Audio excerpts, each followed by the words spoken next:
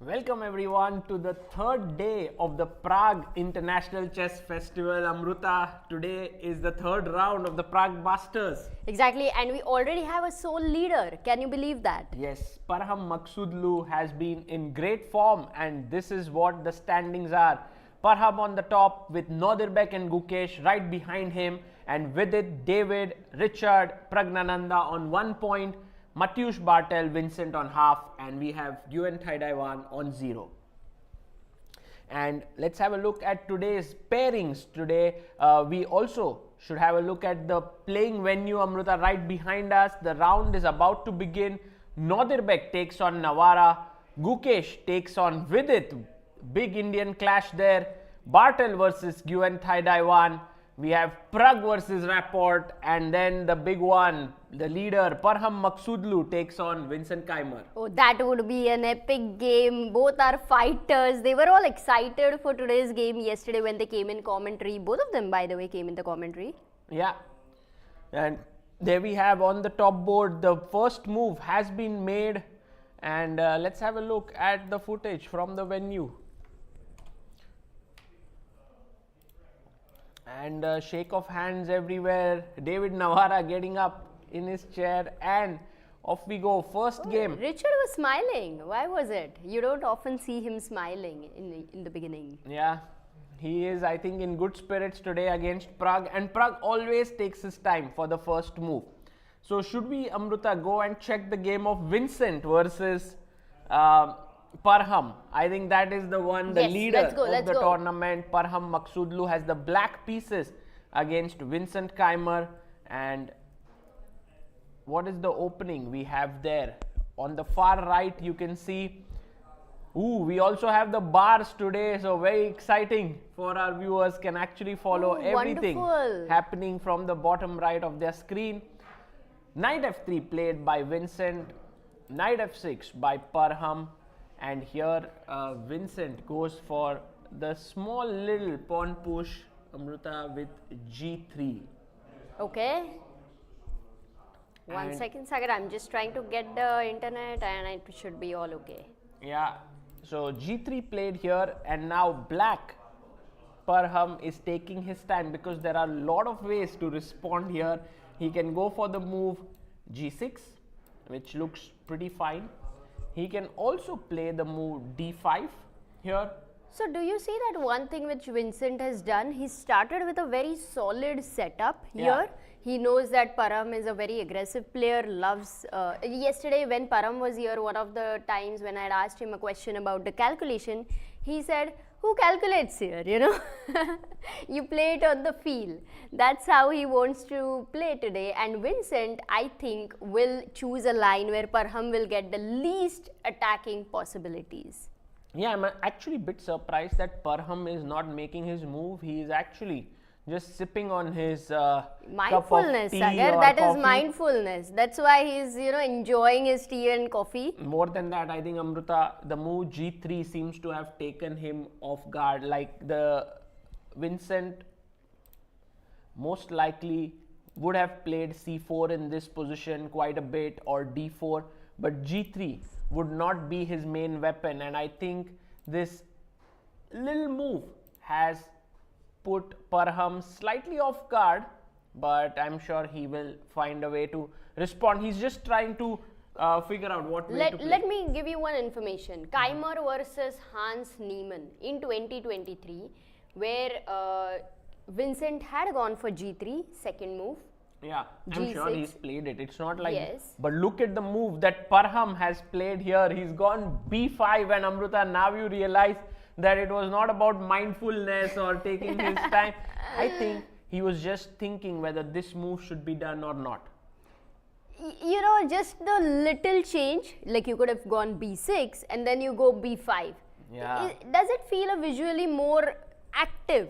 What do you think? Well, I know for a fact, Amruta, that if you play e4, b5, this is known as the... Is it d4, b5? Yeah, sorry. Yeah, not because e4, b4, I thought what gambit? Is it new gambit? Yeah. I'm not aware of. d4, b5 is known as the Polish gambit, and it's supposed to be not a great idea. If you see, look at the bar, it already shows a huge advantage to white. But if you play the move g3 now, suddenly the evaluation drops, because now b5 makes a lot of sense in this position, because you're putting the bishop there. But if in this position, instead of g3, you play the move, let's say e4 or e3, then already this bishop is much better placed. I would say e4 might be the best move here and attacking this. So the moment you play g3, this move b5 makes a lot more sense. Yeah, and now Vincent is the one who is thinking. That is also a question, that why is he thinking? There have been games with b5, of course. Has Parham played it? Yes, Maghsoodloo has played it with Shevchenko, that too in 2023. And also right below it, you will see Vincent has also played it with black. Right, in fact with Bharat, who is also playing in the open section. But Bharat had won that game. If you remember, it's from the World Rapid, I think, or World Blitz. Right. That is where he had played. So Vincent has experience with this for sure, with black pieces. And Northern is smiling or what over there? Yeah, he's like, wow, that's something new. But of course, a well-known opening line. And the main plan, of course, is that after bishop g2, you go bishop b7. But Amruta, what actually can be very interesting with the move b5 is that you introduce this ability to hit the position with the move a4, and this is what will happen in many positions. a4 will be played, and then Parham might just push his pawn to b4, which might slightly weaken the c4 square, and there will be a lot of dynamics that will come around because of this move b5. Yeah, but then like I thought that knight f3, g3, it's going to be cool and calm and solid. It doesn't seem like that. They have started thinking from move number 2, which is great. I mean, they would know it, but they would still have to recollect things and stuff there. Bishop g2 played by Vincent. Vincent plays his bishop to g2. Okay, Amruta, I'm sure Parham just puts his bishop on the long diagonal without much thought, because I mean, what else? Yeah, you don't delay bishop b7. Exactly. Yeah. He puts his bishop on this long diagonal, and now Vincent quickly castles it out. We must tell our viewers that the duo actually faced off against each other just a few days ago at the Bundesliga, where Vienheim team took on Baden-Baden. Vienheim has a very, very strong team now, and Parham was representing that team and managed to beat Vincent, which actually helped Vienheim beat Baden-Baden, and a big result there. Although Vincent did say yesterday that no one in his team was actually winning, so the best that they could have achieved was a draw 4-4, and still Vienheim was overall doing very well in the tournament. They had 1 point, match point ahead of Baden-Baden. So it was maybe not as critical game, but still I think Vincent has everything to today sort of fight for, and a lot at stake. And also he would be looking forward for his first win with the white pieces. He played both the games with the black pieces. This is his first game. Yeah, that's true, Amruta. First white pieces game, and there you see Parham now thinking, because you've played b5, bishop b7. Now, do you put your pawn on e6? Yeah, actually. Do you put your pawn on g6? It's a question. Do you push your pawn to c5? Do you push your... I mean, it's an open canvas there. What do you do? In fact, with Shevchenko, the structure he went for was, yes, e6, and later he plays the d pawn on d6. Ah, d6, okay. Yes, that's and how also d5 is very much playable. Like, I think if you play your pawn to d4, then very much playable here is d5, because you are quickly going to get c5 in this position. That's the idea. So, oh, he plays b3. Look at Vincent. It seems like he has some ideas in his mind, of course, against this opening as well. These elite players, very difficult to sort of catch them off guard. They are working on their chess around the clock. They are well prepared in every single opening. Absolutely. And then you cannot really understand from their expressions whether they prepared or not. Now it's more about, you can say chess players are also becoming actors, Sagar. They always were, Amruta. And I know for a But fact that... only on the board where they need to, which is, otherwise I think chess players are very, very authentic. True, true. But again, sorry to interrupt. Can chess players become Hollywood actors, Sagar? What do you think? I'm not sure. I think there are a few players at the top who would surely be asked for, but I think they are so busy with their own chess and prep that they never think about these things. That's why they are at the top. Yes, later in the break I have a very interesting question. Not in the break, but at some point I have a very interesting question for you on this, but later. Right. Okay, so B3 played, and now Parham once again goes into the thinking mode, because again C5 is good, bishop E7 is good. There are many possible moves. Shall we go and check the game of Gukesh versus Vidit, because that is a big encounter here between the two Indian players and the two candidates. I think this is the first game in this tournament where the two candidates are facing off against each other. Wow, now that makes it a very crucial game. Right. Because I think it will be the only one, right? Before candidates, they don't have any other tournament. No, I think there's no league also. This is the last time that Gukesh and Vidit will play each other, unless of course they organize some event for themselves. But E4, E5, knight F3, knight C6. We have this Ruy Lopez Spanish opening on the board. Knight F6 by Vidit, the Berlin, and did he face this? I think he played D3. The anti-Berlin was played. On the first day, Amruta, if we remember, Vidit playing against David Navara, right? Yeah. Also went into the anti-Berlin, if I'm not mistaken, right? That was the opening. Yes, because we were talking about Berlin.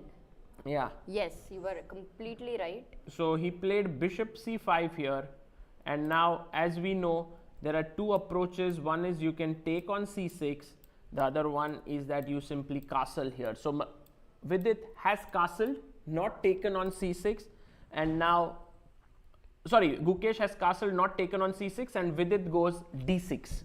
So Gukesh now has to decide what is the approach that he will take. By the way, Gukesh has played with Wei this d3 move, where Wei had played bishop c5. That was at the Asian Games. Yeah, this opening does give a lot of feel of the Ruy Lopez. It's just that you don't have a6 move played, but very soon if a6, bishop a4, b5 is added, then we are suddenly in the Archangels territory. Archangels. Yeah, of the Ruy Lopez, where the bishop is developed on the c5 square. So c3, d4 is definitely a plan in such positions. We will be looking for what Gukesh has on his mind here. I believe that he's going to go c3 and push his pawn to d4. That is what his plan is. But just to talk about these two players, their styles, I think very different from each other are Gukesh and Vidit. I think the only similarity that you can find in both of them right now are both are extremely ambitious. Both want to win. Both are coming with this killer instinct or the killer approach that they have with each other. So I believe that with the clash of styles, but the similarity of ambition, this will promise to be a very fighting game. Yeah, there were many similarities when you said there is only similarity. There are so many similarities. No, just absolutely the ambition. Right. I think in terms of chess playing approach, I think Vidit has a different style than Gukesh. Vidit is more solid. Yeah, technically sound, opening maybe better prepared for sure. Yeah. But Gukesh, of course, more creative on the board, is able to take much more risks. If we remember in Vaikanze, they played each other. It was with opposite colors. Vidit was having the white pieces, and Gukesh had gone for the Petrov right there, and then they drew very quickly. That is what I remember. Wow, great memory. Yeah. So right now, I think Gukesh is mainly taking his time to figure out what is the way in which he should continue. I think one way is to play c3 here. The other idea is rook e1. Then you also have knight d2. So many possible moves. 1, 2, 3. Let's see what Gukesh does. But he did get something in that cup, tea or coffee, I don't know. You know, while I was just coming here to this commentary room, I saw him standing near the tea machine, tea and coffee machine. Yes, and I was so curious, what is he going to take? But there was a little bit of a queue there. So I was like, okay, I'm getting late. What do I do? we don't have that on the Clips channel. Yes, that what is Gukesh drinking? Yes, but we should be very soon getting to know that. Tea or coffee. Okay, so with this we move to the next game that we have. We have the game between Navara and Nodirbek Abdusattorov, another player who is half a point behind the leaders. And Nodirbek is just roaming around since the opening we are seeing him. So what is the opening on the board? So e4, e5, knight f3, knight c6. We have the Italian. So Amruta, we have Reti with Maghsoodloo, Keymer, Maghsoodloo. We have the Spanish with Vidit and Gukesh, and here we have the Italian. So all different. Lot of variety today. C3, knight f6, d3. Yes, this is the main way of playing the slow Italian. b4.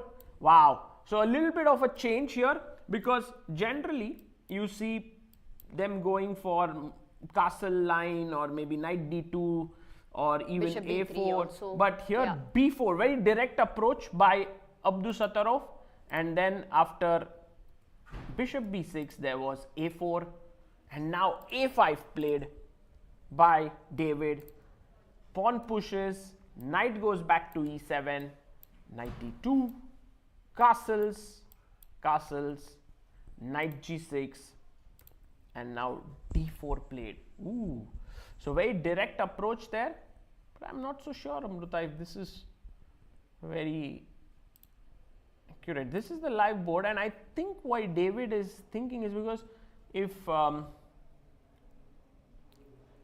are games, by the way, of course. Gukesh has played this. But d4 here, I don't see d4 as a very not much. Very played. less, d4. right? Here the move which is played is bishop b3 or bishop a2, even rook e1, but d4, let me see. You know, my first instinct here when you see d4 on the board, and Amruta, if you also look on the board here, what would be your first instinct to play? First instinct is to start calculating capture on d4 and to see whether you can attack the e4 pawn there. So take, and then of course he must take back with the pawn. Yes. And now rook e8 is the first instinct. Rook e8 is your first instinct. My first instinct is now to take on e4 and push d5. This is one. The other one is to play directly d5, and I think, what about this move, direct d5? Isn't this looking really good? So after I take, knight takes, black should have equalized, right, with his beautiful pieces. But here there is a very strong move that Abdusattorov has. Maybe we can ask our viewers here, what is it that white can play in this position that will put some pressure on black? Because black looks so comfortable. He has his knights nicely positioned. The bishop is coming out to e6 or g4, maybe rook here. What is the move here? And it's actually, I think this one is the reason why Navara cannot play directly d5, and you can see Nodirbek is very confident. Is it anything to do with knight f4? No, the white's move here. Oh, sorry. I was in completely another world. No, the move here, Amruta, is queen b3. And this is the move which you put pressure on the d5 knight and indirectly on also f7 there. And playing c6 is not easy because take, and then this b6 bishop is slightly loose. But the c6 pawn is isolated, right? You don't want that. So what about bishop e6 here? Yes, bishop e6. And now there are a couple of ideas. One is I can play g3 to limit your two knights that cannot jump. The other one is to play the move rook e1. The other is to play bishop a3 and attack this rook. So, but not knight e4, yeah, with the idea of knight g5, which looks also, really tempting. Also, very, very interesting move there, which could be possible. The only thing that I think here, knight f4 might trade off some pieces, and this is not what white would want. So, yeah, maybe g3 is a very, very interesting prophylactic move, and I'm sure that the fact that Nodirbek is at 1 hour 32 minutes, he is well prepared and he knows these ideas. And I feel like Navara is under pressure here with Nodirbek's prep. Okay, but Navara with it also in the opening, he was able to find good ideas and did get out of the problems. So with the black pieces that too. So experience versus the younger generation. True. I mean, he will try to figure out what is the best way. But Amruta, just to end this, if we take and play d5, it might also not be sufficient, because after I just move my bishop back, you have to take the piece. Bishop takes. I have pressure once again on this b7 pawn, and the fact that I have my pawns on a4 and b5 gives white something to play for. Oof. Okay, this one is gonna get interesting for sure. Today, in fact, we've checked 3 openings, right? Yes. Let's go with the other 2 as well. Let's go with the game of Rapport versus Praggnanandhaa here. Oh, look at this opening. This is very exciting again. Pragg with the white pieces opens the game with d4. As you rightly pointed out, this event has been seeing more e4 games. But d4 by Pragg, knight f6, c4, g6, knight c3, bishop g7, and we have the King's Indian. Oh, that is not usual, right? On top level, we get to see. No, we don't see this very often. And here, h3, castles, bishop e3, played by Pragg. So he's just developing all his pieces, maintaining the center, bishop e3, pawn moves ahead to h3, knight came out, and Pragg said to Richard, what are you doing? I'm just hitting your knight with d5. And Amruta, knight c6 is not the main move, right? Not the main move. It's actually e5 is the main move. And there's also this pawn sack perhaps line with c5, which is very common, right, in the Zamish. Yes. Perhaps that also works here. So knight c6, let's look at it.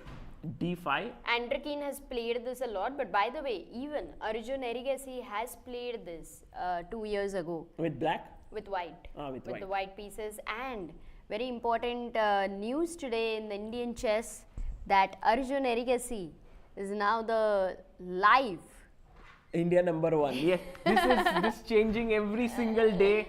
That it was 2 days ago. Perhaps it was Praggnanandhaa. No, first it was Vishy, then it was Pragg. Now it is Arjun. And yes. And today maybe in the game with Vidit and Gukesh, whoever wins will become the new India #1. So yeah, it's changing like anything. And then there we had a joke about how it's getting tougher and tougher for the journalists, that every day they have to write a new thing. Also, Anish made a tweet online saying, is Nodirbek now the new India #1? Anish always witty and funny. So f4 played, hitting the knight. The knight had to go back, and now Pragg plays his knight to e2. Now it's very important for white to sort of place his pieces in a way that his center is maintained. So while the move knight f3 might look very natural here, it instantly allows black to maybe push the pawn to e5. There was a very interesting move instead of knight f3. Let me ask the chat. Here? Yes, with the white pieces. There have been games in that. In fact, Arjun has played it twice. h4 maybe, yes? No. Just very brutal. No, but... Yes, brutal is the right word. g4? Yes, g4.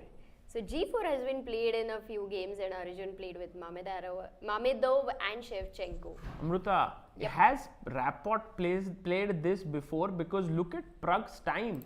He is blitzing out his moves like anything. Knight g2, c6, and now plays knight g3. And either Pragg is very well prepared, or Rapport has played this before or not? No, Rapport has not played this before, at least I'm not finding it. Firuza has played this, but we have had a very good score for white, Sagar. No, it's clear that this opening is in white's favor, but that's what Rapport was aiming for. He was aiming for the surprise value of this opening. But Pragg doesn't seem to be surprised. Yeah, he looks very comfortable, in fact. And that too after a loss yesterday. You know what I really admire about Pragg? Yeah. He was unbeaten for 47 games. Yes. Right? 47.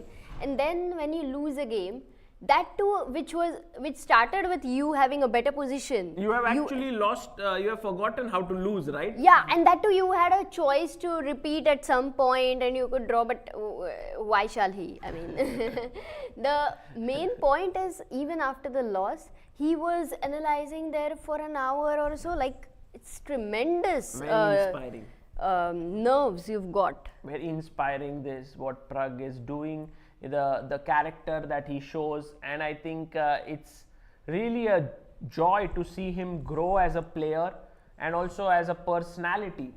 Very positive, and as Parham Maghsoodloo rightly pointed out, that he and Pragg both have the similar attitude after losing a game.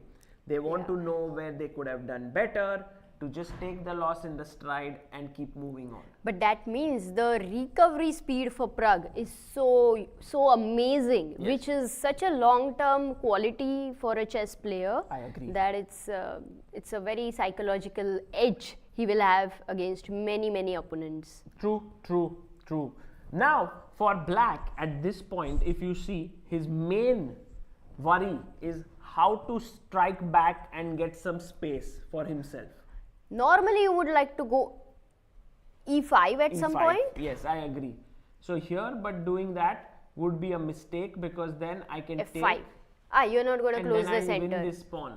So it's not really. Oh, it's a blunder. It is right a blunder, Sagar. Yeah. You can be brutal with me. but such pawn sacrifices are possible in the King's Indian. So, but here it doesn't work. So what next? What is the other candidate move? Guys, think. You are in this. You have played King's Indian, which is one of your favorite openings. And how would you like to continue here? Yes, the other idea now is to try for this. B5? B5 break at some point. But looks a bit shaky. Okay, what do you do? Can you play Queen C7 with the idea of E5? Because of too slow, I think, and then just I play this.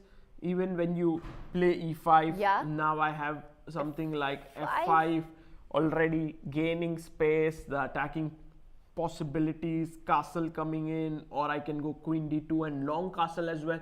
Amruta, this is looking a bit scary. Richard, I think rightly so, is taking his time. Look at the clock timings. He has 1 hour 12 minutes. Pragg has 1 hour 31 minutes. Whoa, that means Pragg is prepared for sure. And Sagar, one more move suggestion. Final attempt. Yes. Knight E8. Is it too passive? I guess so. It looks very passive. I mean, my first intention to Knight E8 is just to ignore everything, develop castle, and the other one is to go Queen D2 and even long castle. So these are the few options. Can I not go F5 now? Bishop E2 F5. This knight is very powerful. Like I take. Normally, if it is on F3, you would have had the G5 square, but it's on G3. No, but still so the knight GF5. looks here, take, and I don't know, maybe just Queen D2, long castle. Okay. This is. Yeah, so that means Richard is in an unpleasant position for sure. We tried 3 attempts. None of them was even close to yes, it's possible. No, there must be some way in which Black can sort of unravel here. And some ideas, but it doesn't look very typical because typically either you take CD5, or you push your pawn, e-pawn somehow. None of that is working. So let's see what Rapport What is the does. computer's best suggestion here for Rapport? After Knight G3, maybe something like Knight C5 makes sense because there's no B4 yet. The knight on C3 is a little bit soft. So let's say if you play B4. I have. Nice move, guys. Please do think. Black to play, very easy. No, it's not very easy. Because clearly Knight E4 doesn't work. No, not Knight E4. Yeah. Okay, I thought Knight D5 but even that is not Also a good knight idea. d5 But knight g4 has the looks issue better. of knight d5. Oops, not cd5, knight d5. And then I take your knight here. So it's not so straightforward, this idea. So Sometimes we think that something is very difficult, but then it's easy. yes, we Sometimes have some think- viewers here who can think what is the best move for black in this position, black to play, because b4 is not at all a good move to kick this knight away, but there is a very strong move that black has. And you guys can just shout out if you would like to, you can try it out. The move that we were actually thinking about, Amruta, here is knight h5, because it attacks the knight which is undefended and also this knight here, and it might be very, very tricky. So it's not a double attack, it's a double knight attack. Yeah. So Oh, wow, maybe knight h5 c5. it's not easy. You were so right. But knight c5 is the move perhaps, but Okay. after bishop e2 you will see that Pragg has done a very smart thing by putting his knight from g1 to g3. He has overprotected the e4 pawn with both his knights, which limits black's counterplay. So one of the things which everyone has to be very careful about when you build a huge center, you should be overprotecting the key points. And here Pragg has quickly understood that e4 is his key point, and that's the reason why he's gone knight g3. Wow, that's a beautiful explanation. Now I understand King's Indian better, and I also would really worry for black to play King's Indian in this modern era requires a lot of courage. Amruta, and of course, but what Richard Rapport- never lacks it.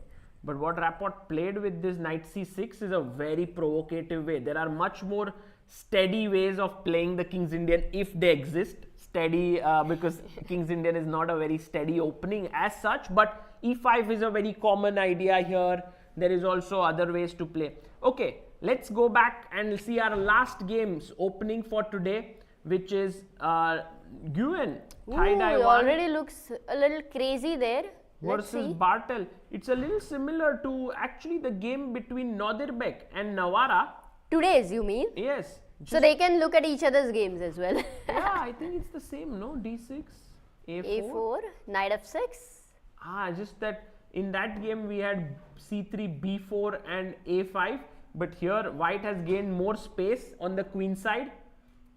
C3, castles, and by the way, a very key game for both these players because Thai 1 is on nil right now out of 2 games, while Bartel is on half a point. He drew against Rapport yesterday. Bishop e3, d5, playing in the center, pawn takes, knight takes, take, and we had attack on this pawn. Knight f4. Wow. Amruta, that's a very creative way of trying to defend this pawn, no? E5 pawn.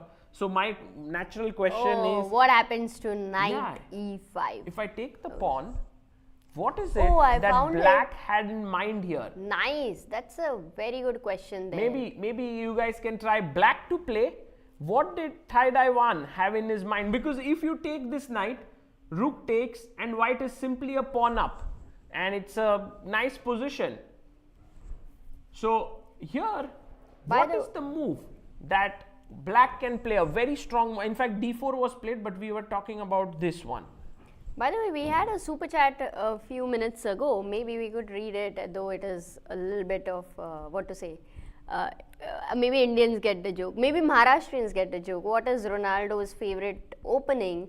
Asks Akshay Natu, and that is Sui Lopez. What does that mean? Rai Lopez ke badle Sui Lopez. And then you can like the comment maybe also. there is some Sui is a needle. yes, maybe it's there's some relation to Ronaldo, Amruta. Maybe Akshay Natu, you also have to put an explanation. No, to the you joke. are we just don't know about it. Yeah. Okay, so here the move that we were looking for, and a very powerful move that black can play, very cool move by the way, is Queen G5. Yes. Oh, directly Queen G5. Threatening a checkmate in one move. queen f3 and then you take knight e5. Yes. No, queen f3 is terrible. You know, I made such a horrible calculation, Sagar. I played knight h3, which was such a huge blunder because I thought knight h3, gh3, queen g5 check. Yeah, you collect the knight, but of course, knight goes back to g4. Yes, and somehow this position, white is better. He's a piece up. Although the line still goes on with h5 and it can still get very messy. But the easiest way is to go directly queen g5 and then you are putting pressure here, knight g4 and then h5 already. Knight goes back to e3 and this is very good compensation at least. You can even think about snatching this pawn with the queen here. Oh, nice. Okay, so in the game, Bartel didn't go for it. He pushed his d pawn here. And then after takes, we have this live board position where Thai Daiwan is at 1 hour 14 minutes. Bartel is at 1 hour 27 minutes. This rook on a7 looks so weird. It will take at least a move to go back on a8 and get into the game. I like this very interesting position. No? Yeah, the knight on f4 looks like giving good play to black, but it's not going to be easy. I agree. Also, Nguyen will be under extra pressure because does it happen, Sagar, when you're yet to score a point, when you're on 0 and you're the only one, it kind of feels a little bit extra pressure. Yes, you feel like you haven't really found your footing in this tournament. Everyone's coming at you, and I guess if you are not scoring your first point soon, even if it is a half point, everyone's going to come at you with everything they have got. And this is what Thai Daiwan should be very careful about in this game, and this will be his best chance to come back because you know, the other players of course are waiting to see if he's in not good form and just go after him, and Bartel is the second last seed in this tournament. Right. So. And have you ever been on 0 out of 3 or something like that? Yes, I have been on 0 out of 4 actually. When I played my first national championship under 12, Did you cry? Yes, it was my first national tournament, and then I was playing like I didn't know what to play as openings and all. I was not yet. How old were you? I was 12, I think 11 and half or something. And I played this knight f3 like what Vincent played today. Just brought my knight out here, then would put my pawn here, bishop here, and I would castle. Nice. And then I lost first round, second round, third round, then the fourth round when I lost. And our general way of doing it was after the game would end, the coach would ask us to show the game to analyze it. And I was so embarrassed with my fourth loss that I told my coach that I have lost my score sheet, which I had with me. So I didn't want to show the game. I was very, very upset about this loss. And I think at the end we were, we just, luckily I won the 5th round. So that was a good feeling for me. But unluckily you've really lost your score sheet. I still remember the game, Amruta. It's not that it was a trap in this some d4 e5 opening. It's this terrible opening that black plays, and my opponent kind of trapped me. Because I went here, then he went this move, and I went with my bishop somehow this, and then he gave a check. My bishop was hanging. Then I played, I think my bishop back. Queen b2, yeah. Queen b2. Bishop c3. Then this happened. Then this happened, and I think I lost it this way. Wow. It was terrible. It was just, this is the big trap in this opening, and so I didn't want to show it. No, it was nice. In fact, it's a very new information. I did not know about that. So.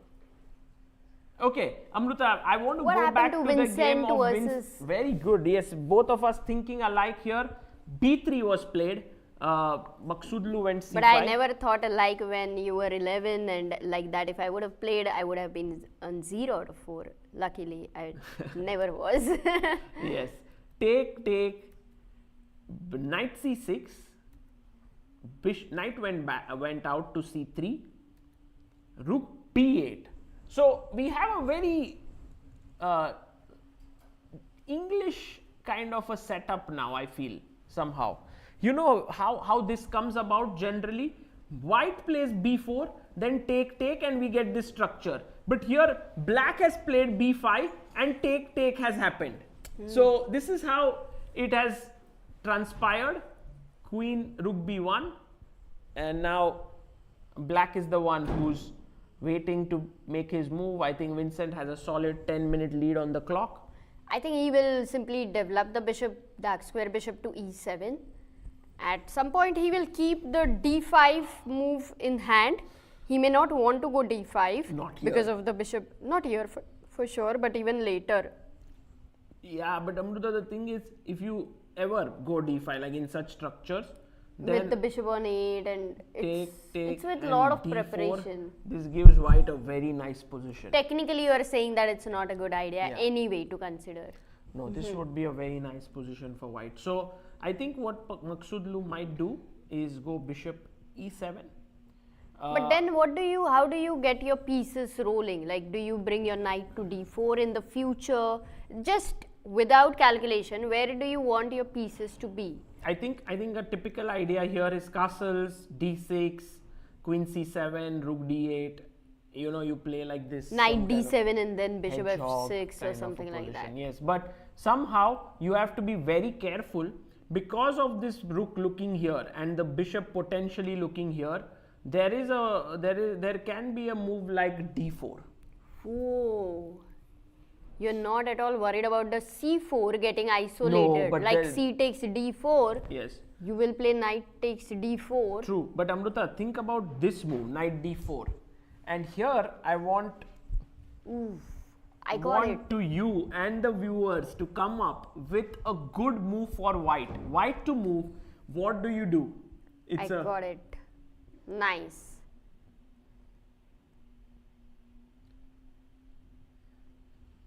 Here the move, Amruta, very, very beautiful actually.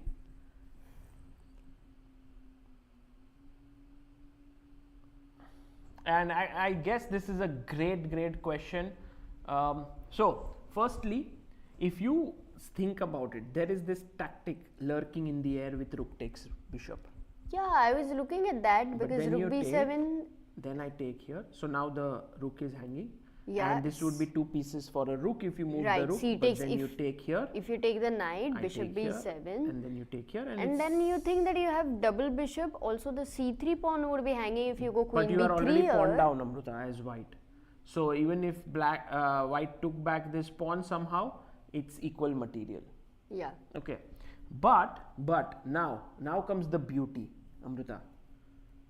The beautiful move after knight d4. Wait, give me one more Yes. chance, please. Yes. Please think. White to move.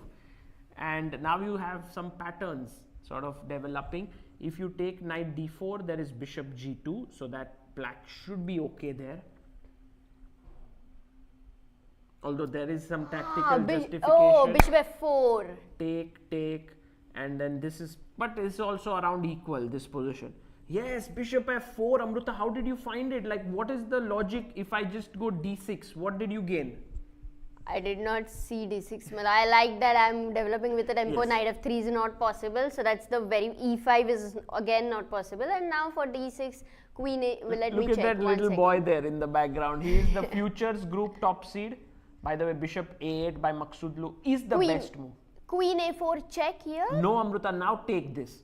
So, if you take here, Yeah. now bishop takes g2 forced, yes. The other idea, of course, is to play this move. So we'll just quickly see what is the difference. Take, and we might think it's the same position, but with the inclusion of bishop f4 and d6, now as you rightly pointed out, there is check. There was a check always. No. After d6, there is Yes. a check. Check. Wow. So you can't go queen d7 because of bishop c6. Oh, that would be brutal. So king f8 or knight King d7. f8 most No, knight likely. d7 mostly because you don't want to break But your you know, castle. Amruta, if you play Still this, bishop c6. yes, I would do this, You're and you tied can down. just never move. Yeah. So that's the reason why better is king f8. But now I take this pawn, and with my a passer, it looks very powerful position. Wow, this is an amazing move. You're so right. Bishop f4. That just one intermezzo of a tempo has changed the whole. This was a life-changing move.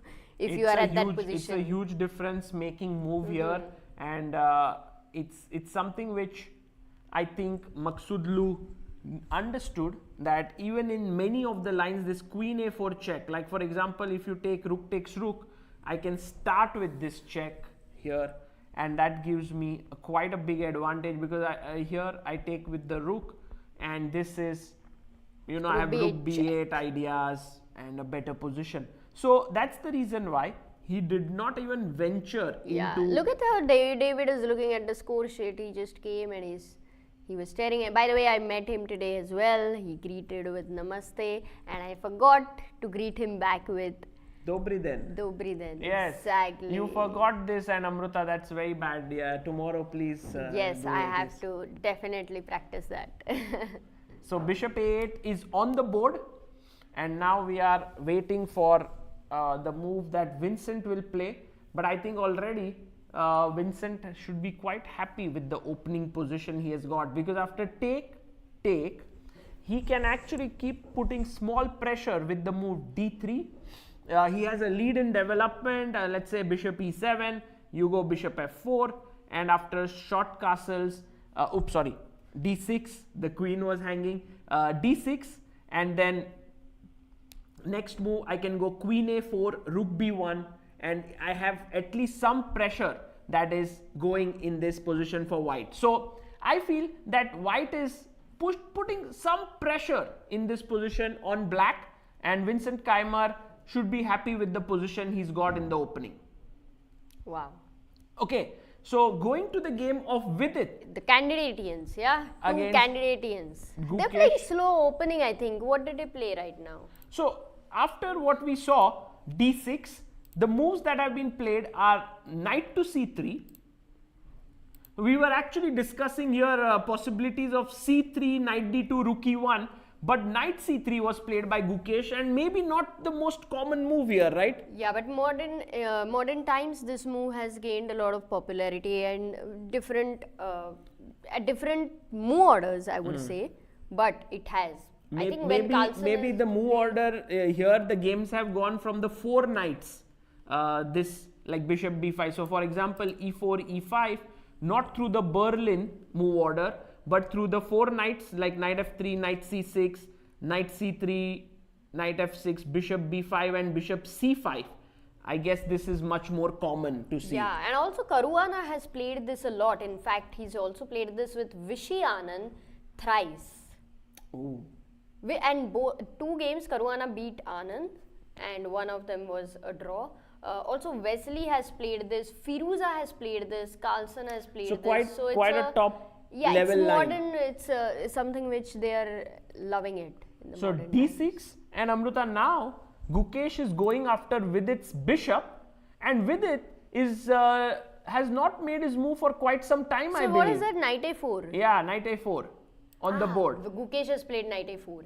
And why is he thinking? Because most of the games, bishop went back to b6. Yeah, looks very logical, because if you don't do that, the idea is to take on c5, take on c6, give you tripled pawns and win your pawn on e5. Achha, when did castle happen? Because I think I missed that one move. Yeah, it was on move number 5, castle d6. Ah, okay. That changes a few things, Sagar. Yes, no, but d6 here. And now knight a4. No, I get it, but knight c3 here has not. After castle, what I was telling Caruana has played it was before castling. But after short castle has been played by both the sides, then Caruana, I don't find Caruana's games here. Okay. Swidler has played it though. So knight a4. But let's go d6 here for black and knight a4. How many times has this position arisen here? Very few times, and black has gone bishop b6 and knight d4. Yeah, that's bishop why b6 maybe knight d4 is sense. one of the move I think Vidit is thinking, and he plays it while d4. we were talking about knight d4. Kramnik has played this with the black pieces. So I was actually wondering if Gukesh takes the bishop on c5, would Vidit then take the bishop on b5? Because if you were now to take like dc5, then after knight takes knight, this might be a very pleasant edge for white, right, with the bishop pair. Like whatever you take back with, I will have the bishop pair and a very good position. So but maybe isn't the center closed to still say that white is having a double bishop advantage? But with what will you take? If you take with the c pawn, yes, I have this very strong move. Got it. Let's ask our viewers here, what would you play as white? White to move, very strong move here for white and a very typical idea. And the move actually is f4, just opening it up, opening the rook, opening the bishop. And yeah, I think this move you're getting so much on time, that's why the double bishop advantage. No, but this position, I think Gukesh will have to, Vidit will have to take on b5, this one. And then we get a very weird position where both the knights are slightly awkwardly placed. Because if you go back with your knight now, then I think black is very happy. In general, you can go c5, knight can come back into the game this way. But what should be done by intermezzo. white? There's an intermezzo for white. Which is a4. And now we once again see this interesting moment, because if you take, I take back and my rook opens up here. And I think again a very small edge for white in this position. So, by the way, you know the a4 move that has been played by Nepomniachtchi against Van Forest in 2015. Wow, in Aeroflot Open, when both of them were kind of rising talents. Nepo was already a well-established player by then. Yeah, he was 2700 and Van Forest was 2493 around that time.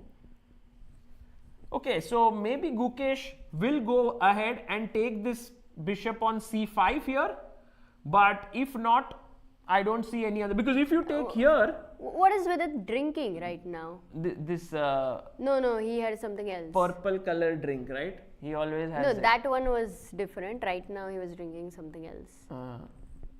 No clue. But okay, But he's relaxed. He's very relaxed. Okay, so... This is actually takes, bishop takes d4, would not happen. I think black would be fine. So I am waiting for Gukesh to take the bishop. We will come back on this game. Look at Nadirbek following everything, because in his own game, Nadirbek is very happy with what has happened, because I think he's caught his opponent in prep. Let's quickly go and see what happened. So once he played d4 here, David Navara took and played d5, which is what we were saying. And this is like, for someone who sees this position for the first time, it feels like black has equalized after knight d5. But Nadirbek had seen this much deeper in his prep. He goes queen b3 and he says there's pressure in the center. And as we saw, this move g3 is going to come at some point very powerfully, dominating both these knights. They cannot then come to the f4 square.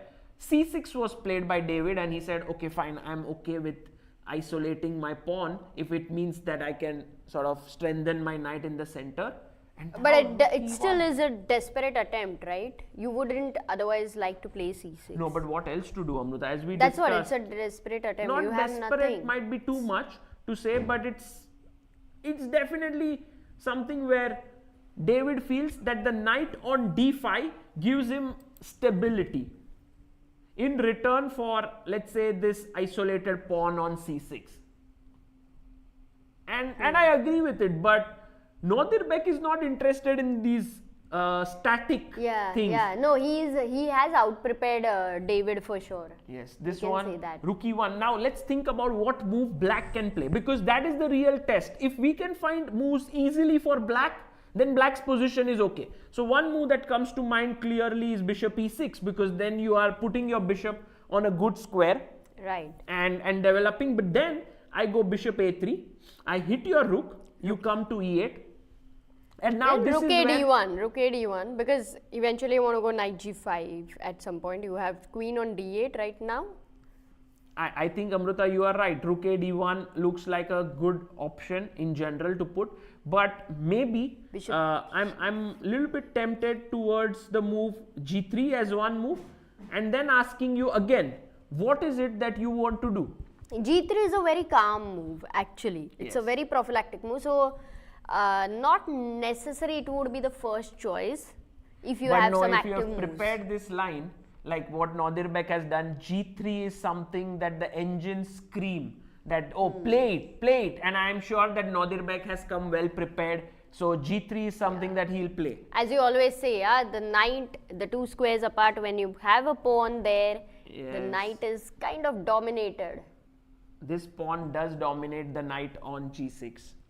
Now, so this one we can say that Nodirbek is having at least some pressure. We are right now at this moment on rook e1. David has to make quite a few moves. He is already 30 minutes behind on the clock. Let's go to Praggnanandhaa. Maybe we can have 5 boards and do a roundup, and in 5 minutes, Sagar, we will be having the opening of the voting. Oh yes, in 5 minutes we will have this praguechessfestival.com/voting, where you can vote for the best game of the day already. And you can also change it, I think, once you vote. I guess yesterday, Maghsoodloo would have won the best game of the day for award. Sure. Because of his win really against an amazing game. Prague. Okay, so I would say, just to sort of make a roundup, Prague is putting a lot of pressure on Rapport. You see the last move he's played knight e8. Knight e8, yeah, he chose one of the 3 moves. Said. Okay. Bishop e2 has been played by Prague. Then we go to Nguyen, Thai 1 and Bartel. Again, pressure on Thai 1, because look at the time. He's almost 34 minutes behind Bartel.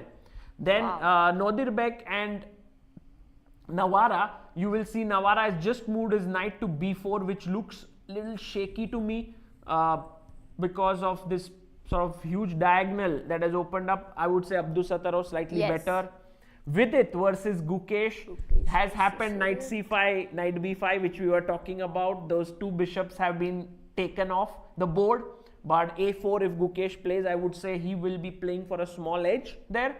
Maghsoodloo versus Keymer. Ooh, d4 has been played there. We were looking more at d3. And but at some point you would also mentioned that black will need to be alert for d4 ideas from white. I'm a bit surprised actually, because now I can take the knight. Okay, let's go to first. We'll go to Praggnanandhaa versus Rapport, because knight e8 has happened, and then we will go to Keymer versus Maghsoodloo. Okay. Shall we do that? So for now today, Amruta, in every game we see that one side seems to have an edge. Yes. It's not like any game is dead equal, which just goes to show that the prep from white side by the players has been quite good. Yeah, today white is having slight initiative. We were not able to observe in the first 2 days actually whether black was able to convert it or not. Yeah.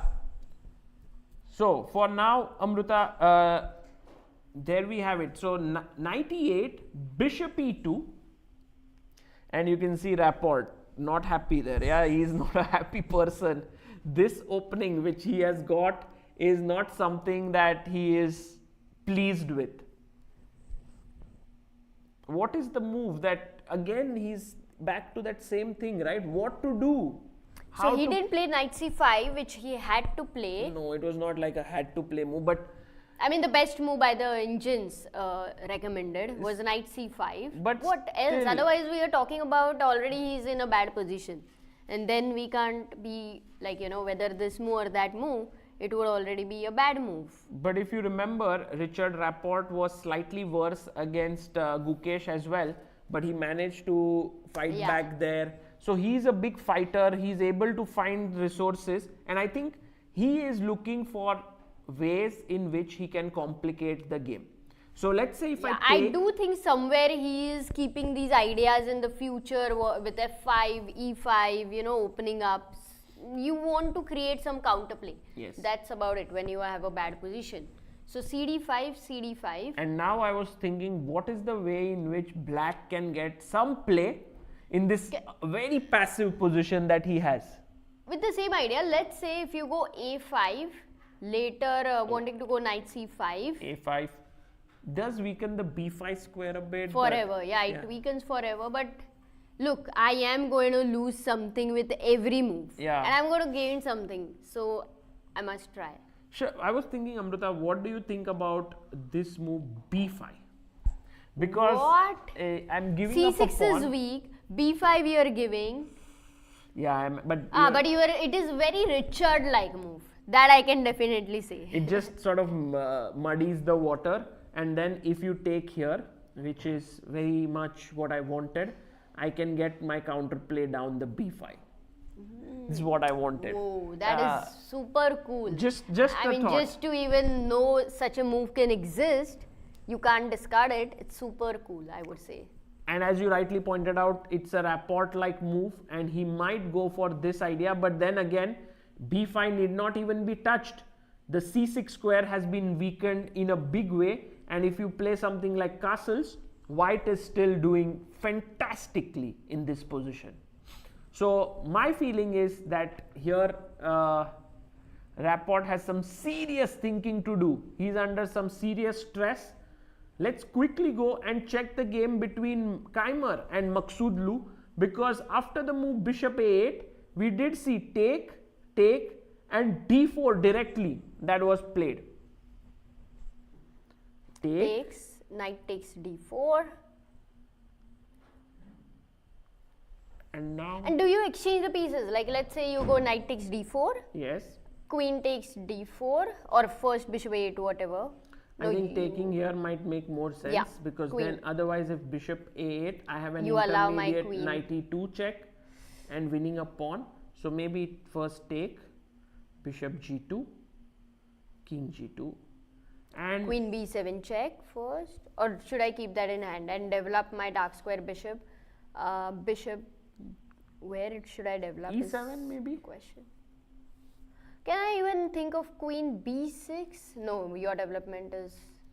I don't see Parham having any real huge issues here. Yeah, Amruta. this is I fine. guess This this is- might be slightly weak with bishop e3. What about knight b5? Can it get dangerous with bishop f4 incoming? Very interesting move.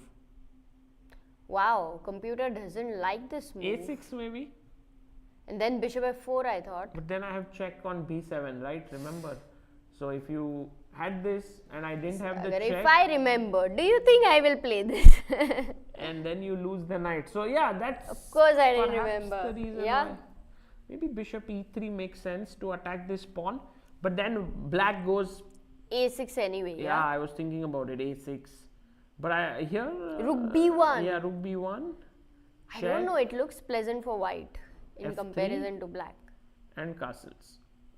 And perhaps black still has quite an okay position. Rook may come to c8. This pawn is slightly weak. Not so sure about what will happen here. Oh, he plays bishop b4. Parham has gone bishop b4. Oh, bishop b4. Yep. Interesting. How is the move? It's giving, it's still maintaining some edge for white.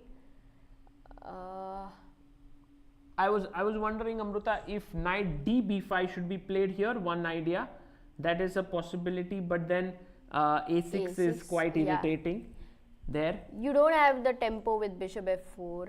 That's the problem. Why? The z5, no? And otherwise, if you play knight c6 here, which looks like the most natural, bishop c6, d c6, you are playing for a position where white is very slightly better. You know, this pawn on c4 against c6. It's a little bit like black is playing for a draw here. I think Param would be happy, yeah, because he's a soul leader. He's black right now. But if he do you doesn't, remember what he said yesterday? what? That every single game I play in 2024, I want to win. That's his Oh, aim. yeah. When we do, asked do him, you think Vincent will be able to use that? That Parham wants to win and he will try to create play, and maybe in some situations it's not a good idea for the opponent to try and create play. Yes, I'm sure that he would know that Parham. He would also, Param is also smart, of course. He knows that. No, but Vincent would know that Parham always creates these messy positions. So that is at the back of his mind. But once Parham gets such a position, I don't think that he will be very ambitious here. He might be okay with a draw. Okay. Is there a possibility to play Queen A4? Queen A4, very interesting suggestion to just Bishop C3 if taken, check, and Wow. King E7 and then Bishop A3 check. Wow, what a nice suggestion here. So is there a perpetual or what? If you go back Bishop B4, what's the problem? Bishop Rook B4, maybe Rook B1. Wow, it's very interesting. But then we have to be very sure about what is Wait. this position. Because you take, and there is a check, then the knight jumps back. So maybe it's not 100%. No, you like it for black for sure. 4 pieces against the queen. Three, I mean, 3, yes. I mean. 3 pieces, but yeah, this might be not something that Vincent would want to go for, but a great suggestion here that Queen A4 is somewhere lurking around with the king still in the center. Maybe there is another to play. Bishop takes B4 then, after King E7. Yes, after take, And then Queen C7 and Rook B1. and if here, just take this, take Do you have a this, perpetual? or How what? safe is the black king? check, and if knight goes back, then there is Rook D1, Rook D8. and then Rook B8, C5. wow, very cool. Oh, So can we go to that position for a moment? Knight D7, Rook D1, Rook D8, C5. Black And- can do nothing. and by the way, if Queen Wow. C5, there is this beautiful Rook D7 check, and you win the queen. And the same on after Queen B8. Yes, Queen B8 also is met with Rook D7. So very nice tactics here, and perhaps this already very dangerous because King E8 C6 and White is pushing. So clearly maybe Knight D7 may not be the move. You may have to go King F8, but then you to block with Knight E8. Yeah. And No, Queen C8 check, Knight E8 and C5, no? Rook is Rook D1. out of play, but okay. it might C pawn is it's very a very strong. good compensation here, but It's easier to do it with. when we are not playing this game, it's easier to suggest this. But over the board, I think Vincent would definitely be calculating this. I'm very sure that Vincent is right now calculating these lines. And Parham, I mean, if Parham was white, very likely he would have done this because he loves he yes. loves these dynamics. Yes. And it's not a clear position by any means. So very good suggestion here by a grandmaster whom we have here in our midst, Grandmaster Henry Teske. So thank you so much for this suggestion. And Amruta, let's wait to see what Vincent comes back with over here. But Rapport has made his choice. He didn't go for B5 stuff. He said, I am breaking in the center with E6. And now after DE, FE, we have this position on the board, and I'm actually very curious to see what Pragg decides, because he can just castle and say, hey, I'm better. You know, there's nothing to debate this fact. White is better, White's moves are easy, Queen D2 coming in, and beautiful position. But I have a question. Why did he take on E6? Because the rook on F8 is very happy, right? Yes, but Amruta, there is another thing which now the king is a little soft, and just like, you know, we have in this Pirk defense and so on. Pirk. Yes, H4, H5 could become a very real idea. And what's your plan with the white king? in I the don't know. center? I want to mate your king. Queen D2 long castle maybe. Whoa. Oh, I like that. I like that.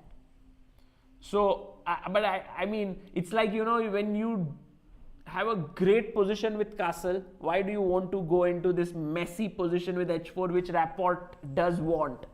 So, I am feeling that Pragg might just short castle here. But then again, we never know what Pragg may do.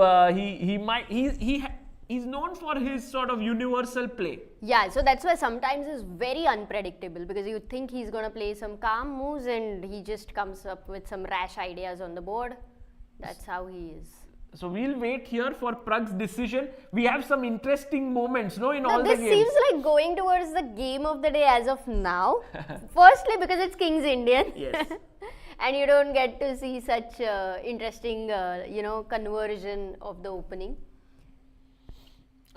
Should we quickly check the game of Navara versus Nodirbek? Because I think finally Navara has managed to make Nodirbek think a bit, which he did after knight b4. Here he brought his knight here.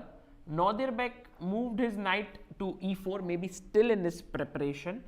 CB was played and AB, but the position looks so much better for white according to the engines. I don't know if you can feel it, Amruta, as a human player. Do you also feel like white has a huge advantage? His pieces are so active, the knight, the bishop, the queen. Black's pieces are not so well coordinated, so yes, you definitely feel that. F7 is all the time a worry for black. Nodirbek is such a beast, right? Like he comes prepared to this game, plays this line, and suddenly after move 17, he has a big advantage. Bishop f5 played, very logical, hitting the knight. Yeah, but when the knight was on d5, somehow it felt like at some point knight going to f4 and creating some play was important. Now both the knights are not coordinated. Knight on b4 has an outpost, but what is it doing? Just doing absolutely nothing much there. I'm now wondering, what if we go like with our knight here and just start looking at this? How do you defend? At some point, I would really love to consider an idea of rook c8, rook c4 because that bishop is so irritating. Yes. But you don't even have You time need two moves for that, and I'm already hitting your f7 pawn. Queen d7, okay. Yes, logical, very logical to bring your queen here. But Amruta, do not forget that now there is some problems that you are facing. What do you do? The other knight jumps in. Yes. So rook f7, knight g5, rook a f8. Knight h8 is also possible. Yes, knight h8 Yeah, that's a good one. Keep saving that But now material. white has an outstanding move here. Wait. You stand out, Sagar. Don't tell the move. We have a viewer joining in. What does white play here? Takes on b4. Yes, queen takes b4, just Oh. sacking the queen next because then it's all over. AB Wonderful. and then rook a8 is hanging here. Yeah, and bishop d8 and takes on f7 and bishop g5 and then it's over. Yes, this is Bishop f7 and then many ways to sort of finish this. Maybe knight e6 is also very strong here. Just bringing your knight in, attacking this, and even allow the h8 knight to take part. yeah, terrible position here for black. So Nodirbek is known for such tactics, so maybe when he goes knight g5, Amruta, not to play queen d7 but to go knight h8 and defend it in this. This is so bad. Okay, right? tell me something. During the game, you see a move like, it seems like knight h8 looks like a forced idea, but then you just don't like it. No, If you have to make that move, you are in a bad position. Yes. Not every time, because Garry Kasparov had a wonderful maneuver with knight h1, and you remember knight h1, f3, knight f2. So Yes, that is not every Garry time. Kasparov, even Nimzovich did it in some games, but that is out of your beautiful position. You have time. Here it's like you are forced to do it. Exactly. So sometimes, Amruta, it's like when you sort of eat less food because you want to sort of maintain a good health and so on, that is different from actually not having food at all. Like, you're eating because there is less food. So here, knight h8 comes more out of a very terrible position that you have rather than being a luxury, that you can afford, a knight h8. But you know what I like about Nodirbek? He's able to choose these kind of lines which are putting the opponent in, tactical issues if they're not aware of them. And they are very subtle ones. It's not like a direct one. No, today's prep worked like a charm. He is in the driver's seat against Navara, and I think Nodirbek is looking at his second victory in this tournament, which will propel him to the top. Let's quickly go and check the game of Gukesh versus Vidit, because here, after knight d4, we did see knight takes bishop, and this move which we were thinking has to be played was played by Gukesh, a4. Oh, so they are following Nepomniachtchi versus Van Forest, a 9-year ago game. D takes, A takes, and now Vidit very quickly played his queen up to d6, defending the pawn here on e5. But very clearly, this seems like long term white is better. You know what Van Forest had played with Nepo? Bishop g4. Instead of queen d6. Queen d6, yeah.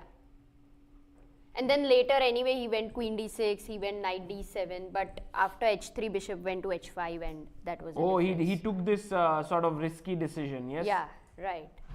Maybe. Oh, so I think maybe direct queen d6 could be a better idea so that you don't tie down your bishop there. I guess this was his plan, yeah, of Van Forest, to just sack a piece and play here. Yeah, and when Nepo would not like that coming on himself, he would not play a move like g4 for sure.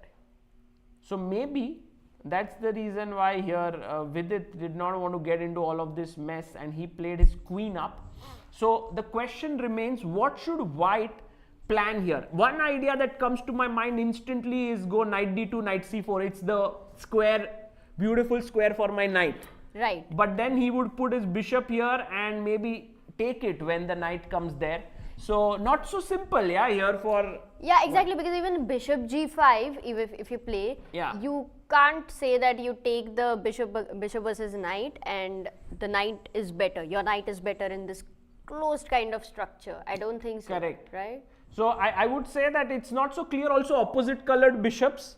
So that does give this position some drawish feel later on. No, but I love the A file with white. Oh, this is white. That is why the bars shows small edge for white.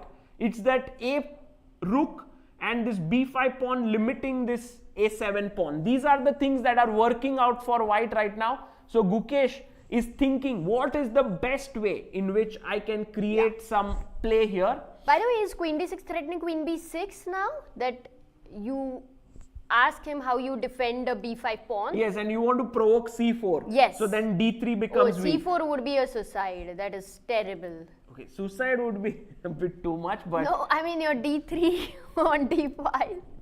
Yeah, maybe it's true that Amruta, bishop d7 also asks the same question. Yeah. So for example, let's say if I go h3 here, just as a useful move to make, and you go bishop d7 attacking this pawn, and was I wrong completely? Like c4 is fine? It should be okay, because... I cannot believe it. I thought the d3 pawn is just going to be a tragedy. Yes, but a7 is also weak, and you know there are too many factors here. Oh my god. So maybe I can always go rook a3 and defend the d3 pawn. It's like how now I feel like how you felt after losing the 4th game, 0 out of 4. So Gukesh thinking, and Amruta, let's go to Praggnanandhaa's game. This every movie must follow. It's the most interesting Praggnanandhaa versus game. Rapport. Please look at what he's done. He has played the move h4. Wow, that happened on the board. Pragg telling Rapport, I am not going here for a positional grind against you with castles, queen d2. I am coming for your king. I am going h4, h5. I am going to attack this.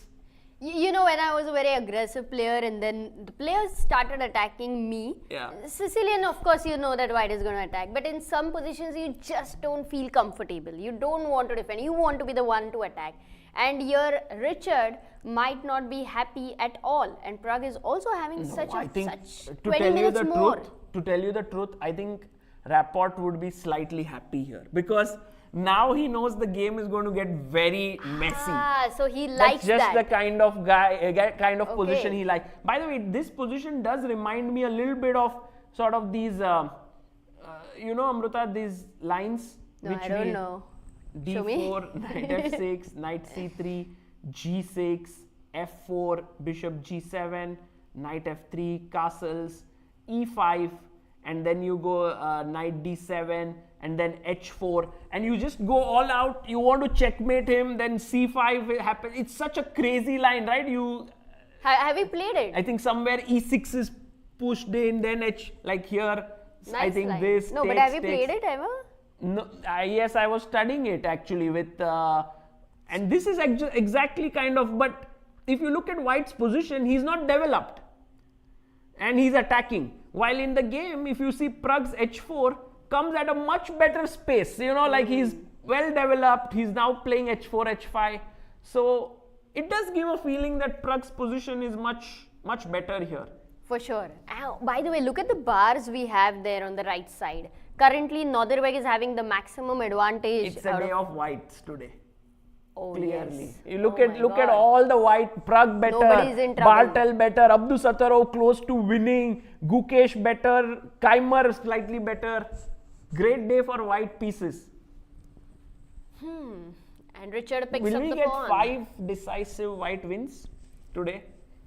That would be a that record, would- I think. I yeah, don't think it we has have ever never happened in seen it Prague in Masters. any super tournament for that matter. Okay, how does Black defend once again? So h5 is your threat, right? Not a threat, but okay, that's my The idea. next move, you want to play h5 or you want to develop? So I would be worried about h5 first. I think when you play h5, I should try and meet it with g5, correct? To not let you open up my position totally. Which right now you're not getting. So Which are you I'm saying not. h6? I should h6 try? or maybe do you think how h6 I don't like so much because h5, g5, and then eventually when I take my h pawn actually starts to roll. So perhaps that is why I was thinking, can we Bishop H. begin with bishop f6 here, so that when you go h5. Also you're threatening bishop h4, so h5 is forced. Yes. So no, and also now bishop h4 can come. So perhaps this is what Rapport might do. Oh yeah, this is for sure giving counterplay. Bishop h4 and white is nothing. No, what to do? Yeah, how to defend your knight. Nice. Actually, King this F2, is G5, something which Rook h3. yes, king f2, e5 would be, and g5 as you rightly pointed Even out. rook Even h3. e5.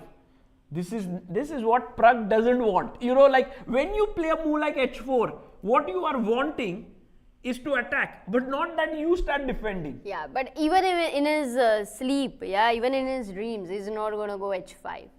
Then what will he play here, Amruta? As you pointed out, the h4 pawn is hanging. Can you go king d2? Like just go to h3. King d2. King d2. Yes. Wow, what a suggestion here. King d2, run away with the king. Not bad, not bad. But then again, you But I take you the go pawn. back, Amruta, you go back to this position and ask yourself, why didn't I just castle? Why did I go for this h4 king d2 plans, which is a double Because you like to create mess on the board. That's the reason. Okay, so that's interesting. What else? Apart from that, you ignore the h4 guy. Yes. In fact, it's not easy He to played find it. the move. He played it. So Rapport plays bishop f6. Good move by him. Asking a very important question to Pragg. What was on your mind when you went h4 for bishop f6? Yes. What have you planned? And Sagar, right now I feel like we must find a move here, and you're not going to tell the chat or anybody. I can tell you what the move is, and I'm sure Pragg knows what to do here. No, but don't maybe tell. we can ask our viewers also if they would play it in a similar way. Because look, when he takes here, you want your queen to come here, right? To the g4 square. That Bishop d3 is yes. a little hard. No, this is the idea. Like if you take here now, I would play queen g4, and I'm very happy. And I think this is what Pragg has on his mind clearly. Okay, let it sink in. Firstly, the bishop takes g3 forced. Not forced, but let's say I try to But this take is that just knight away. this Queen is just G3. my happy position now. I will castle and I'll just attack. There's no. Yeah, it's not about calculation. No. Yeah, this it is not more about calculation. the field. So I'm actually expecting goes- Praggnanandhaa to go bishop d3 to make way for his queen to come on this g4 square. So when he played h4, you mean he would have considered bishop f6 and bishop d3 idea, right? Absolutely. Because that's the most No, logical. because he thought for quite some time there. You cannot not think about bishop Wow. f6. This game is definite. At least opening of the day for sure. Yeah, very nice. Very We nice have- game. No, but I also feel Nadir Bek's. Oh, by the way, Nadir Bek's game, very quickly, queen d7 has been played here after bishop. No, Yes. knight d7. No, Ah, knight queen g5, queen d7 on the board. Nadir Bek Oh my is God. almost on the verge of victory here. If he look at him, he's calculated. You can see on his face, knight takes f7 written like. I at am this going to point, play. yeah, knight f7. Yeah, he's like, I can see it all, you know, he's just calculating it completely. Take here, and then push your knight here, and I think this is just game over, right? What else? We didn't analyze your move, Amruta. Rook a f8. We were looking at knight h8, where there was a queen sack. But this also cannot work if knight h8 was still the better move. Than No, rook but how a8. do you kill this? Because now it's not so simple. So white to Wait. play. Maybe our viewers can try to figure this out. White, how does he finish this off?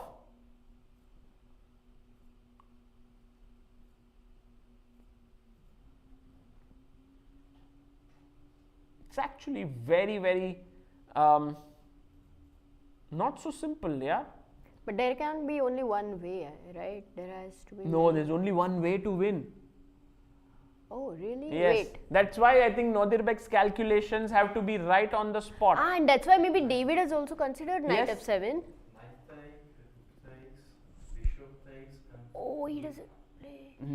Knight takes. If bishop takes now, queen takes, rook e8. Somehow the knight drops back, Can you make the moves?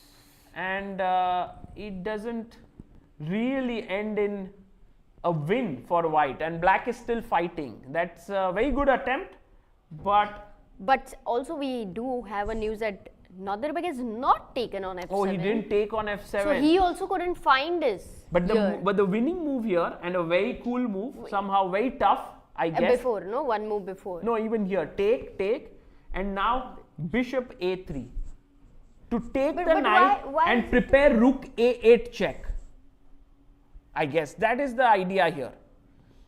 What? Okay, the knight can't go in. Okay, knight c2. Then you have takes rook e8. Yeah. No, but this is the knight thing. No, c2, Amruta, then if you bishop come here, f7. this now bishop controls Because f8 this is controlled. and take, which our Beautiful. friend here in the audience had mentioned. Beautiful. Check and game over. It's a mate on the spot. That's such a classic combination. It's most of the time such a position where you have to play knight f7 is in the books. Yes. White to play and win knight f7, and you also intuitively know start calculating with knight f7, but Right. then you get stuck.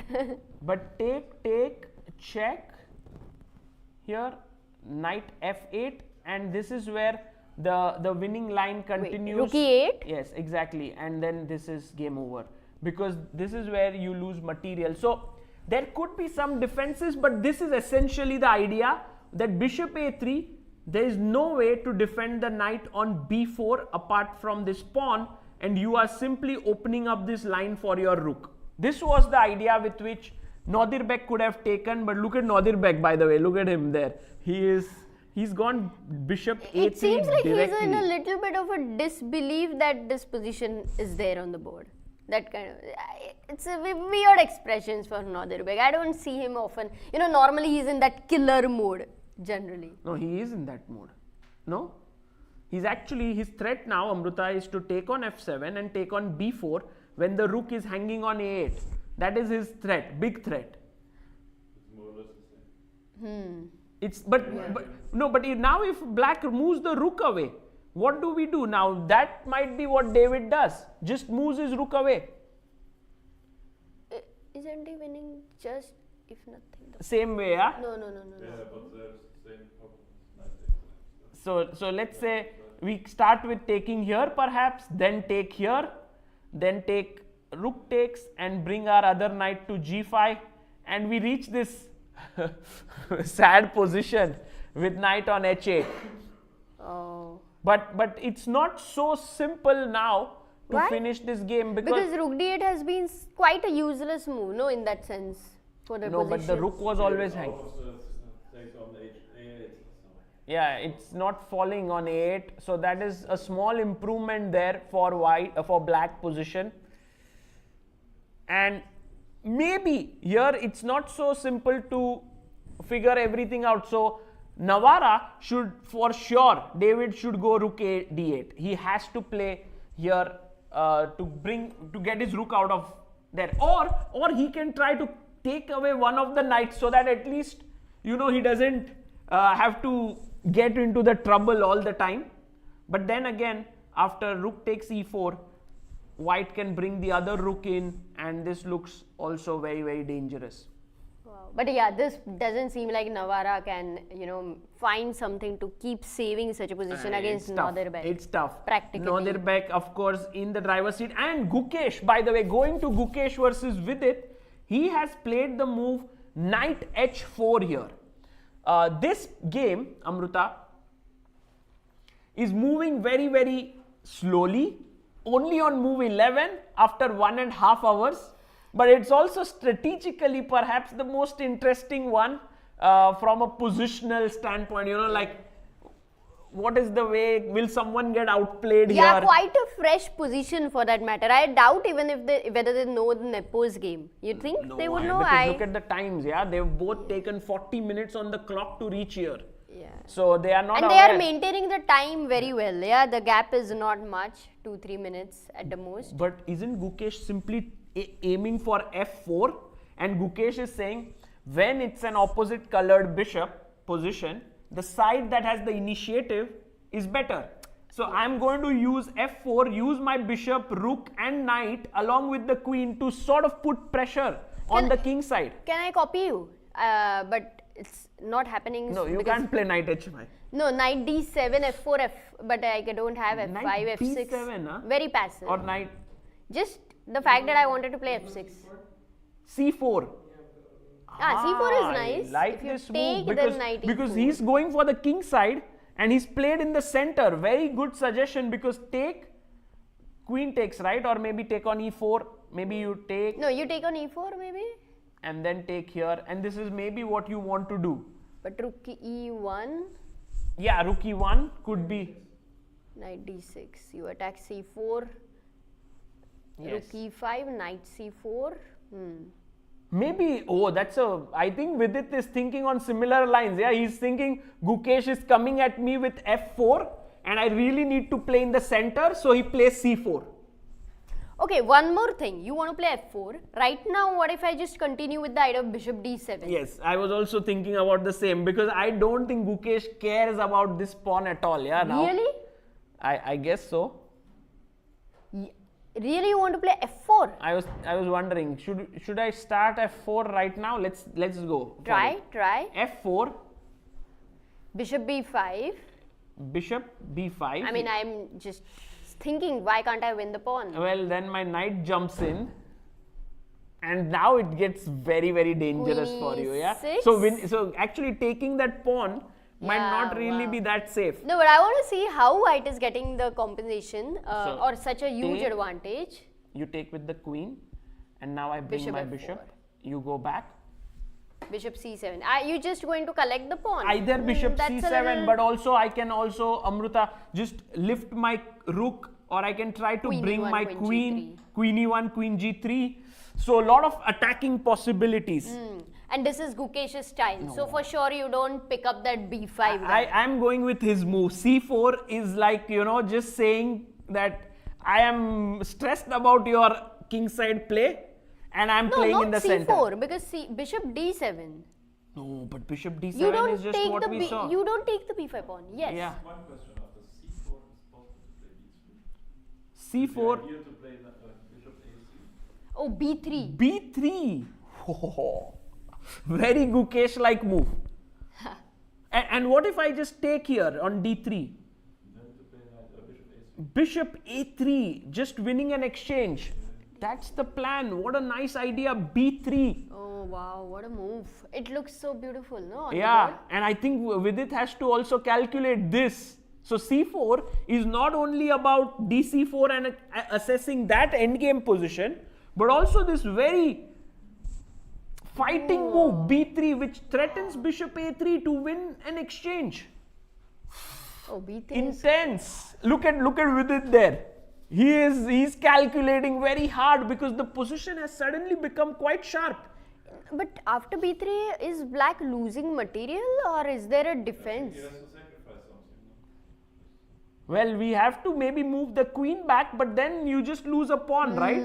Oh, but there is this idea of queen d8 takes and knight e4, which is I don't know if you want to get into that space. But that's when the I can only go back way you knight can- f3 and attack your e5 pawn.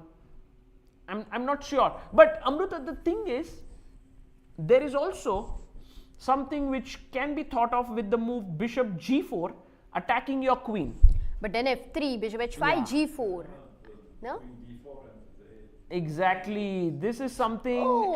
LPDO, loose pieces drop off. So bishop Nice. g4 is, Oh, I can't go f3. Then bishop g4 makes sense. yeah, now queen e1, maybe queen, Oh, bishop bishop a3, a3, bishop d1, bishop then maybe d6. take and take here could be just equal, yeah. So take there, take on D6, and then on D3. so take, No, and perhaps this position is quite okay for black, you know, like take here. no, I thought to take on D1 first. Yes, but Maybe Queen A3 is also. Queen a3 is also fine. So here, Amruta, if Vidit goes for this idea c4, now again I have Yeah, second b3, thought. I He would be has sc- to now I actually would be calculate b3, which is very much like Gukesh's ideas. Yeah. So for now, knight h4. I really like this move. You know, suddenly we were thinking, oh, positional chess, knight d2, knight c4. Where will he play? Sometime c4, rook a3. All of this. Suddenly Gukesh goes on the other side, knight h4 with the idea of f4. It makes the position so much more fun now. No, I completely agree. I don't remember exactly where, but I remember in Vaikanzi also when Gukesh was playing and we were looking at some queenside ideas, he calmly played knight h4. And this is something about him. That knight h4 move, I think he really loves it. Yes. Also, Sagar, you can see, it would be very hard, right? Two Candidatians. And then the... Yeah, you using this word very much frequently. I think you made it your own. Yes, The candidate. Candidatian, of course. Maybe it exists, It's yes. Candidatian. I Yes. don't know if whether it exists. Two but candidates also you can use, but yeah. Candidatian is good. So the question is, they would be avoiding a lot of openings to play because they want to play in the candidates. I agree. So I that's agree. why we had a very fresh position from the beginning in Could that be. sense. Very much so.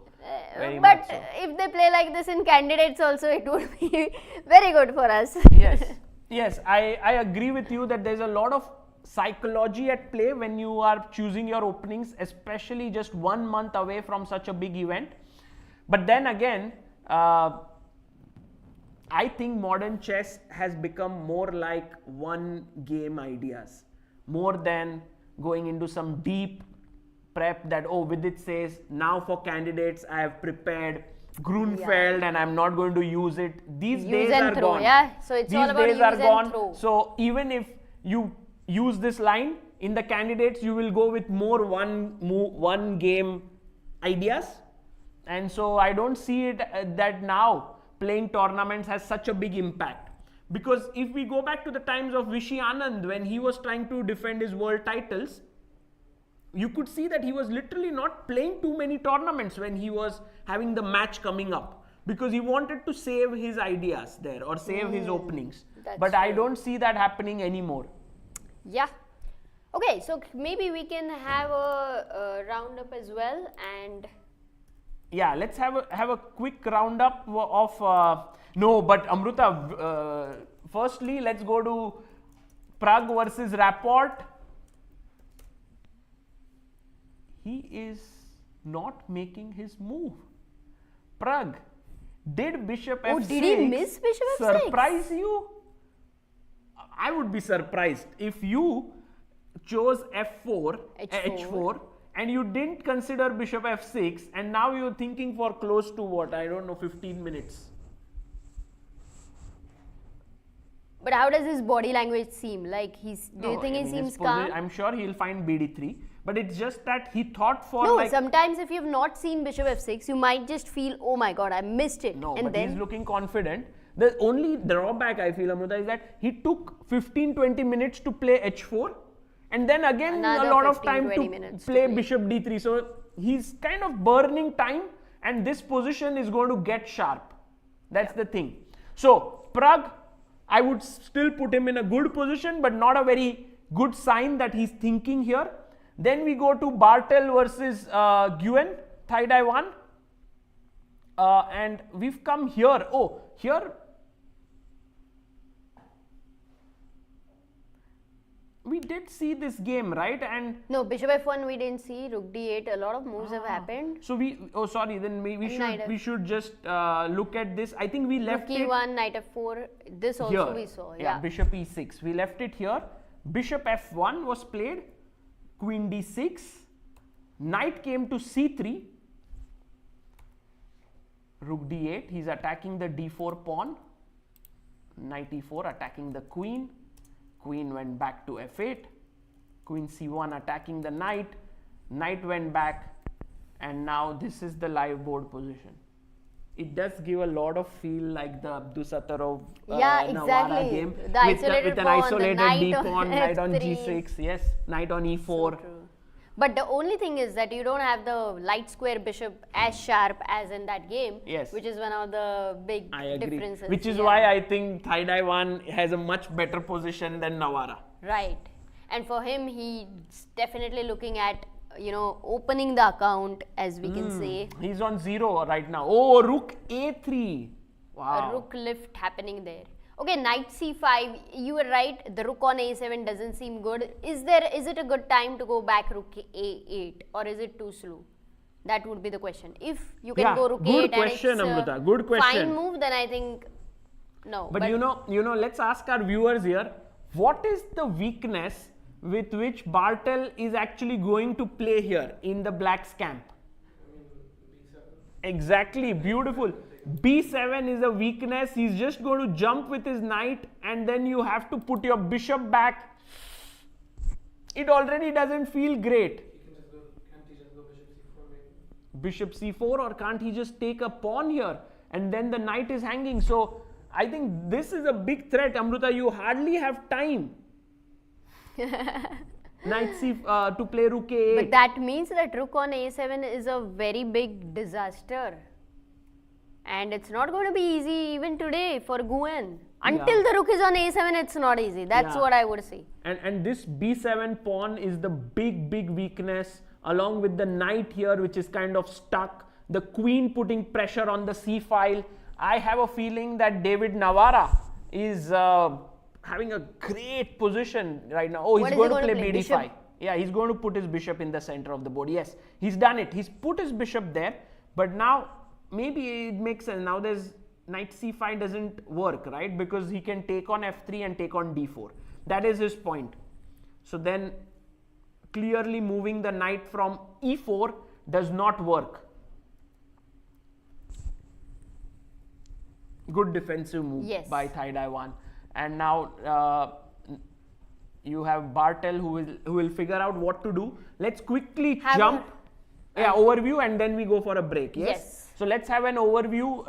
And so Rapport, Pragg still there. Nguyen, Bartel, we just saw. Pragg, Rapport, still Pragg is thinking, you mean? Yes. Yeah. It's still the same position. Bartel, Nguyen, right now we just checked. Abdusattorov already better. Rook a8 played, Amruta, in that game. So now... So whether Abdusattorov will find bishop b4 first and then knight f7 or either of it. I guess knight f7 somewhere. Yeah.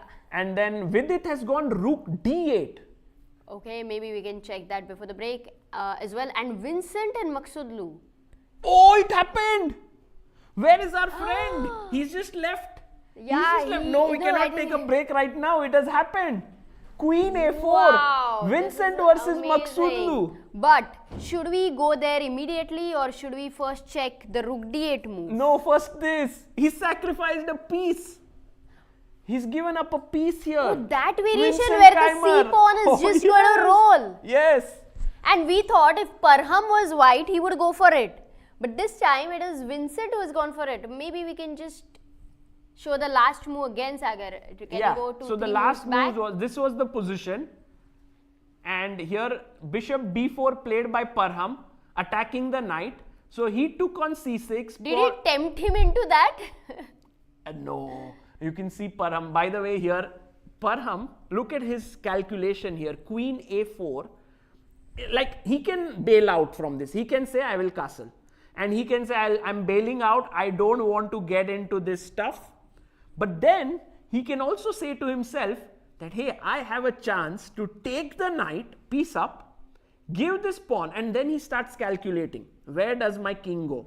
King here, knight here, and then, there are so many variations to consider. King e7, king f8, knight d7. Actually, 3 moves, majorly. We have 3 candidate You moves. can't play king d8 because rook d1 just kills it, yes? So you reject knight d7 very easily for that matter, or king e7, both the moves. Knight d7 you reject easily? No, rook d1. Yeah, but I was wondering, like, is this still, can we somehow defend the knight? Queen d8. Looks very passive, No, right? let's say, queen d8, and do we have Maybe bishop g5? g5, f6 is No, forced. e6 will fall. But then queen e7, yeah. Bishop f6 here. Sorry? Bishop f6. Bishop takes. No. Black bishop. Bishop f6. Black goes back with his yeah, bishop. yeah. That's an interesting, yes, because you have an forgot extra that. piece. We Yeah, shouldn't we put forget it- about yeah. our extra piece there. But bishop goes back, and then let's say I Bishop take. f4 now. You want to take? Yes, take. And now you just say, Both the pins. Queen b5. I am going ahead. Queen d6 next, c6, and I'm just going to kill you. Wait, let's continue. King e7. I get out of one No, pin. there is no getting out, Amruta. Check. King e8, c6. I'm just Oh my coming. god, this is amazing. This is just amazing. No, this is what actually the c pawn, as Gary Kasparov, has spoken many times, that even a About the pawn, c-pawn. is about a pawn, about a pawn. It's also an attacking unit.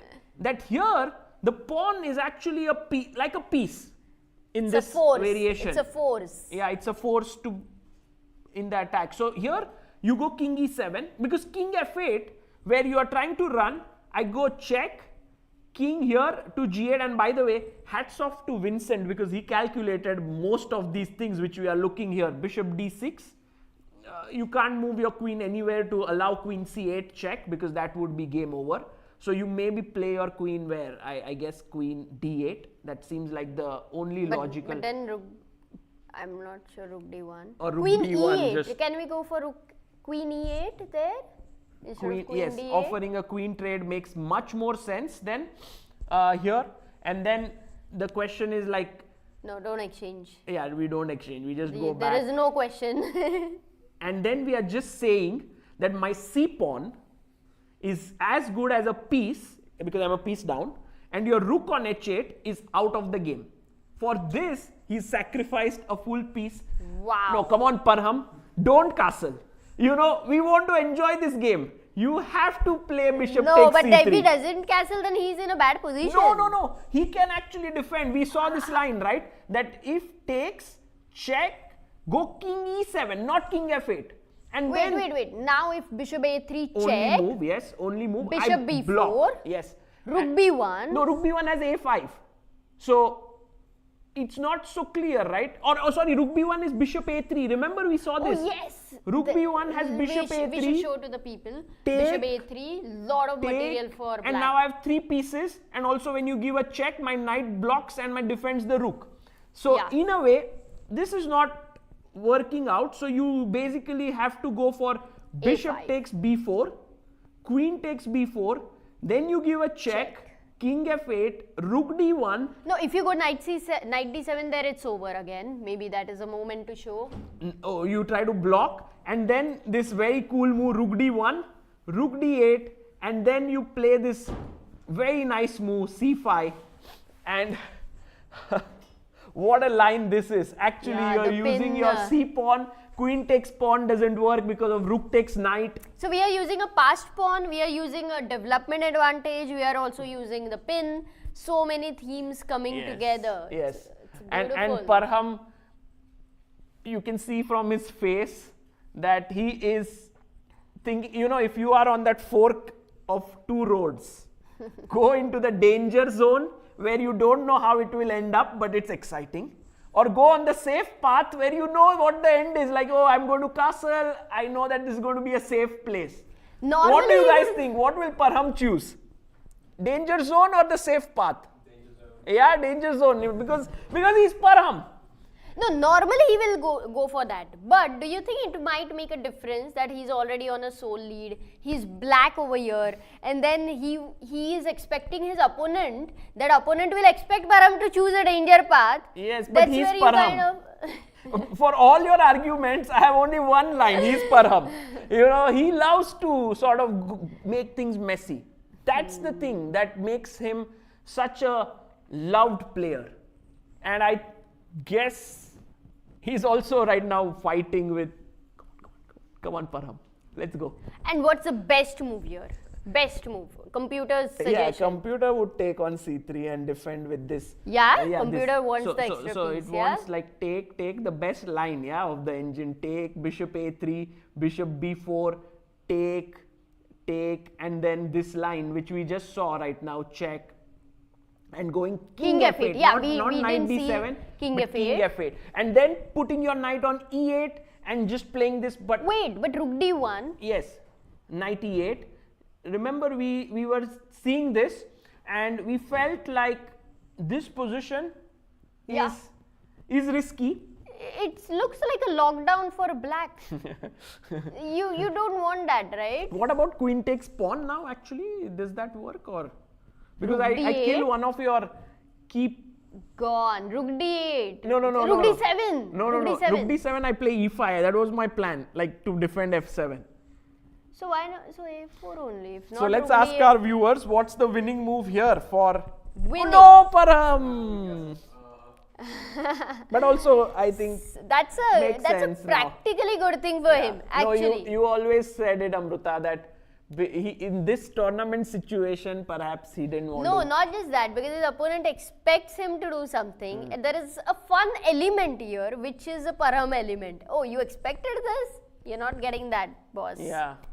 But this is how chess works at top level. You calculate like so many lines and then you go for a move which is safer because all of these things you didn't like it. You know, I feel that also about calculation was one thing, but then it also happened to him like a feeling, as he is a very intuitive Yeah, chess he just player. felt it. He would not like to play so passively from black. And once you don't like that, you play horrible chess sometimes.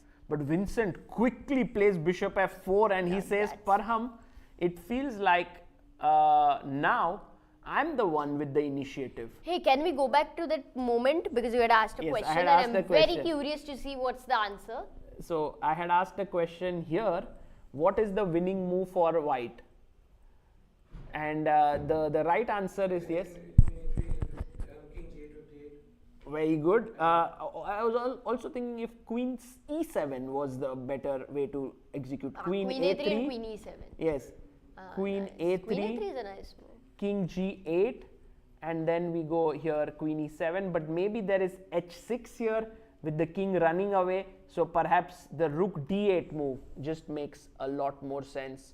And if But you then now it's- play now it's h6, then I take king h7 and at the very least Queen endgame. I can go into this pawn endgame.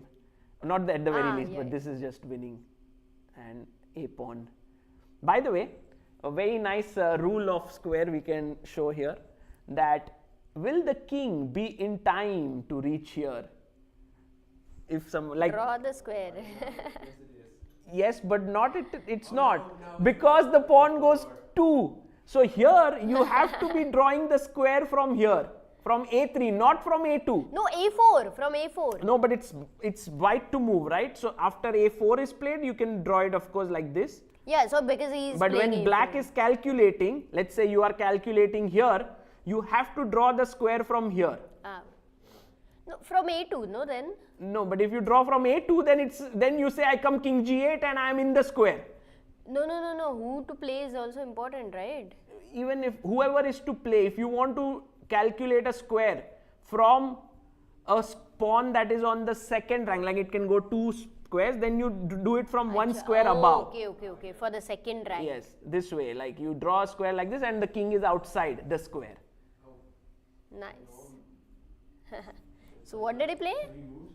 Yes, so they have played bishop f4, e5, and now he took and took the bishop. So he's actually won a pawn, but I believe Parham has felt here that this position was better than that one. Wow.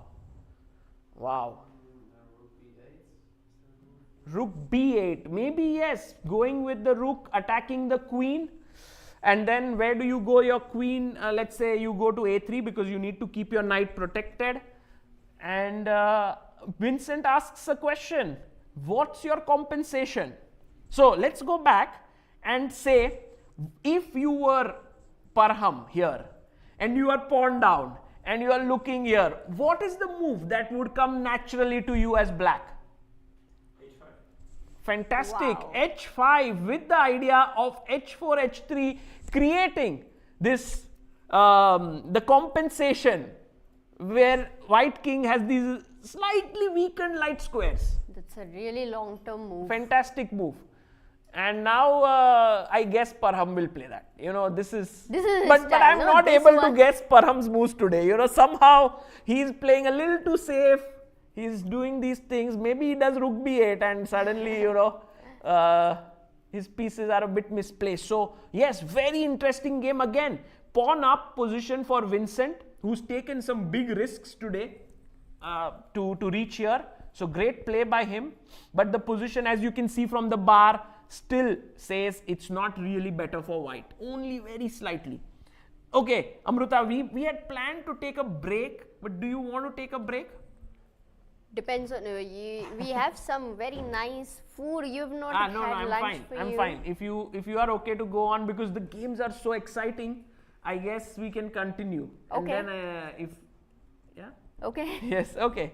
Or no, anyway, we can always continue because you know I can always go and come Yes. back in 2-3 Yes, if minutes. you- if I you have can to go come back, that at would some be great. point. I'll take a break. Yeah. Bishop d3. Because I need to check the Pragg has cameras played Bishop as d3. well. Did he play Bishop Yes. d3? How long did he think, by the way? A lot. He thought for 20 minutes, perhaps even more. But he he played finds it. the He best played move, which Bishop was d3. important. So now Bishop h4 is not recommended, right? No. For Rapport. Because now That's Queen a bad g4 move. and then white is just going long castle and going for the attack. So no. So if you can't play Bishop h4, Yes. then how does Black continue is Yeah. a very important question. Again, we've reached that position where Rapport has to now figure out what to do. I believe he will go knight g7, putting his knight there, trying to stop h5 ideas, but still Pragg Queen g4. can go h5. Oh, Queen g4, yes. Even that seems like a possible move here. Would you be ever worried about this move, Bishop c3, bc3, Queen a5, you know, feeling your king in the center? Would you be ever worried about that? No, I think once you lose this bishop, Amruta, then this king becomes even much weaker. So I'm not a So for big Queen fan a5, of- you might even just castle, yeah, and not care about the pawn. Yeah, maybe that, or I can even Bishop d4, think I about guess. Bishop d2 coming back, because long term your king looks very weak here. Okay, with so the h5 dark coming square up. bishop is very important. Yes. So going back here, you know, Amruta, I don't know what will Rapport do, but it feels like suddenly Pragg's moves are simple. No, Queen g4, h5, long castle, just attack. Yeah, maybe we can ask the people here with Yeah. Black what are the ideas they are thinking about. Sure. What is it that Black would play? Like maybe, yes? B5, you want to go directly, or? I mean, you have to you might even have to go directly. I think so. Yeah. Again, we've been dabbling with that move but now Yeah. it makes even more sense. The fact that Pragg has gone h4, you need to open up something on Oh, the I queen like side. this move actually. It's Very good suggestion. direct. Very good suggestion. Take, and maybe Pragg doesn't. Oops, sorry. Pragg doesn't go for winning this pawn. He just continues with his attack. But b4 or even g5 is what we have seen, that whenever h5 you want to close it down with g5. That's why you put your bishop there on f6 as well. So yeah, maybe b5 is what Rapport is thinking. We see him there.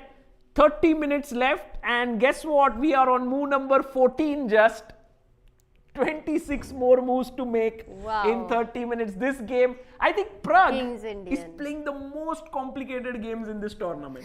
With Vincent, with Maghsoodloo, now with Rapport, he's just giving it his all. Okay, going to the game of Nordirbek versus Navara. After we saw here bishop a3, there was rook a d8. Okay. And then bishop takes b4 did happen. Let's just have these moves. Yeah, bishop b4 did happen. Pawn takes, and we were so keen Knight on f7 him now. sacrificing. Yes, but guess what? No, he did Nordirbek not play. Abdusattorov made a bad move here. He played knight c5, and look at the ball drop. Oh my god, it's a blunder It's in like that sense. How was from what? +2, Yeah. it goes to -1. It's like you blundered a piece. Oh, such a Such bad a move. big- Let's first try to understand. Then why? Firstly, what's the problem for queen takes d4? Yes, exactly, Amruta. That is the question, but Navara didn't do it. So he went queen c7, and Oh White's my position god, became that's better. another mistake. But here's the question: why didn't he do queen takes d4? What was actually he afraid of in And this then position? it means, Sagar, not just Navara, Nordirbek also missed it. Yes. Yeah, when he played knight c5, it cannot be easy. If both the top players are Yeah. missing it, it may not be humanly possible to find it. But I wait, think he must be afraid of knight f7, correct? Taking here is what he might have been like, oh, this is what I don't like. Because now if you try to win material here, like let's say bishop takes c5, then already white is winning after knight takes d8 check. I won a free rook. But the move which is winning here for black. Wait a second, wait. Let's ask our viewers. Yes. Queen f2. Whoa. King Whoa. f2, bishop c5. That's just too much. Queen f2, sacrificing your queen. Yes, but interesting. And I think humanly, it just feels like, oh, the knight will move c5 somewhere and give a deadly discovered check. Okay, bishop c5, knight d8, king h8, your queen Yeah. f2 is threatened. Doesn't make sense, yeah, still. Well, then I go again for a check, and you have only one check, and I'll just move away. So I don't see Okay, this as so a bishop big... c5 also eliminated. Oh, wait a second. Bishop 2. Rook takes f7, but then I take bishop Is it takes. bishop c2? And if you go king h8, if I had to move my knight, perhaps you would have at least something, but I have rook d1, which is like a killer blow attacking here, and back rank is very, very weak. So let's say if you go queen takes c5, then I go rook d8, bishop d8, rook e8, knight f8, and now I just take rook takes d8, and I'm winning because my rook can come back into the game with rook d1 if queen c1 check. Like this, there's no back rank. So Can we go to that position back? Yes. And But do good not- suggestion here. bishop c2 didn't work, queen takes c2 simply. The and move then is the very cold-blooded Wait. rook c8, which is, it's so impossible. difficult. It's impossible. It's so difficult. That's to why both of them missed it, and that's why though knight c5 was a blunder, it is only for the engine that it is a Yes. blunder, not for us. for human beings perhaps to think of a move like rook c8, if someone came and told you, think this is a position where you can win, maybe you can find. But on the board, when Nodirbek is sitting right across you, looking at you, staring at you, I think very few people can actually think of it as a And mistake. firstly, we also have to understand why is this move so winning for black? No, but it's just like now there's no very good Right. discovered check you have. Like if you go knight d6 check, here I go king h8. Now and knight if c8. you take knight c8, then I take on c5. Now f2 is hanging, this is C8 hanging. is hanging It's and- kind of trapped there, yes. So, yes, completely Wow. engine-like. Also, when you have played rook d8 in the last two moves, once again you don't think of moving the rook. No, not at all. So yes, so that's the reason why David said, I need to keep my f7 pawn guarded. I will move my queen to c7, and then So actually, let's just correct ourselves that Nodirbek didn't blunder. no, he did blunder. No, he But- didn't. but, Humanly he didn't, yes. right? And we are all human, so he didn't. Again, I mean, objectively, there could have been someone who could have found it, but rook c1, and now Nodirbek is still keeping an edge in this position. He has this very nice sort of X-ray onto the black queen, and Navara's last move was knight f4. So the game continues here, and we will see how this goes. I was just a bit curious, Amruta. Rook takes d4. Now absolutely doesn't work because of I first clear one guy on this file, and then when you take, let's say, rook takes f7. Knight e6 is like a massive fork. Yes. So here knight f8, and now I can just take. You can't take with the rook. Moment you take with the king, I have check, and I am attacking you from all ends. Yeah. Okay, beautiful. Okay, but Sagar, for 2 minutes, we will need to take a break. Yeah, For 2 minutes, not a long break. sure. So let's take a break for now because we have some extremely exciting games, but we won't take a very long break. We'll be back very shortly. 1 minute, maybe. Maybe, yeah, 1 or 2 minutes break, or maybe even 5 minutes, but see you on the other end. My name is Karel Janicek, and I am a mathematician and a social innovator. When I was a kid, I played chess competitively and loved strategic card games. I may have been a mathematician since birth, at least as far as I can remember. For more than 12 years, I have been investing my energy to help society in various areas such as education, the science, art, sports, the fight against corruption, increasing public participation, as well as improving democratic processes. We are now at the crossroads of history, and my aim is to help our society to successfully face the critical challenges of our civilization. In 2013, I invented a revolutionary voting system D21 to bring consensus to our decisions. With the D21 system, we will have the opportunity to elect better politicians and prevent the polarization of society. D21 is the key to saving democracy, and its implementation for political elections is absolutely crucial. Another innovative product we developed together with scientists from the Science 21 Foundation is the revolutionary mathematic game Mateso. I believe that Mateso will enable children from all over the world to learn mathematics in a fun way and help them develop critical thinking, a crucial skill in today's turbulent times of omnipresent information and misinformation. That is why we came up with the innovative board game Mateso, which brings mathematics closer to all age groups in a fun way.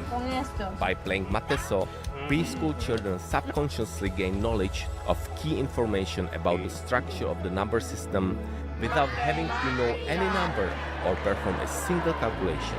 Namely, the game includes a multiplication table, prime numbers, factorials, Fibonacci numbers, and the concept of zero. By playing this game, a so-called backbone algorithmic system is created in a very entertaining way. It is a natural consequence of certainty in all basic mathematical operations. With Mateso, starting primary school mathematics would no longer be scary. It will change into a fun subject. For school-age children and teenagers, this game has a similar effect. However, the activation rate of the backbone algorithmic system is inversely proportional to the age and the level of dislike of mathematics that individuals acquired during the classical educational process. For adults, this game is not only a way to teach their children the necessary basics in mathematics, but also an opportunity to find their own acquired blockages in this field and gradually get rid of them. Mathematics is all around us, and it is beautiful. However, its beauty is easy to overlook if we don't know how to look. Matheso is the way to learn it. Karel Janeček, proud partner of Prague International Chess Festival.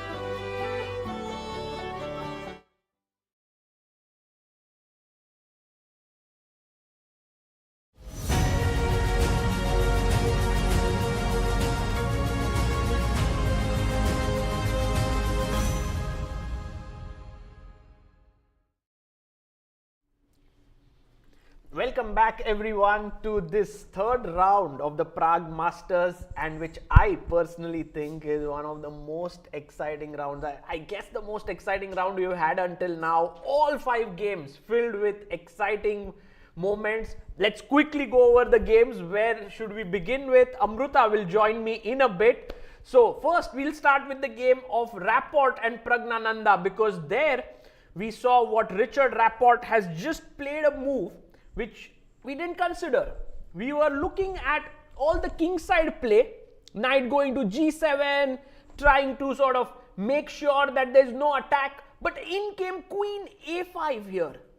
And what is Rapport doing is the big question. Well, it's clear that he wants to take on c3, but Pragg's move is obvious. He's going to put his queen on d2. And then, isn't the queen a bit misplaced on the queen side? The black queen. Can white not now next start an attack with h5? I have a feeling that Rapport has to have some next plan after queen d2, because Pragg's move is pretty obvious to play queen d2. Maybe he has something on his mind after queen d2 that he wants to do here, that he's already come up with an idea, but not so sure. Oh, by the way, we had like knight c5 and bishop c2 also played. But by the way, Pragg could have actually taken this knight, and if pawn takes, then we know that e5 would lead to a terrible bishop there. So maybe Rapport wanted to make an intermezzo with bishop c3, bc3, and then taking here. But still, this position looks very, very dangerous, and Pragg after e5, maybe the knight jumping in, has a big advantage here. So Pragg could have done this, but he chose to drop his bishop back, which is also very logical. And now queen a5 has happened, and we'll see what Praggnanandhaa does next. I'm kind of thinking he'll go queen d2. But both the players trying to navigate this extremely complex situation.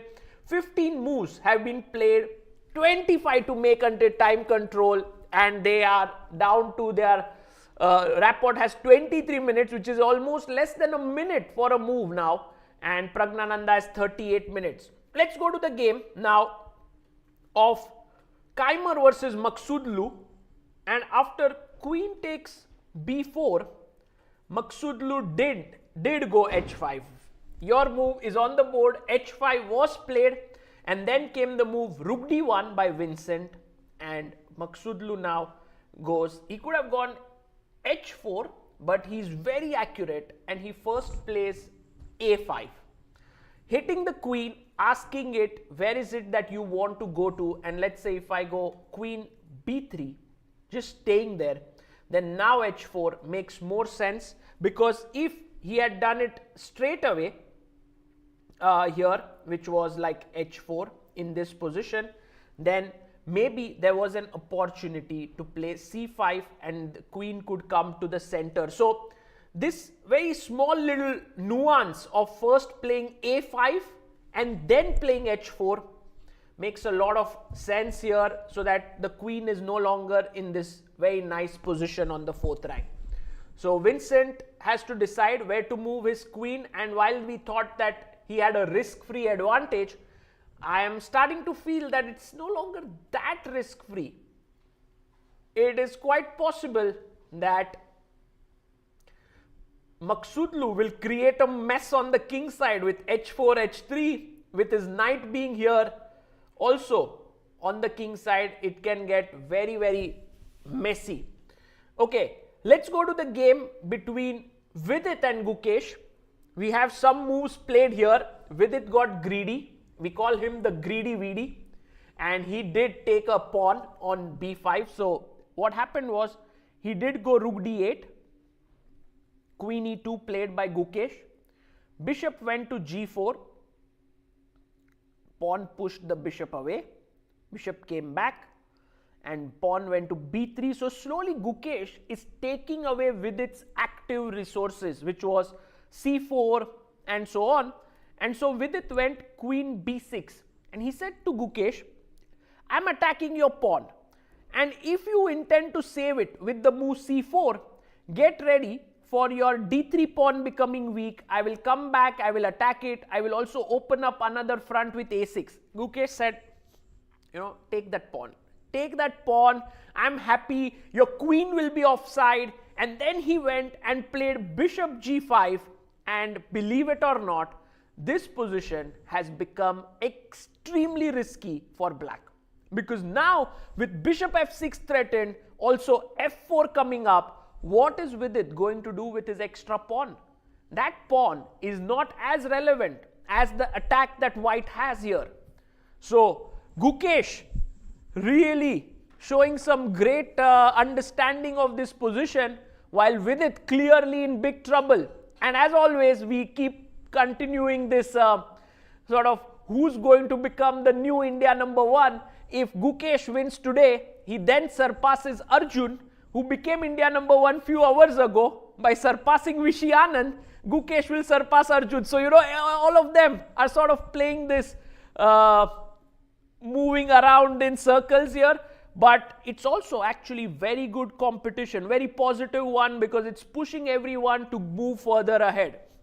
And Amruta, I have Amruta back here. Are you surprised with the way in which Vidit versus Gukesh game has shaped up? Yeah, I'm very surprised that the assessment changed so much. So drastically. Yeah. Yes.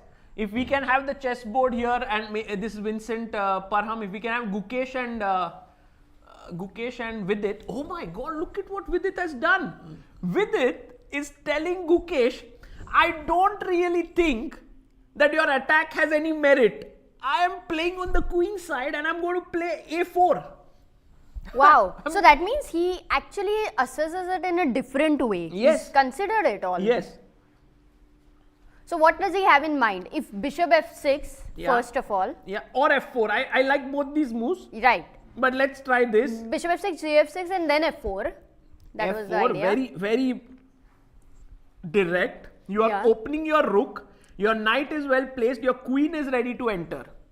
Let's What say did I a4? take. I take. You take. Yeah. Oh my God, that f6 and f7 Yes. so ugly. Yes, but Amruta, I'm pawn up. Like, how many pawns up? Can you count? 1, 2, 3, 4, 5. I can Although my count. pawns are horrible, I have all the 8 pawns on the board still.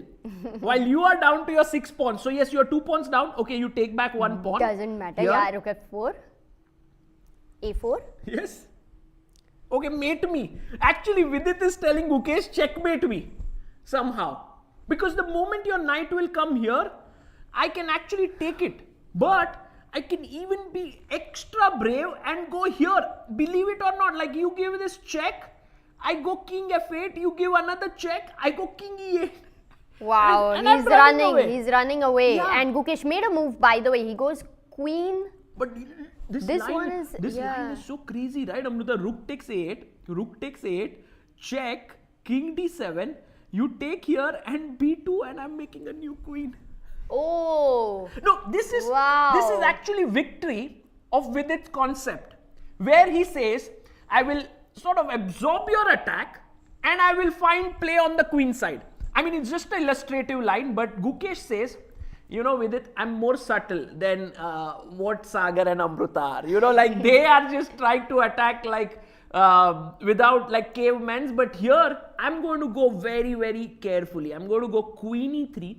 And Amruta, if you now go a4 in this position, then I can actually take, rook takes. Oh, that take. I thought you were still taking on f6 and going queen h6. I'm being a little more subtle. I will play rook b1 so that now you're not getting that amount of play here. And let's say when you move your queen, let's say rook b4, try to play there.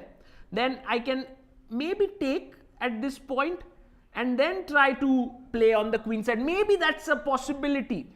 But the computer says, is there a better move? Like rook b4, you just completely ignore the exchange, go to e1 or c1 Could be that do this and then play f4 and then your Wow, attack this- gets even stronger. But look at all white pieces on the king side. Yeah. No, but Amruta, this is It's really like the whole clash of- family is gone out for a holiday on the king side This is to but attack. this is a clash of ideas, no? Completely. Yeah. Beautiful game. But from Vidit's face, look at the focus that he has, the intensity that he is having, while Gukesh looks also like very, very focused. But somehow I Vidit feel Vidit looks under more pressure. intense than Gukesh More today. under pressure, yeah. Like because when it comes to your king, you are more worried. And that too against Gukesh. Yeah. Some players you just know that what to expect. Gukesh is like the shark, yeah. The moment he senses some attack or this blood, he goes after it, and that's what he's doing here. He's attacking really well. We'll come back to this game. Let's go to David Navara versus Nodirbek. A complete mess.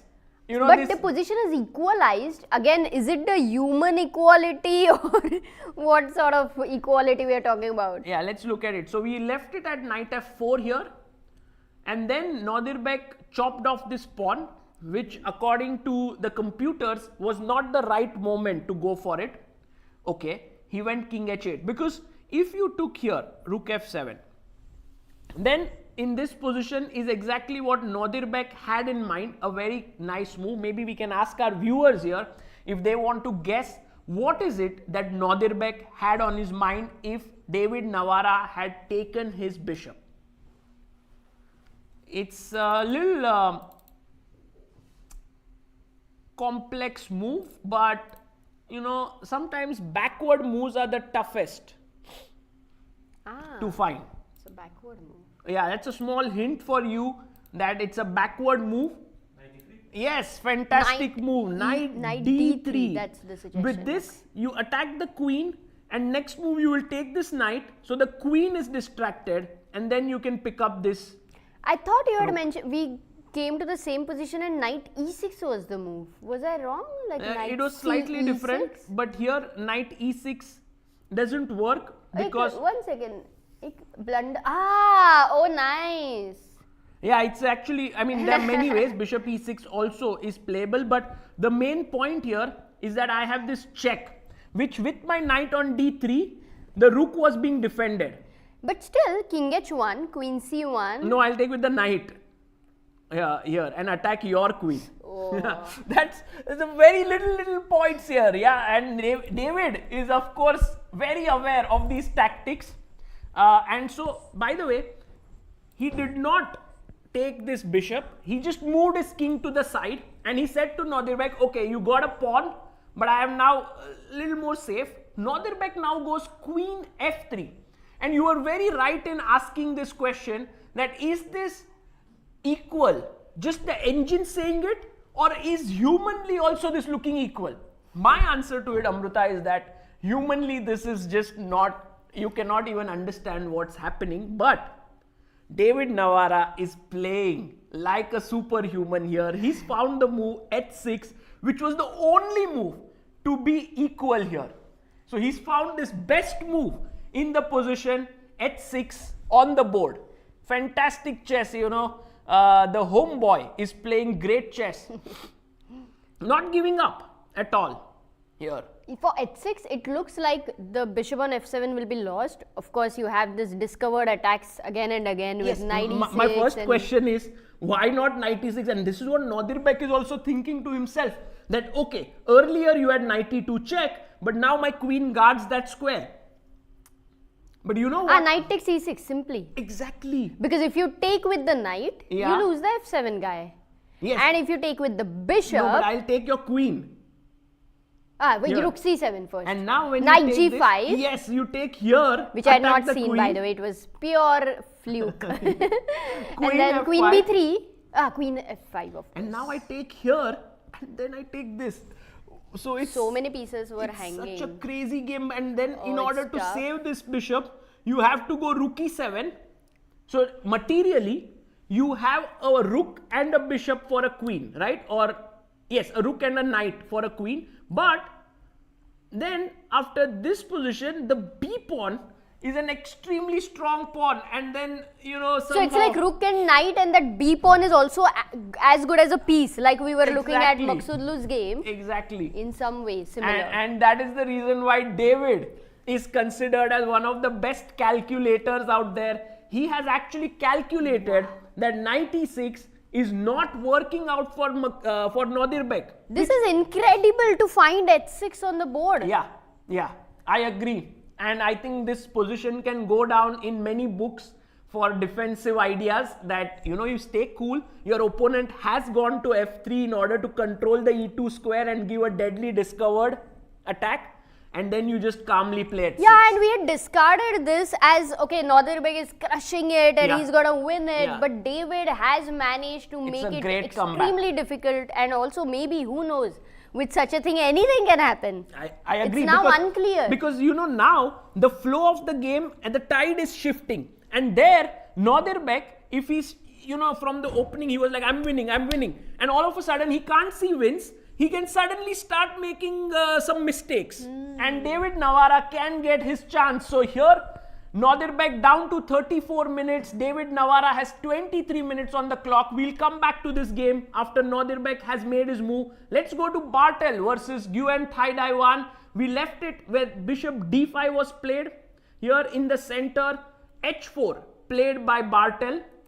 And then rook went back, finally improving his rook's position. He got rooked, then now I guess that Van Nguyen should be okay. At least the rook is back in the game. Knight g3 and now rook d6. So clearly both the Czech players have fought back. It's good news. And if we have the bars on our right bottom, if we can get them, we will see that at first where all the games were going in white's direction, suddenly you will see that Bartel Nguyen is fine. Abdusattorov Navara is looking slightly better, but I guess it's not. I guess it's around equal. Keymer Maghsoodloo is also around equal. But the biggest problems are being faced by Rapport and Vidit, I think. These two players are in big trouble. So we need to go to Rapport versus Praggnanandhaa. And guys, look at this. What has happened here? After Queen a5, we said Pragg will go Queen d2. It's natural. He will defend his. And what is Rapport going to do against the kingside attack? Queen b4 came in, attacking here on b2, and Pragg said, I'm just castling. Amruta. b5 now. No, it's too slow. I'm just going ahead with b5 is too slow. What is fast, Sagar? I don't know. It's like b5 has no threat. The train is slow, but then what is this? I don't have a cycle. No, but I mean, Pragg has a flight. He's just going h5. Next move and opening up his rook here to the king. So you can actually go and do this. Bishop c3 and b takes c3. No queen exchange. No queen exchange, but maybe you can also think about a queen trade. But let's say you take b takes, queen a3 check, and King now b1. king b1. Knight a4 if you go. Yeah, but the bishop a4. is there, right? So yeah, you force him to exchange. take, queen takes, and now h5. And I just tell black that you have no pieces in the attack. Look at all your pieces just on the last rank. And I have a free Okay, throw. let's still try for the sake of it. I go b5 anyway because rook b8 is coming. You just want to make sense. Show me how you're gonna finish it. You want to play till mate, yes. So hg. The h file has opened up. Maybe I go bishop d4, threatening a mate. Next move I go f5. Then my queen comes in. Looks like a very big attack. Very big attack. So here long castle. And Richard Rapport has to identify this danger, which he clearly does. Yeah, he's a super GM. He understands that h5 is coming. But he would not go queen b4 because it helps white to long castle. I mean, white was but I think he might do the move that you were saying. Yeah, b5. Directly. He might do this. Can he take on c4? You mean with the queen? Yeah. This move. That is why maybe he played queen b4, thinking that he might win a pawn. And yes, but let's say h5. What are you going to do? Like, I still have my dark square bishop to defend. Does it make any difference? Knight g. Do you want to take on c3 now? No. That's the plan. No? Keep the bishop. Yes. Okay. And do what? Because now I'm. You don't have bishop d4. Yes, I don't. After hg, what is your idea so that I will be able to stop your idea? I just want to go f5, e5. I mean, I have these pawn pushes in b5. here. I'll go b5 here. Let's go. Okay. You want to attack? I take hg, and I mean, both are tempting e5 and f5, but let's go e5. f5 looks more natural, no? But also the knight on c5 is a bit shaky now. Somewhere b3 might come in. It doesn't look great. Your position is just in big trouble here. Also, the bishop opens up, Amruta. Just don't forget this. The g6 pawn is loose. So clearly, Praggnanandhaa's position looks so good right now. It's looking close to decisive sort of advantage with h5 coming up, but we have to wait for Richard Rapport's move, because I'm sure he will make the most, like the best practical decision here, which for the humans, counterplay. yeah, which humans will find difficult to counter. So we'll wait after castles, we'll come back when Richard makes his move. I like the angle, by the way. It's very nice. Yeah. And you can sense the tension for both the players here. And also time wise, Rapport has 18 minutes, 27 minutes for Praggnanandhaa. How many moves do they have to They are make? on move 17, they have to make 23 more moves before time Oh, control. but this is an important factor, that if Praggnanandhaa lands in a big time gap, then Rapport is going to use that. No, but Rapport is behind on time. 10 minutes. So then Praggnanandhaa has a No, even Prague a has bigger a good advantage. position, 10 minutes more. I'm actually curious to go to Vincent Keymer's game against Maghsoodloo. Suddenly, it seems like Vincent has gotten something going for himself. So after h5, we saw here, and we were saying, like, we were appreciating Maghsoodloo's a5. Very logical move, hitting the queen. Vincent went back to b2. h4 was played, nice move. Vincent brought his queen to the center of the board, and now Maghsoodloo played queen h5, which somehow is not very appreciated by the engines, and maybe it's a good moment to ask our viewers here, what is it that Vincent played here which gives him a big advantage? Actually, Maghsoodloo could have played knight e4 and traded pieces, gone into this major piece endgame, which would have been okay, quite holdable there. But the moment he went queen h5, how do you stop all of black's counterplay? It's actually a very, very nice positional move. And maybe you can try it out. You can just shout it out if you, yes? You can see it on the board. You, oh, it's there on the board, but there are the bars, right, on the bottom right.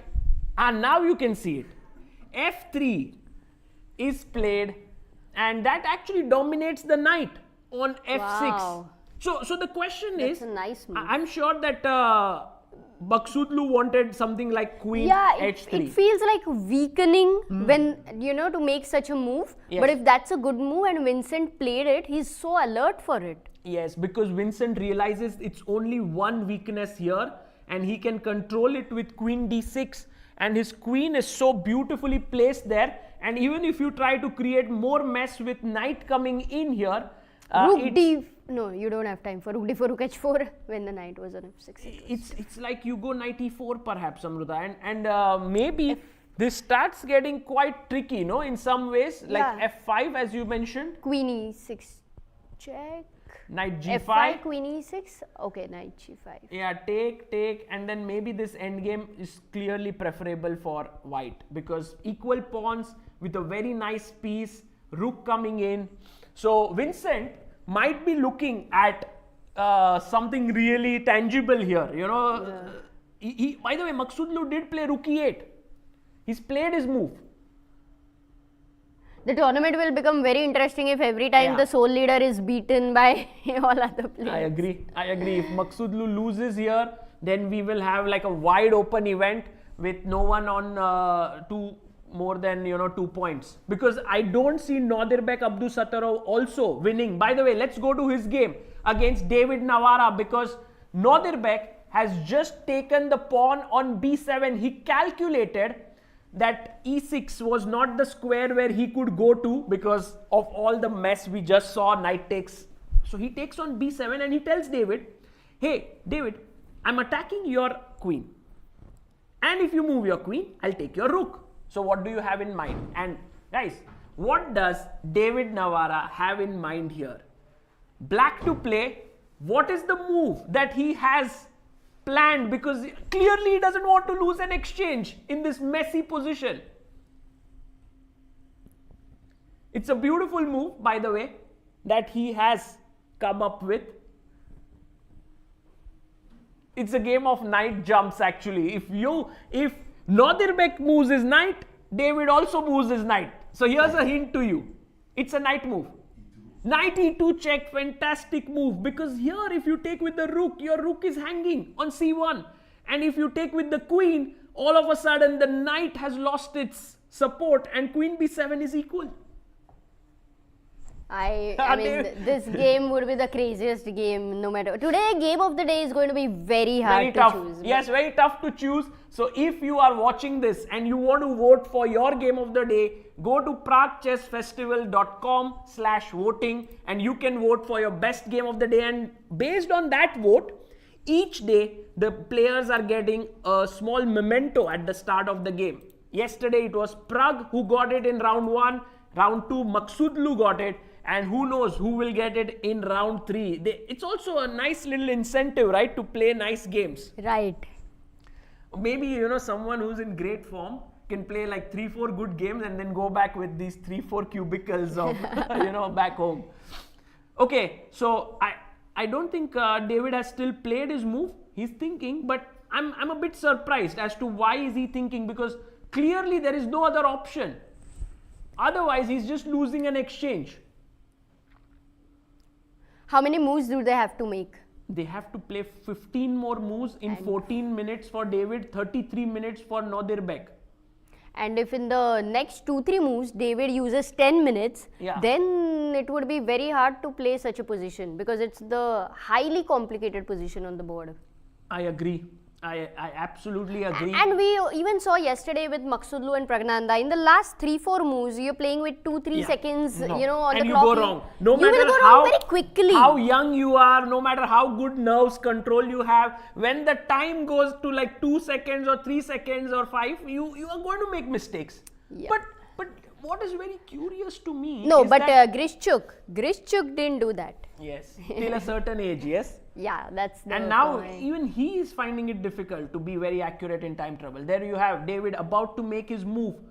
And yes, knight e2 is the move. Of course he was going to do this. A check and Nodirbek has to take it. Or do you think, Amruta, Nodirbek has a devious plan in his mind, which is to move his king to h1?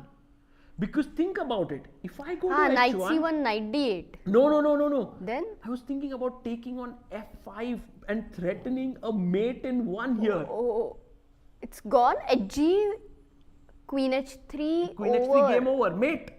It's a forced mate. Oh wow, you cannot actually take the... So you're not No. threatening to win the rook No, anyway. you're not threatening to take Knight it. e2 is a bluff then. No, but that's what David was calculating. Knight and that's d4. What, knight d4, exactly. Take this pawn, attack here. Nice. Oh my god, look at your queen on c7 is hanging. Yes. But you just don't care Yes. about it. Your knight is What a game. moving. So many hanging pieces here. And then the queen is actually hoping to stay in touch with its knight, because if it doesn't, then the knight will just be lost. Yeah. So Wi-Fi gets disconnected and that's irritating. yes. And Amruta, also look at this. Queen takes f5 is supported by the knight now. So that's also not coming. So let's say you don't have any squares here actually on this diagonal. That's the problem. Wow. Beautiful, right? And if you take on c7, I take on f3, and then you take back. What should I take? Like, ew. You know, take this back, then I take this guy, then you take this guy. It's like this, you know, this everything gets sort of Windmill. clarified. No, I mean, this is not windmill, but yeah. And it lands up in a position where it's around all equal. It's all fizzled. It's Yeah. like you suddenly reach the age of 70 and you look back for all these years. Oh, time flies. Yes, no, it's just like everything got traded here. And so we are actually waiting for now Nodirbek's decision. Because Nodirbek can go for a simple decision of queen e2, queen b7, and we have like a normal position. Then not normal, it's still complicated. But he can also play king h1. He can also play king f1. So let's see what he does here, and we'll come back to it very, very quickly. Meanwhile, we have Vidit versus Gukesh's game, which has actually gone a little bit ahead. After queen e3, a4 was played here by Vidit. He took, takes. Actually, this was not a good decision by Gukesh to take the rook. he should have actually played rook b1 and then rook e1 as we discussed, keeping that attacking chances going. But after take, queen takes c5, what has now happened is Vidit played this move queen c6 and he tells Gukesh, I'm okay now, you know, like Amruta, you can sense the body language change, no? Vidit looks a bit Relaxed. calmer. Yeah. The Gukesh, intensity is yes. kind He of just feels it that now my king is safer. Okay, but Gukesh did not go for rook b1. That means the assessment was difficult in that position to allow black's pieces over there and to, you know, consider that you're taking all your pieces for the attack, but here black has this open file and the 7th rank. I would say it was maybe a tough assessment. Otherwise, Gukesh would not have rejected it. No, and also Amruta, Gukesh clearly understands that his chances lie on the king side, but sometimes when executing it, it's not easy to find the most accurate way to do it. And so with the time ticking by, he took this practical choice of taking the rook here on a4, and then after that, it just kind of, it's still, the game goes on, it's not like it's fizzled out. Because one of the thing is he has one nice pawn structure there. Yes. One pawn chain for Gukesh. By the way, taking this pawn doesn't make much sense, because then after I take on Queen c2, you Bishop take f6? here, take here, and we've seen this again and again, that such positions the Queen king d3. is quite safe with this bishop. This is a great formation actually. Very tenacious king there on g8, not giving up easily. So I guess Gukesh might go into this slightly better endgame, but then I think with the opposite colored bishops, the drawing tendency is higher. Okay. We can't say it's a draw, but it's higher. Meanwhile, after rook e8, Vincent has gone for the move g4. Interesting. Now he's saying to Parham, I'm a pawn up. And your h4 can become weaker. Yes. But what if queen c5 check? You have queen d4 and you defend a c4 pawn. Yes, very well spotted, So Amruta that's here. If queen c5, I have queen to d4, defending my pawn, which is an extra pawn here for white. And also, knight g4 looks very tempting, you know, like just sacrifice a piece and try to checkmate him. But somehow after king h1, Queen c. there's not even one check, and h3 is very easily met with rook g1, and then white king is very safe. Yeah. So that's not possible. So g4 is a nice move by Vincent. Yeah. 20 minutes. Time-wise, they both are on almost equal terms. I feel Amruta, Vincent is the most expressive player somehow. From his face, you can easily make out what is happening. Really? Yeah, like somehow right now he just feels like... I can't read his expressions much yet. I just sense that he is feeling very positive. I mean, of course, I'm following the game, but just the way his body language, him flipping the piece, he is trying to sort of make inroads here. Okay, we can go to Praggnanandha's game. Because what you said has happened. Richard Rapport did get a bit greedy. He did take the pawn on c4. So just going here, long castle, queen takes c4 did happen. h5 did happen. Richard, just like you, said, show me where's the mate. So b5. He played b5 and just going practically, what is the best? Maybe the engine evaluation. Oh, e5. Pragg is crushing it. But Sagar, I don't think they are assessing it at so much better for white. I'm sure they assess it as better for white. Amruta, now but if Pragg, what is the assessment? Okay, firstly, it's now very straight line. Yeah, like you take first on c5. And it might be very difficult to give up that bishop for the knight. Yeah, you are so attached with that bishop. Let's ask our viewers, what is the move? Why do you take it? White to play. Knight e4, exactly. Knight ce4, hitting the queen and the bishop. So you go back, let's say with the queen as black. You want to defend. Yeah, you want to defend the dark squares for sure. So knight f6, queen f6. Let's say I insert this trade. Edgy, fine. You take now on f6. Now you take back with the queen, assuming. F takes e5. And now at the very least, there is a very strong, like I can take f e5, which is a great move. But knight e4. This is weak. What is weak? This pawn on g6 with the bishop here. Don't forget. What is the move that kills this game? Nice. Oh, that's a good question there. What? Yes, rook at 6 and game over. You know, look at Nice. black pieces. Yes, you gave up your nice bishop as white, but it's not important what goes outside the board. What's important is what remains. And on the board, what remains is rook a8, bishop c8, knight e8, rook f8. Ooh. No, this is a great move. This is game over. But to beat Richard Rapport in this manner No, is but it's not really over yet, not Amruta. easy, Sagar. We just saw the best line here, but it's clearly not done yet. Will Praggnanandhaa find all these moves? Yeah. It's humanly possible, I feel. But at this moment, if you look at the bars, all the bars, Pragg is the one who is the closest to converting this. Yes, yes, very much so. And you can see already his bar is like right up there. It's +5 position. The engines are just very, very positive about it. Let's go to Nguyen Thai Daiwan versus Bartel. And very good news here for Thai Daiwan because he is better. So we looked at till rook d6 and we were like, it's equal now. But then knight e4, he played rook e6, good move. Knight e5 was a mistake. And Bartel just gave up a pawn. Because I can take and take here.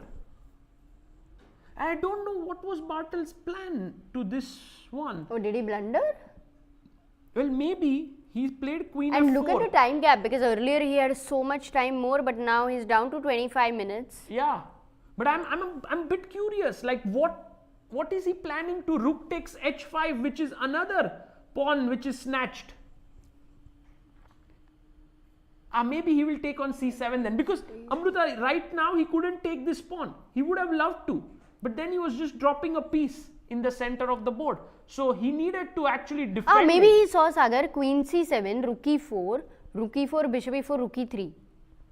Maybe he had seen that. That line. What happens Oh, then? that's an interesting point, Amruta. Take, rook e3 and maybe... f5. Yes, exactly. A fork is incoming here. Knight d5 and game over. Sometimes you can make such a miss at I some don't point. know, I yeah, mean, it's it very could hard, be, but it at could some be. point it could be a blind spot. And But then also just, f5 was here, so I don't think he missed this. surprising. Yeah. Okay, so Nguyen So actually 95 fighting I back, think- and maybe he does open his account today. What did he play? Oh, he didn't take on h5. He was more careful and he kept his rook in the center, which is also fine. And now rook e3 played. Okay. I think Bartel is making his move so quickly. He's putting some pressure psychologically on Thai Daiwan. But position wise, I think black is completely fine. You just take this and you're okay. Maybe we can have a look at Abdusattorov's game because that Yes. was another crazy one. So knight e2 we saw. Abdusattorov did take here. So now this craziness is reducing a bit, not a lot. Rook went to c6 now, which is actually a mistake. Guys, What? David Navara is now better. But once again, Northern is making such mistakes which are very difficult to find for human. Yes, That's but David is playing like a superhuman today. Yeah, he's finding all the great. Let's see if we can find. Don't No. tell. Okay, let me this try. Let the people try here. Rook c6. Wait, no hint, Sagar. What is Nodirbek's threat here? I think his threat is clear. Queen h5, rook h6, and he wants to mate. Okay, makes sense. And What also, happens for rook f7? yeah, you can't take because if you take here, I take with the mate, knight, queen e8. and then in the end the b6 bishop is hanging. What That's why can he you show? played. Can you show rook if I play rook f7? Yeah, rook f7, knight f7, queen f7, and then the b6 bishop hangs. That's why he put Okay. his rook on c6. So So he that- has stopped rook f7. Yeah. Basically, that's what Northern did. But then Wait, David now. wait. No, it's just the simplest. But does he move. find it? Yes, he played it. Bishop takes d4, which is why Nordirbek is now thinking Wow, I have these beautiful pieces on g5, f7, c6, but what do I do? And now the threat is revived. Rook takes f7 is a strong threat. Exactly. If you go queen h5, let's continue with white's idea. Okay. Then we'll have to think. That's what. Oh, this is actually queen h5. Your threat is now this rook Mate takes into, h6. checkmate Ah, into. yes. check. So what's the move here? Black to play only defensive move again. So yes, Amruta, you are actually doing a great job here, trying to think like Nadir Bek.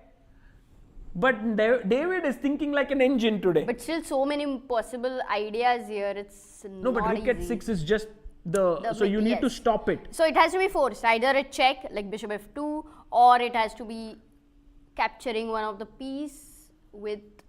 Oh, bishop f2. But Amruta, what if king f2? Do you have anything? No, I after will that? eliminate that move and say, okay, it doesn't work. Yeah, And then I yeah. will go to another.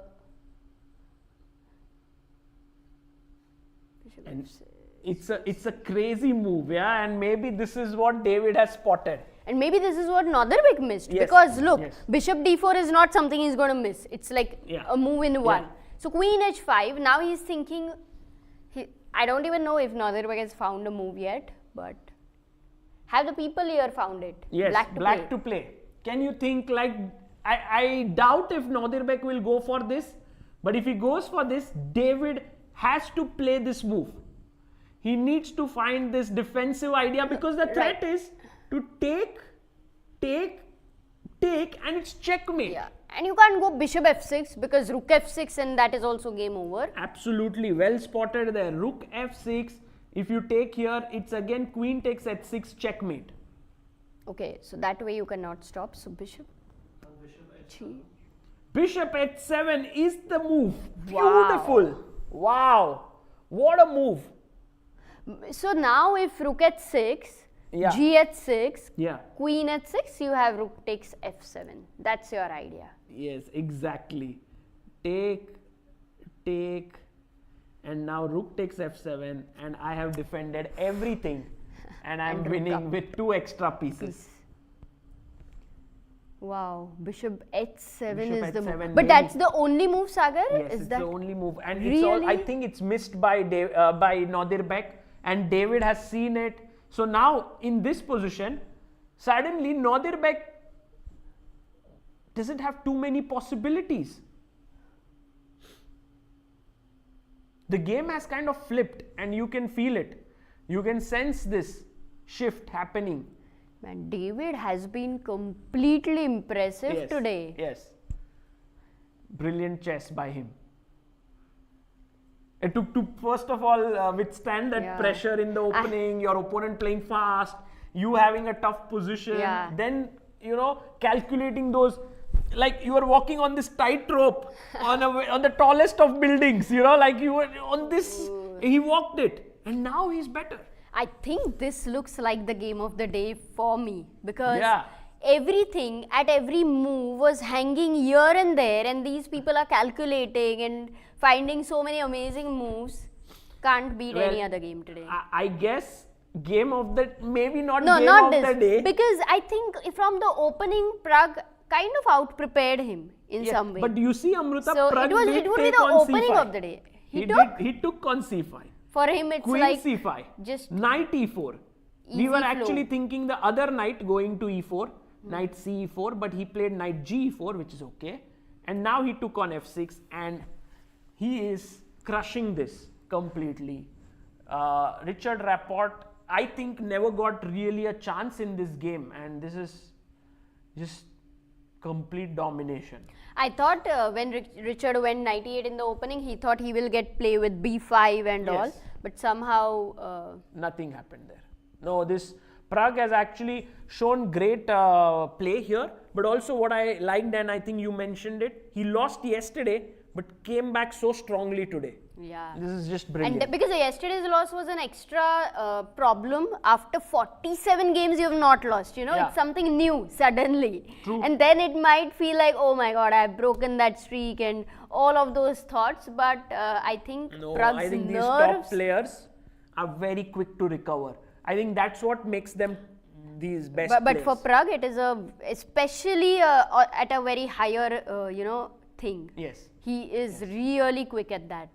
Let's look at our leaders game, Vincent Keymer and Parham Maghsoodloo, because here after g4 a check, I don't think check happened, queen g5 happened. Oh, he gave a check, queen d4, he went queen g5, now h3 played, so cementing his position, c5, queen went back, and yes, Vincent says I'm a pawn up, I now also have the d5 square for my knight. But the king jumping is in. weak. King is weak and the pawn structure is fixed. There is e2 weakness.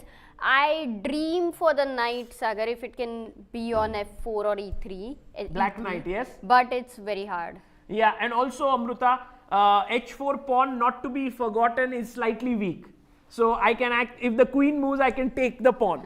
So yeah, this game, unclear what will happen. But look at black, all dark squares. It's about all dark squares for black. Almost all pieces are on dark squares, yes. True. Okay.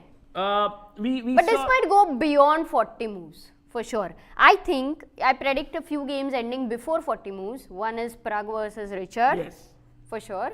Then This will Norderbeck. also go beyond 40 moves, Vidit versus Gukesh. Yeah, this will because, go. And because Vidit double might pawn- play for another whole night. Not Vidit. This time it's going to be Gukesh who will play, because it's clear that Gukesh is the one who's going to press here. He's very slightly better because of the pawn structure. Yeah. By the way, is Abdusattorov again better? Can we go to that game? Why do you say so? Because the bar, I'm not sure. Or was it a little bit? I think the bar hasn't updated yet. It will update yet. Okay. He's still thinking. No, Time is equal now. Abdusattorov has spotted queen h5, bishop h7. And he's thinking, oh my god, what should I do next? But it's like, that's the only option left now. You don't have anything better than queen h5 anyway. No, and now you can't even find a move, because if you take on f7, f7 is hanging. So, I mean, let's just say, like, if you take here, I can just take queen f7 and you can already resign knight is this game. trapped. Knight is trapped. Because if queen f7, rook f7, you don't have time to take on f8. Yes, exactly. Knight is trapped. So maybe it's in his head already, like, this position is... Yeah, maybe lost. he's gonna take another 10 minutes. I doubt that he will make a move quickly. Okay, so let's go to Prague's game. No, Prague has just taken on f6, queen f6, and now Richard Rapport, Prague is thinking, I guess he will take hg. No, but if he takes hg, there's queen f4. Oh, this is Richard's point. If you take this pawn, then queens get traded, and at least he won't get checkmated. One second, gh7 is an King intermediate h8, move. King h8. Queens get traded, no? Yeah, you don't want, even if you're so much better, I don't know. I don't want to trade the queens. So my thought Maybe is Prague is going to surprise us, I don't know. fe5. Let's take it. Let's take this pawn, and then after queen e5, let's take on g6. Now. This looks This is what great. Prague will do, yes. For hg6, you want to enter with your queen, yeah? No, I just want to take the pawn. Bishop takes g6. No, come on, you want to go queen h6, Sagar? Also possible, but I don't want to give queen f4 Try check. queen. You saw that. Okay. Yes, I yes, thought you were saying- I'm not going to get trapped here by you. But that's one thing. Yeah, Amruta, let's just quickly talk about this, because queen f4 still trades the queens. But the problem, of course, is that the piece is hanging. Yeah, that's the reason. Otherwise, it would have been okay. Bishop e8. Yeah. So Prague winning. So if we do a roundup, let's have the 5 boards on the bottom, and we do a roundup here as to what do we think are the potential results. Prague beats Rapport is what we think. Yes. 99.9% happens. Nguyen versus Bartel. Draw. I predicted draw. What is your prediction? Nguyen is a pawn up. So yes, Bartel has this sort of space, both pawns, if you see a5, h5.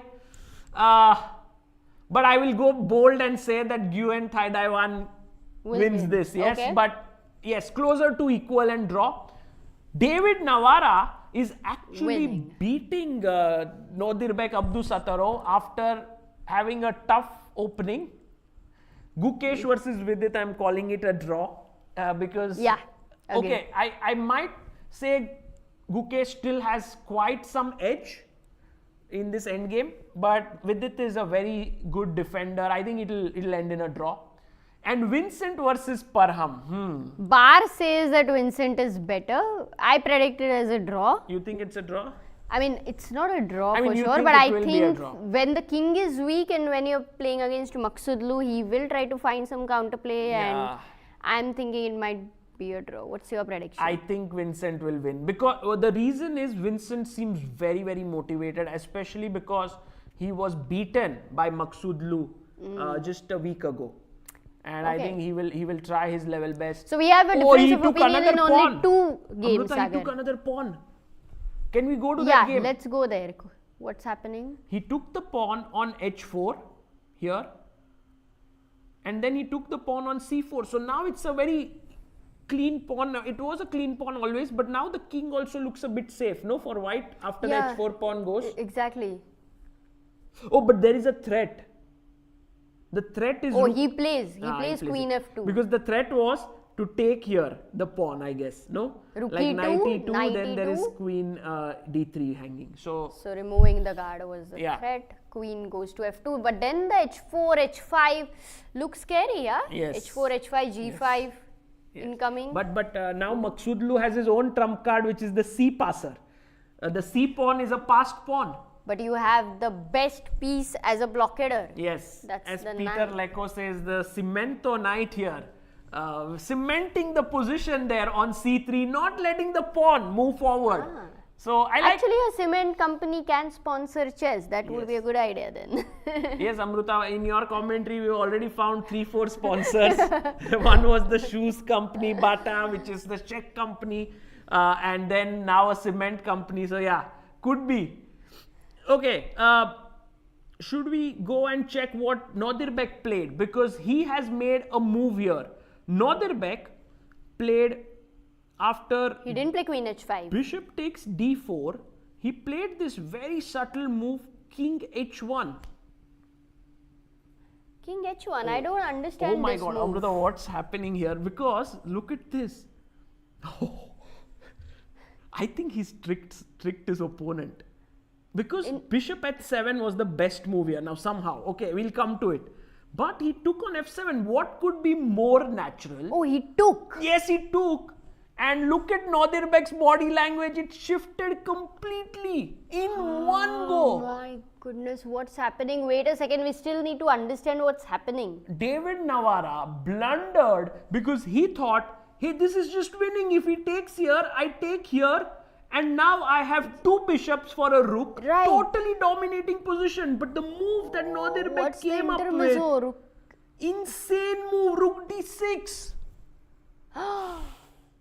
What Oh. a move! And Nodirbek Abdusattorov has created some insane tactics here. Brilliant. This is brilliant. It came out of nowhere. Yeah, it came out of nowhere. That's right. Rook d6, queen e8 is a back rank mate.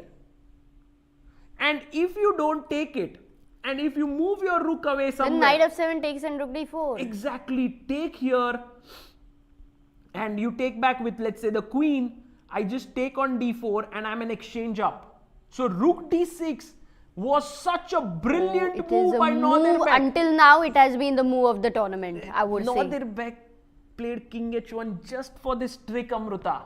He played his king to h1, hoping in his heart that David would fall for it. So bishop h7. If David would have gone bishop h7, Yes. like he should have done for queen h5 as well, Yeah. then he's completely safe because there's He's no winning. rook d6. He's The winning knight this is game. under attack. If the knight moves, the bishop on f7 is under attack. If the you have nothing. And with this, Knight actually, h7, one second, knight h7? No, knight h7, rook f7. Yeah, the trap. And the this knight is trapped. And the thing is, now you are actually threatening to take, because rook d6 business doesn't even work. When you go for a mate, my bishop drops back and it's no longer even back rank mate. So bishop h7 is like this multi-purpose move saving everything. But David was a little bit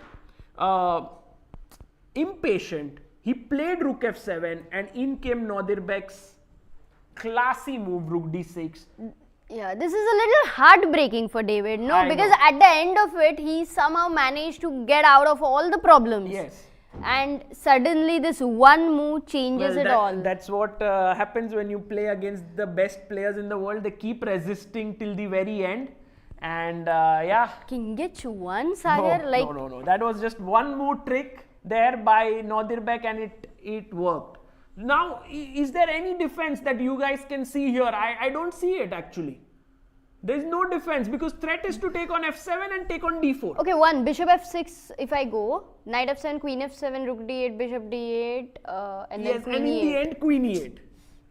So here, take, but also, I mean, you can just mate him, yeah, like queen e8 mate. So, Ah, that's just a mate. Yeah, it's just not a even mate. piece. Oh wow, this is turned around. This is sad because the rook d6 came out of nowhere. You know, you're in a bad position. It's fine. You make a blunder yourself. It's fine. But this one is a very different one. I don't even know what to call it. It feels. No, it's just a blunder. Rook f7 was a huge blunder here, and that is game over now. Not an easy blunder though. Like you don't spot a move like rook d6. Yeah, I agree with that. It goes in the book. It is for sure my game of the day, Sagar. True. For sure. True. Nothing Lots of can ups beat and it. downs there. And we will hope maybe get Nodirbek in the studio to get his thoughts about this game. And who knows, maybe both. Or maybe. By the way, Nguyen Thaidaiwan versus Bartel, we see that there is some pressure on the king side here with the rook and the bishop and the queen, but yeah, it's not too much, and a pawn is a pawn. Okay, by the way, so if you look at the bars right now, Abdusattorov is winning. Pragg, can we go to his game because he's also almost about to win? Pragg has made a few moves. So the game continued queen f6, and Pragg was very, very sure that he didn't want the queen trade to happen. So he went g3.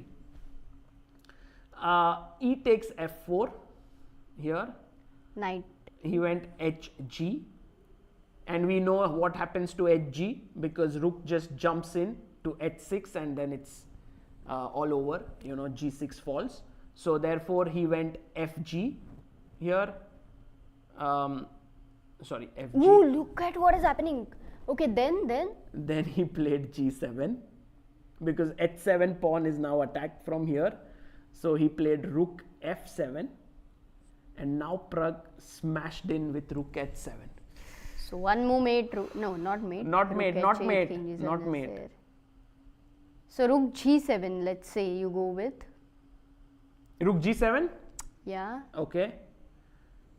And maybe let's ask our viewers here, what should Pragg do here? What is his idea? Because this is what he might have calculated.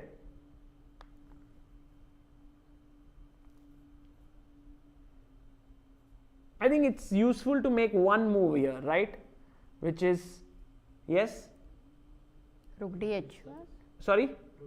Rook h6. Possible to just play your rook back here, but then What? Once again. Queen f2 or queens what? get traded. That's the problem. And you don't want to go into an end game here.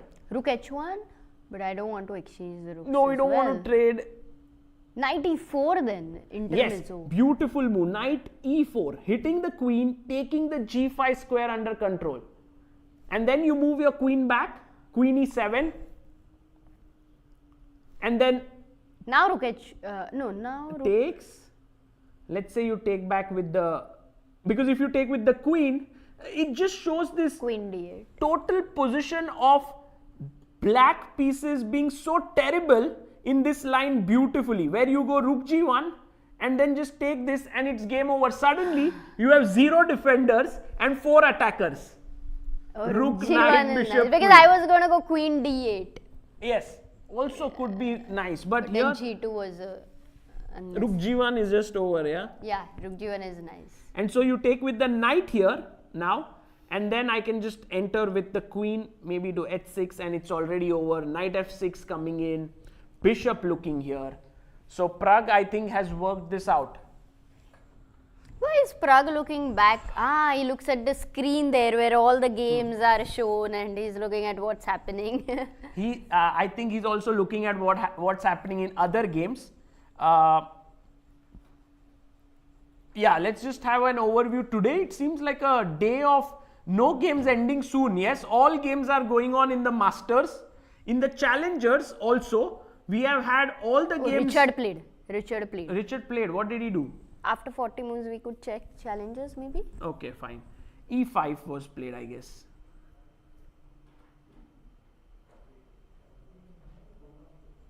No, just coming back to the game. E5. Yeah. Okay, he's E5. wanting to open the bishop. Bishop F5 in the air at some point. Hoping the bishop comes out finally. Then the rook comes out. But you continue with the same thing, no? Knight E4. Now Queen F4 is the threat. Okay, that's his idea actually. oh, he's not only oh yes, Amruta, he's not only opened the bishop but also threatening to trade the queens. Oh, tell me something. Why did he not go Queen F4 earlier? What was the reason? Because after a check, the knight E8 was hanging. knight was hanging. Yeah. But then for E5 isn't rook H8? Isn't the knight still hanging? Well, if you do this, king G7, and you take this guy here. Yeah. Why not? Queen F4 maybe, but then yeah, your piece up. So maybe it's the easiest way to win. No, you have only 2 pawns still. No, with but the it's kind okay. of It's okay. I think we can win this position. So yes, I think Praggnanandhaa can go rook h8 check, and the game can end there. Like he can win a piece, but also he can be more ambitious and bring his rook here with the threat of check, king takes, and mate, because the bishop controls this square. So what if Queen F4 now? Is there a mate? Like right now? If you play Queen F4, I give a check, you come here, I go in with another check, you have to come up here, then I go in with maybe another check, knight E4. I am not able to checkmate you. That Yes, the does king is running cause away. some irritation. Yeah, but maybe now I have this very nice tactic. Let's ask our viewers here, white to play, how do you finish it off? Sorry, nice. Rook E8, beautiful. Nice. Rook takes E8, king takes E8, and knight jumps in with a pretty fork here, and the game is over. If you look at Richard right now, he clearly doesn't seem very happy. No, it's terrible. He did express like. But didn't they? They haven't played a move yet. E5 is on the board. 4 minutes to Pragg, 7 minutes to Richard, and they need to make how many moves? May not matter, but still. 14 moves, yes. That's quite a lot. Yes. Pragg is about to make a move. Just a moment. Yeah, he just goes for this simple variation where he wins a piece, I guess. Yeah. Rook E8. Yeah, it's actually the most logical way to play. Rook takes E8. Now you are piece up. Yes, black has 3 pawns for it, but the pawns are not very strong. They are weak. They will fall, and so Pragg will. Let's now this is like clearly game. Winning. Let's go to the game Vincent. of Navara and Nodirbek because this has clarified into a win for Nodirbek. After Rook C8, Knight F7 takes, Rook D4, B3 is played. He goes B6, and I think Nodirbek knows that it's all over. So he's looking very confident now. And if we go a very quick look at Vidit versus Gukesh, we were on F4, takes F4, EF, he took bishop takes, Rook C8.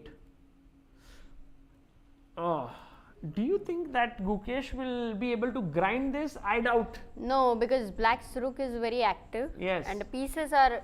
Opposite colored bishop exists. Or rook A2, yeah. I don't think Vidit is going to have trouble holding Only this. thing is Vidit should not make a mistake because he still has those ugly isolated pawns. Yes, I agree. He should remember. So, I mean, he has to be slightly more careful there than his opponent. But I guess this game does end in a draw. Yeah, Which and- then means that for one night, Arjun Erigaisi can sleep as India number 1. Although in China he's already asleep, I believe. He's playing at the Shenzhen Masters. And Maghsoodloo versus Keymer here. Yeah, let's see what. This is the game between the leader of the tournament, Maghsoodloo, and Vincent Keymer here. Queen C1 was the last move played by Parham Maghsoodloo. I guess, Amruta, your prophecy seems to be coming true that this game might end in a draw, because it seems Parham has somehow tricked Vincent. Like, this was the position. It was completely better for white. Like rook d1 and your pawn up, you have a nice cemento knight, nicely blockading the pawn. Everything is good. You have 2 extra pawns here as compared to black. You can grind for like hours. But he goes rook d4. And what can be more natural than to attack the queen and the pawn? But suddenly Maghsoodloo reveals his devious plan. He goes queen c1. Yeah, rook c4. Exactly, rook c4. But what is his plan? Black to play. Let's ask our viewers here. What do you think did Maghsoodloo have in mind here? Excellent trappy play by Maghsoodloo. Oh, come on. Yes, knight d5 is the move. Oh, not rook e3. No, not rook e3. Because, Amruta, if Rook you e3, go knight rook e3, d5, yeah? then here there is a Knight check. d- And then a check, and you might get checkmated there. So, Okay, I completely forgot that. yeah, no, let's not go that route. But okay, there was one small tactic to take care of. If knight e8, there is this very nice idea just to show. Knight d5, and then you pick up this rook Yeah. because you attack the queen. So anyway, in the game, he went rook c4. The idea was to play knight d5, and there are 2-3 problems. One is this knight hanging, the other is this check coming in. Nice. So So they're making quick moves. in the game, he went not rook c4, he played knight e4 here. But all of a sudden, Parham Maghsoodloo is now better. But okay, it's very tough. He Isn't took it going into a queen endgame with that c passer? c3. No, now he'll push. Yeah, that But c you know, pawn is Amruta, not dangerous. Amruta, the winning, sort of the big advantage One here, second. black to play. Guys, it's so tough. Yes, chess sometimes is like so difficult to understand. Like marriage? Uh, Yeah. because black has a very strong move here, which is to play c3. Okay, it is a very natural move. No, it's not, because Why? you are Knight just f6, spoiling the your ugly pawns. king. But you are saying there is no way to attack the king, and actually I'm very happy with this thing. What was more important was to get Queen. that one move in. And there is no threat on the king. Yeah. Seriously, the rook cannot give a check. The g4 pawn in this moment you Yes. would not be very happy about. So actually speaking, Maghsoodloo could have Man, played. is this winning? Would this be winning for him? That he he's was- missed he it was actually. clearly better. Because you know what would have happened psychologically, he was under pressure, and then he's happy that he's moving towards the No, draw, no, and suddenly you I don't miss think- something I like don't that. think that. It was just that when the knight came to e4, Maghsoodloo did not take his time. He simply very quickly took here, and which is very logical, because now he sees the danger is gone and he can now hold this endgame. So yeah, he didn't take that time perhaps. Yeah. So, but even now c3 looks dangerous. Is it not dangerous? Yes, c3 is for sure dangerous, but you can just put your rook behind the pawn, and I don't think it will run away. For rook d7, I also have to figure out for f7 pawn. Yeah. So here, Parham Maghsoodloo is out of the woods, and maybe he will be not the sole leader, because Nadirbek Abdusattorov has a clearly winning position against David Navara. And meanwhile, Praggnanandhaa's game has moved ahead What? immensely. But his advantage is gone. What? It is shocking. Can we go back? Oh, unbelievable turnaround. That's the reason It's very scary to, exchange queens because Queen at this. F4, Rook H1 was the blunder here. Oh my god, he had such less time. Oh, 1 minute. No, Amruta, look at the blunder. It's such a terrible move because any other move was winning, even if you took the queen. He just missed. Guys, what did he miss here? Black to play. It was such a trivial. Yes. Oh, look at Pragg. He's so disappointed. Rook F2 check. King moves because if you go King D1, there is Bishop G4 check. So you have to go to, Bishop G4 check here. So you have to go to C1, and what was the move here? G2. Not G2. No? Rook C2. Rook C2. Ah, Bishop F5 and Rook takes E8. Oh my god. He's fallen for some. Oh, look at Pragg right now. Unbelievable. Richard Rapport is just feeling like, oh my god, I'm back from the dead here. Because his position was just gone. So, take, king takes check. Pragg had to go king e3. And after rook c2, now he goes rook. What? He blundered again. This is a draw. He should play rook e5 and at least he's fighting for the draw. But he goes rook h8. Is there a checkmate idea for the king? And bishop e6. What a move here by... Oh, Richard Rapport plays an insane move. Bishop e6. Okay, if you go rook a8. No, he just controls the g8 square. So now g2, g1 queen. There's no check on g8. The bishop has just controlled this square. What a turnaround. That is a very heartbreaking thing for Pragg. Unbelievable turnaround here. Because it was like a crushing opening. From completely winning position is now dead lost. G2 played by Rapport. 15 seconds on the clock. Is he going to resign? Yes. Pragg, this is going to be very, very tough for Praggnanandhaa. Like dominating the game for 25 moves out of the 33 moves that were played. Then one mistake, game became equal. Then another mistake, game was lost. And I think it's a very, very tough 2 days that Praggnanandhaa has had. And there you see Richard just apologizing. Yeah. He's like, I'm sorry, I didn't deserve this full point. But yeah, that's what chess is. But look at Pragg. He asks him, can we analyze? Really? Yeah, he just said that. Wow. Can we analyze? That's a great spirit there by Pragg. Man, Pragg's sportsman spirit, I think, is like such a champion spirit, yeah? Yeah, it's amazing. But also Richard Rapport, keeping his eyes open till the very end, not giving up. And this might really change Rapport's event because he wasn't playing that well. Today was completely outplayed.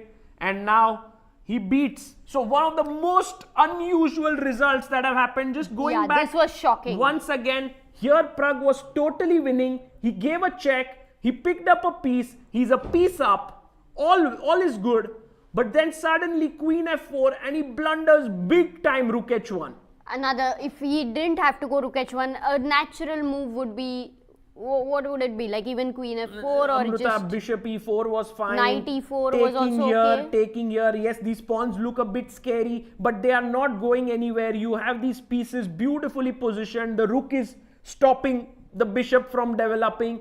The move Rook H1 actually fell into this tactical trick of check, picking up the bishop and giving a discovered check with your bishop here and the rook falling. If you go king c, it's lost, no? I mean the king c1, rook c2 is lost. Yes.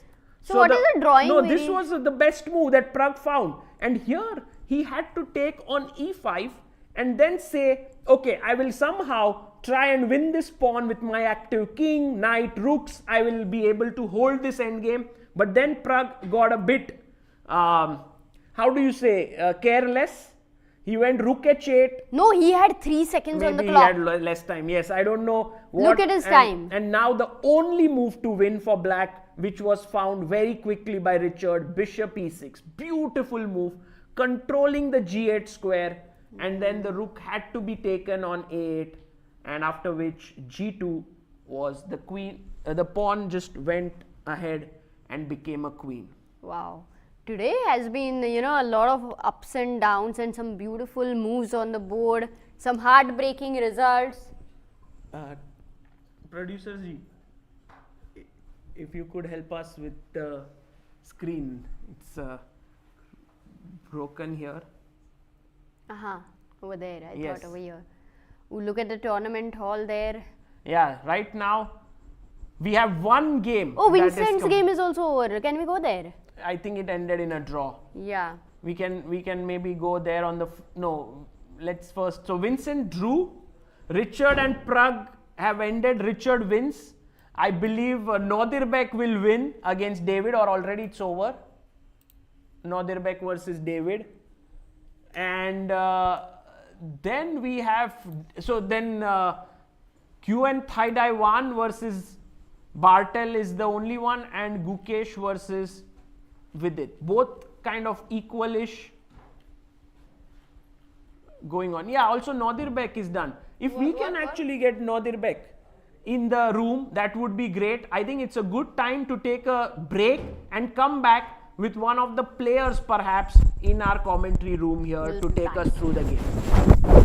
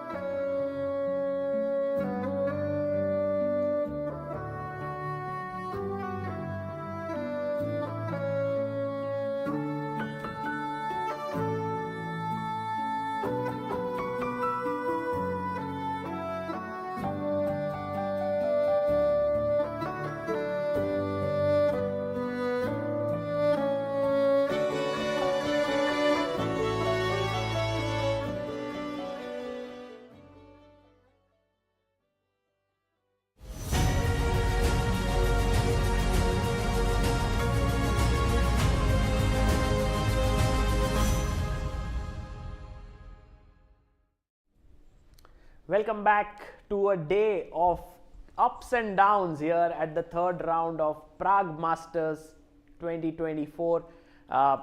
What a day we have had. Firstly, we had Praggnanandhaa completely winning his game against Rapport, but then losing it out in the end, blundering big time.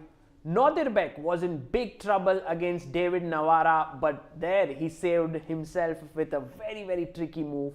And now we are looking at Vidit Gujrathi and Gukesh, who are in that sort of time pressure zone because they have 4 more moves to make in this position. But I would say that both the players look quite relaxed in a sense because the position is very drawish. They are on move number 36, 3 pawns per side. Maybe white has a very, very small edge because the king is slightly more centralized. But then again, I was wondering if we can just push our pawn to d5 here. So pawn to d5, threatening king d4 is what I wanted to do, but maybe it's not so trivial. Maybe bishop e4 attacking this pawn. If king d4, then g2 is hanging, and otherwise, so maybe d5 is not so easy.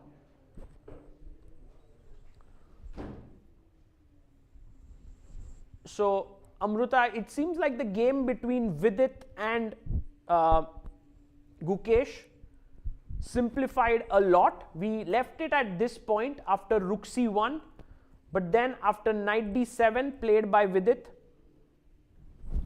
bishop f4 came in, and this is where Gukesh did win a pawn, but Vidit was able to simplify it with h6, king g1, f5.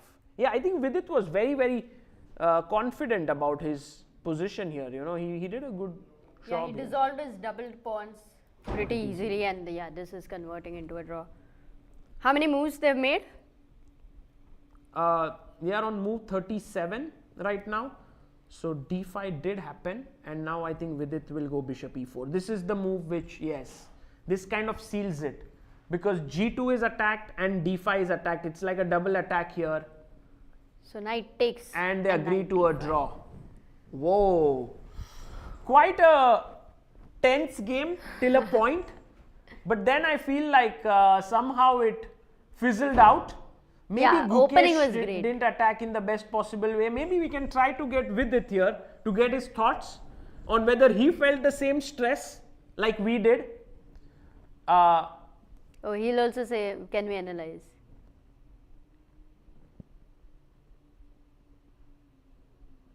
Yeah. I think everybody would love to analyze after Yes. the game, and Amruta, they maybe should analyze. We should show the analysis room at some point, you know, like it's Oh, a that is beautiful amazing. place because there they sit down, and yesterday Maghsoodloo and Prague analyzed for 1.5 hours. In fact, when we finished all the games, I went there, they were still analyzing when I tried to get Maghsoodloo. Yeah, And, that's why I think when they finish the games, even if we continue with our stuff, at the end of it, you will find them. No, but many times they go away after a point. So, of course, Vidit and Gukesh won't analyze that long. But I think we might get Richard. I did ask Nodirbek if he can join us, but he was still analyzing with David Navara. So, right now, only one game remains, which is going on in the Masters, which is Mateusz Bartel versus Nguyen Thai Dai Wan. That's a rook end game. Yes, quite an interesting one because black is a pawn up. But tell me something, black is a very healthy pawn up. The Not bar very says healthy. Not very healthy because this pawn is kind of limiting both the pawns here. So I have pressure here and I have pressure on this pawn. So if black can somehow get his king in, then he should be clearly better. But is that which you possible? cannot stop. Let's say I go g4. King f7. Yes, and I mean just I think in time I was thinking of f4, but maybe you have rook e4. I don't know. Maybe f4. There's rook e2. Rook e2. So first I go rook b4, attack you here. Rook e7. Yeah, rook Thank you, goes because back, rook then goes to d7. and then I cut you off here. I thought the bar would be very happy, but Now somehow you go it's rook not. d7 perhaps, Yeah. or king No, rook e8 d7. maybe. Yeah, rook d7 and I go king f3. So somehow this extra space which I have with my pawns and the rook is not allowing you to. Yeah, king e7 because I think my king is cut off on the 6th rank and I don't see a way to. Yes. Also, Bring if you it play forward, rook d6, get then you the lose the shelter. pawn. And now if my king comes in here, Oh, actually it is a draw. it's a baby. You know, you have to be slightly careful as black then, because white is so much dominating with these pawns. Here. Just those h5 and a5 pawns, Yeah. yeah? Tremendous, tremendous. What is the situation in challengers, Sagar? Let's have a look. Because challengers we had, let's have a look at the overview here. We had Edis Gurel draw against Maxim Rodstein. We had Abhimanyu Mishra taking on Finek Vaclav. And right now it seems like Abhimanyu has everything to play for here in this game because he's slightly better. He has a nice knight as compared to the bishop of Vaclav. So I think this will be a long end game.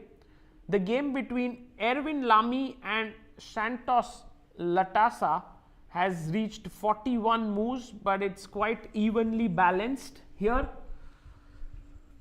Some kind of a Karo-Khan.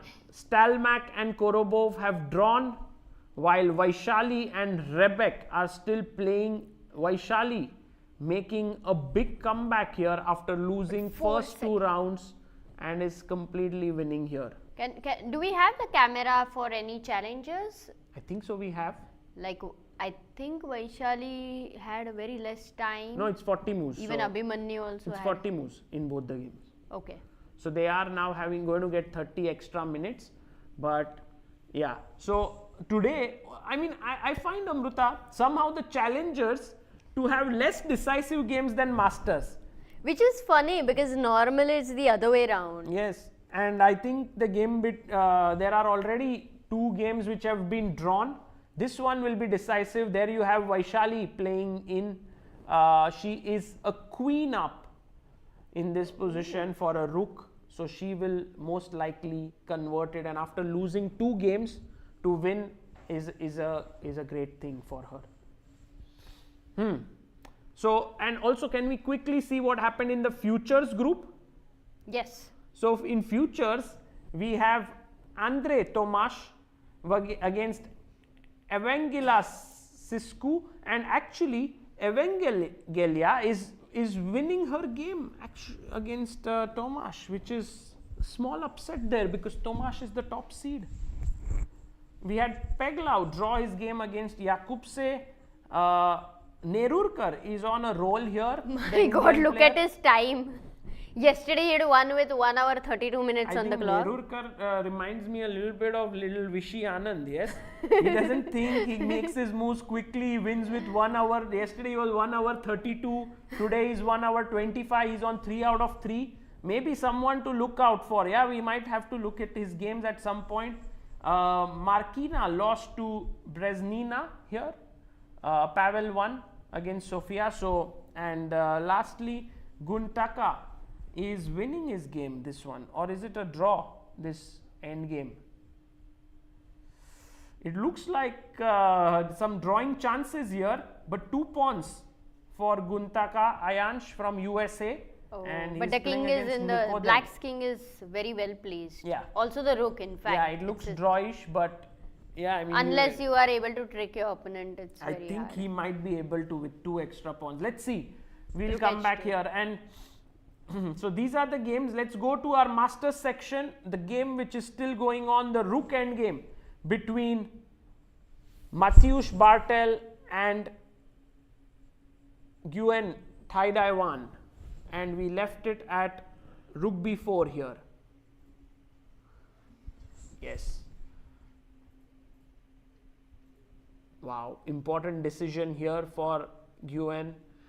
Because if he goes back the most natural move, yes, then the problem is that white will just get his king in, and then we saw this he just cuts him off. So a question to our viewers, if you were black here in this position and you were trying here, what is it that you would play instead of rook e7? Is there any other way where you can try for something more?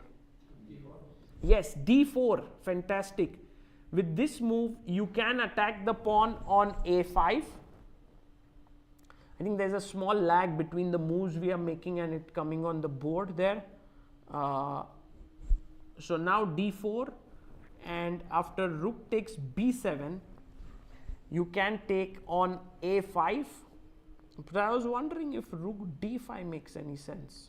Or even rook h5 first. Nah, then you have b4. Yeah, maybe I can reload it and make sure. And so here, let's get back to the board. Yeah, rook b7.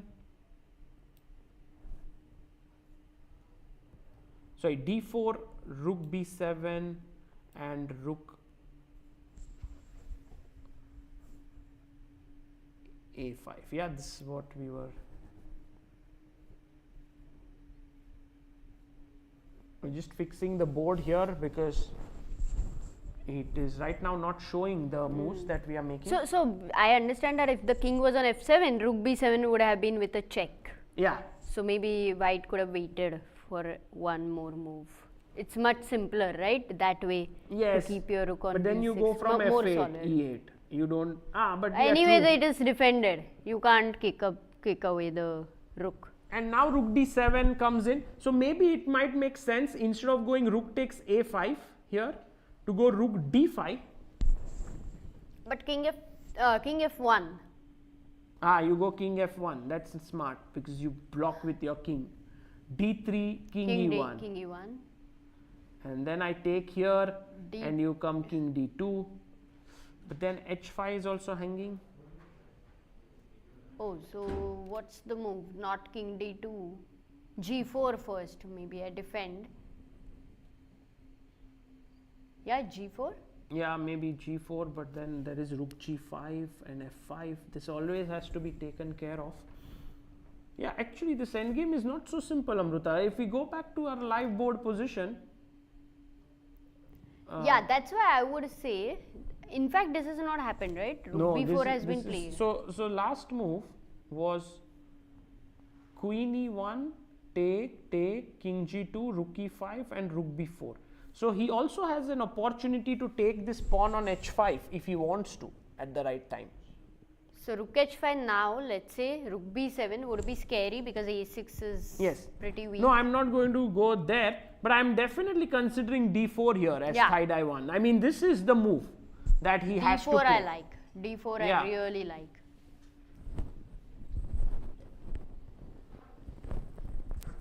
So d4, and as white you take on b7, and as black I think the best idea is to play rook d5 and fight here. King f1, d3, king e1, and now here is where we need to think a bit. This is a critical position, yeah, for this endgame, I would say. I don't know, we can push d5, we can take on a5, we can take on h5. There are so many possibilities. b4 and rook b6. Sorry? b4 and rook b6. b4, so instead of king e1, but when? Here. Here. No, okay. No, it's black to move. Right now it's... He did play d4, by the way. Oh, so we might... Okay, if he doesn't He go did king play f1 d4. and maybe b4 He as took the you pawn. said. He took the pawn. Yes. So now, important. What is Thaidawan going to do here? I think this is an important moment of the game. Will he play rook d5? Because if he takes on a5, I think it's pretty straightforward after rook d7. I just hold it this way. And then if you take here. No, if I go rook take a4, ignore the h5 pawn. Yeah, you I can. try to bank on the d extra pawn. You can, but Amruta, the main problem is with my rook being so active and king this f3, weakness. king e4. Yeah, it won't lead to much. King f3, king e4. Right. So you may have to go for such a line rook h5, rook d4, rook b5, rook d2, or maybe put the B4. pawn here on b4. A5. Finish. No. Why would black play a5, no? Oh yeah, Yes. sorry, I forgot. Black Yes. is the one who's trying. Yes, So I think black might go king f7, try to fight, but then this might not be enough. After rook d6, you trade, and this is a draw. 3 versus 2 is... But that does mean that Nguyen is actually not losing, nor is Vaishali today. So that's yes. a So all good the thing will be players for who all are the on people. zero. Yeah, they are all Yes. fighting. No, for sure, Nguyen Thai 1 gets off the mark in this tournament. It's only a question whether he'll win this or he'll hold it. And all other games have ended. Today, 2 decisive games, and both actually being very, very dramatic. Prague winning, was winning, and Now then the lost. game of the day is not easy actually, but what would be your game of the day? And guys, you can vote for the game of the day on Prague Chess Festival. Festival.com/voting. Yes, Sagar, what's yours? Mine would be David Navara versus Nodirbek Abdusattorov, because Yeah. Nodirbek was winning, then David was winning, and then Nodirbek was winning. While in Prague versus Rapport, it was Prague winning, and then very quickly Rapport won. So there was not much. And we have a guest joining us in. We will take a very quick 1 minute break, like a very short one, and we will be back. So Vidit will be joining us to give us his thoughts about his game against Gukesh today.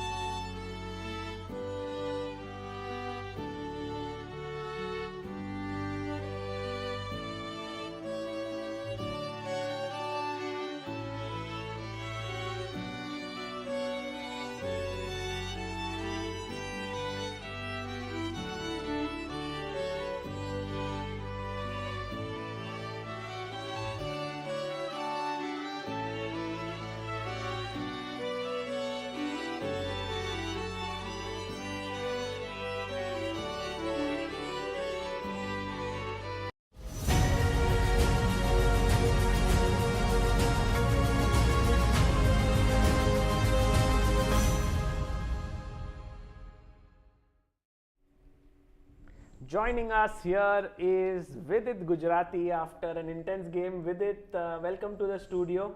Thank you for joining us. As Amruta likes to call you, you are Candidatian. What is it? Candidatian. Yes, yeah, candidate. of course. Why is it so new? Isn't that?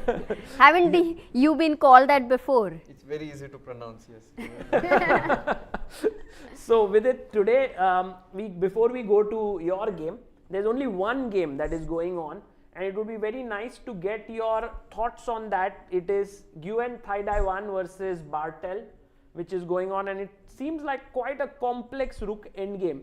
I think it looks like a very simple draw. Yes, you think so?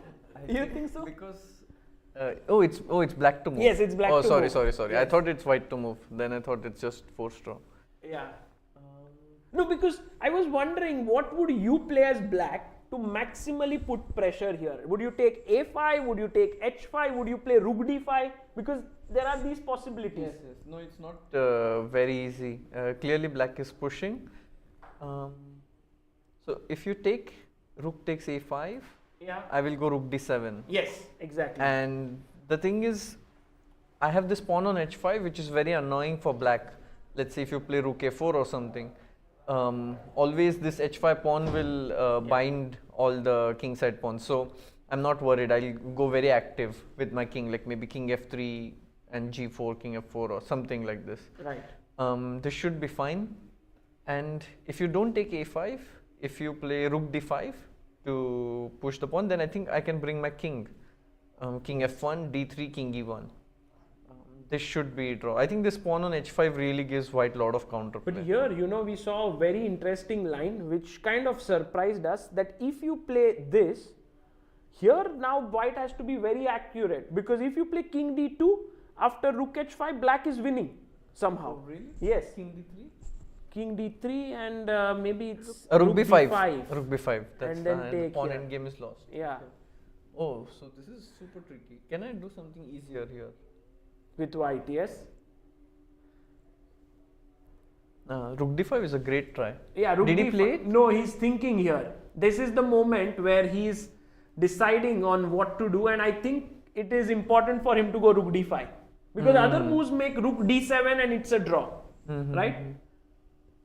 I'm just wondering if white had something easier. No, not really. So rook d5, yeah? Yeah, white could have waited, no, instead of rook b4, g4, and then later, once king f7, then rook b4. Better, I Is thought. there something easier? Because rook c7, d3, rook c1, d2, That's very rook c1, counterintuitive. very No, very- in the game king f1 will happen. If black plays rook d5, king f1 will happen. Yeah. d3, king e1. Is it rook a5 now? Yeah, rook a5, And now, King d2 is a mistake. rook d6 maybe, no? yeah. But is there something simpler? Can I do g4 or not? Then rook e5, yeah? Yeah, I was actually worried that with g4 you put your rook like this and then break with f5 and then that endgame. How? How? Like let's say I have f3 and f5. and now I have at least rook b4.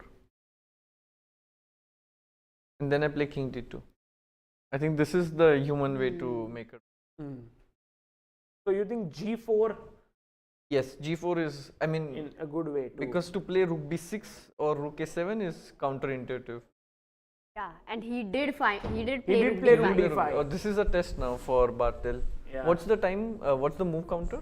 40 moves are done. Yes, 36 minutes. So Bartel has a lot of time. We'll come back to this at the end of our analysis with it. It seemed like you were under quite some pressure today. Yes, Gukesh played really well after the opening part. I think he put a lot of pressure and I was on the defending side clearly. Did this move knight c3 come as a surprise? It's not that much played, right? We were looking, Caruana plays knight c3 a lot in these positions, but without castling somehow. Okay. Yeah, I mean, this is a common theme in Italian, to play knight c3 and to go knight a4 to take the bishop. I think my knight d4 move was mistake. I should play bishop b6. There is an old game of Nepo versus Jordan we found in Aeroflot. 9 years ago, yeah. Yes, where Jordan was 2490. Okay, if I And- start playing like Jordan, it's not a good sign. Like the 20. any Jordan. Okay. Any years Jordan. So knight c5. So you thought bishop b6 was Bishop better. b6, I should play. And okay, white has two bishops. That's why I didn't go for this, but should be quite fine. Like bishop. I underestimated that white's play will be so good after knight d4. So knight c5, knight b5. a4 was a good move. I saw this. The problem is if I go knight d4, Just takes, right? takes dc. Knight d4.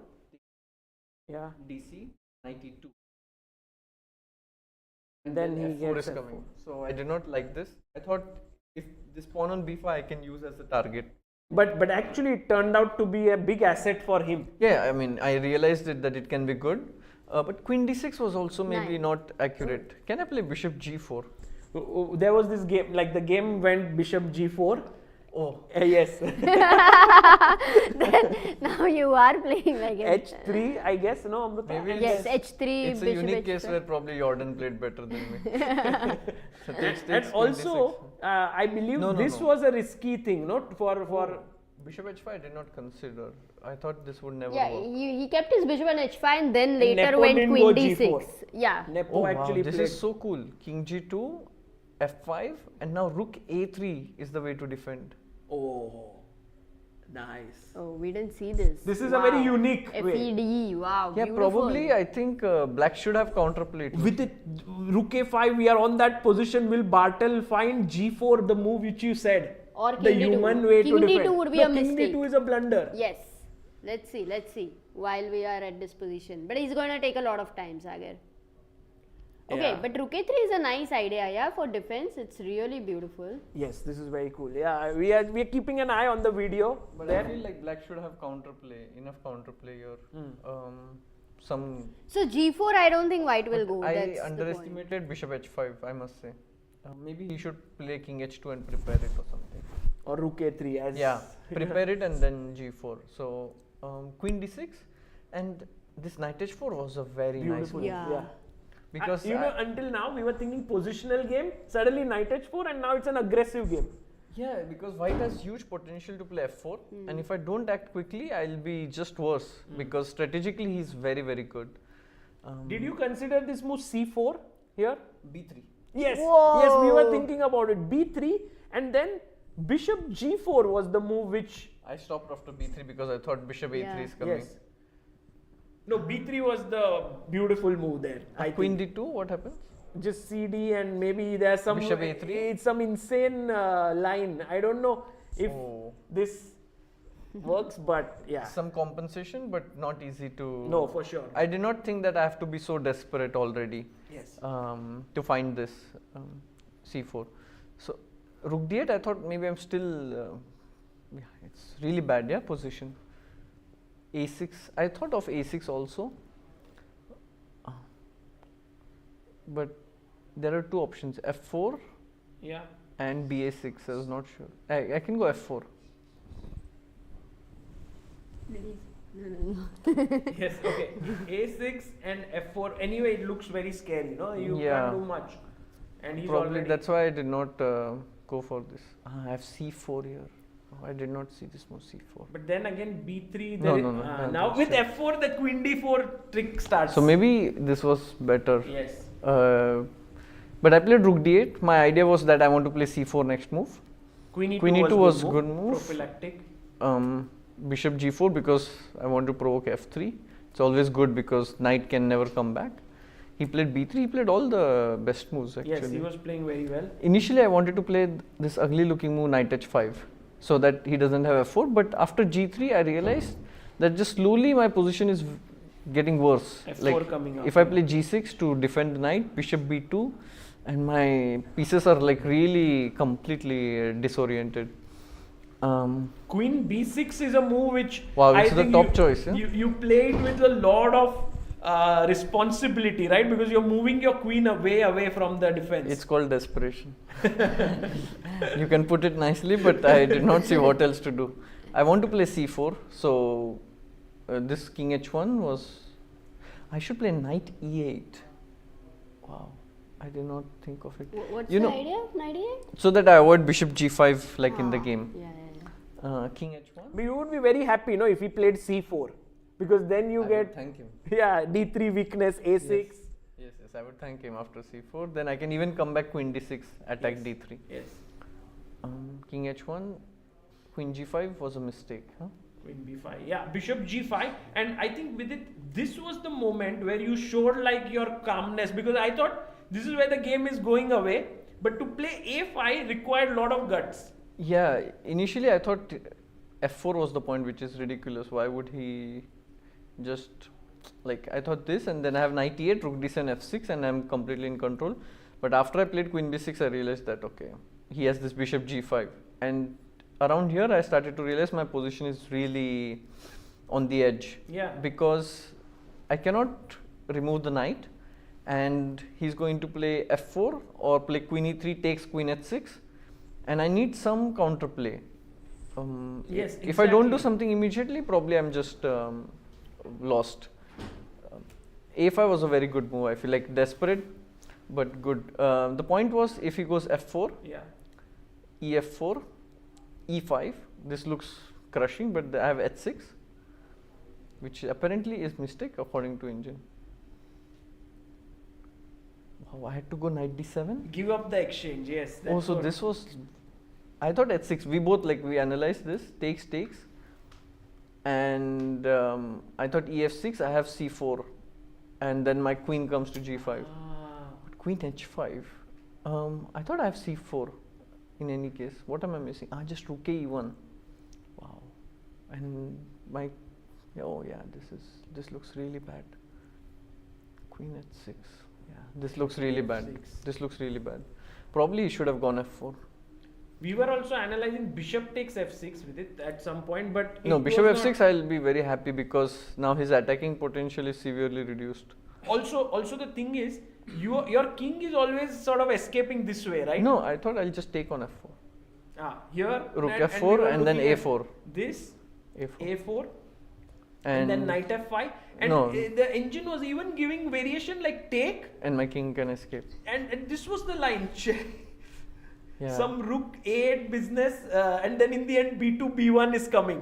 Like Right. you give up the A8. No, here my king is actually Yes. safer. King E8, Because you help clarify the tension. Correct. And taking on F6, you should only do once you're sure that it's working. So F4 would have been a very good test. Like here, I would have to play this, bishop D8, I suppose, rook D8. And this one, This is suffering. Yeah. This is just actually really bad position. Yeah. This would have been very unpleasant. I thought Queen E3 was a good move. by the way, just coming to Bartel, has found rook B6 and is able to sort of hold this endgame, which is quite good. He found that move instead of G4, rook B6. That also works. Yes. Yeah, engine was saying it works. I don't know how it is holding. So rook takes H5 in that Rook game. A6. You want to go to there briefly? Yes, very quickly, if just so that we. Yeah. If I so- take on H5, what's the point? Rook takes A6, Yeah. rook E5 check,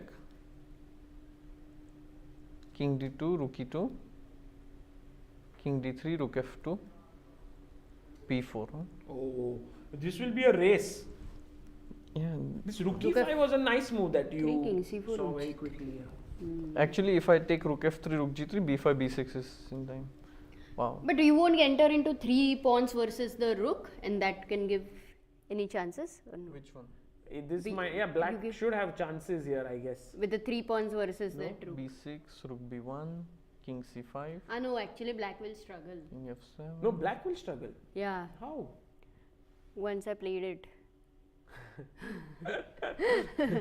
B7 or? No, B7 is bad now. Rook A5 is nice to play rook A5. Just this, and then you have to kind of sack your. Probably you're in time, but I don't like it. Rook B6, I don't like it. I feel that G4 was simpler because this is a bit messy, chaotic. G4. Okay. Great. So we'll come back to this. Going back to your game, Vidit, here we were analyzing this position, Queen E3. Yeah. The engine liked this move a lot. Yeah, it seemed also very good because now his threat is to play bishop F6, queen H6, and it's very strong. Yeah. Engine is showing queen E8, but I don't believe in it. Like, I mean, Just going back. it looks really worse. I thought I have to go active. You went, and what were you afraid of at this point? Like, because were you afraid that he will take on A4 and take on C5, or This was the most human way to play. I see that engine is showing some very sophisticated rook B1, move, provoking rook B4, and then rook E1? It's not Yeah, very easy because C4 is there, no? Does not look very obvious. But in the game, was it considered rook b1, or in the analysis, were you considering this move, both of you? Saw this, but I thought after C4 I'll have You have counterplay. counterplay on D3. Yeah. Right. The thing is, with black I can't do much. I have to do this. It's the onus is on white. So then, if continues with the same attacking idea, Yeah. The thing is, you have to Like just in- go on. like in the game, white's back rank is not weak because he has one more pair of rooks. Apparently, that's the point, but not easy to foresee. Because in the game you see that you are going into time pressure, and you take the pawn on c5, and it looks very good. e5 is hanging, c7 is hanging. But probably you had foreseen queen c6. Yes, this queen c6 was very important, I thought. Queen d4 also, but then I thought queen c7. Queen takes c7, rook c8, queen b7, rook c2, and now I thought queen e7. Yes, and rook a2 is just crazy move. I mean, if you not rook a2, white is better. Yeah. Knight d7, knight f8. But you are pawn down and. Yeah, I thought queen d3, rook g1, and I stopped because bishop f6 is coming next move. And apparently this pawn down position is holdable. But queen c6 I felt was more natural. Yeah, I don't know how he could have put pressure here. Takes. But I think this, you also, the body language shifted, you were feeling more comfortable here. Yeah, because my moves are now like c5, c4. Yeah. Also, the thing is, here you gave up a pawn. This rook c8 was very nice move. Actually. Yes. Because it looks stupid, like you put the rook so passive. But the point is that if I move my knight to e8, this knight is really misplaced. And let's say bishop e3, I cannot easily get c5, and he's getting knight f3 back. I thought rook c8, I should go for the c5 stuff. So you got. Yeah, I missed bishop f4. Like, it was not planned that I'll give this pawn. But it worked well. And I think it was only moved just f5. I have to generate counterplay because But this how tough was h6 to play? Because you're pawn down now. Yes, because the point is I want to play f5. There is knight g5.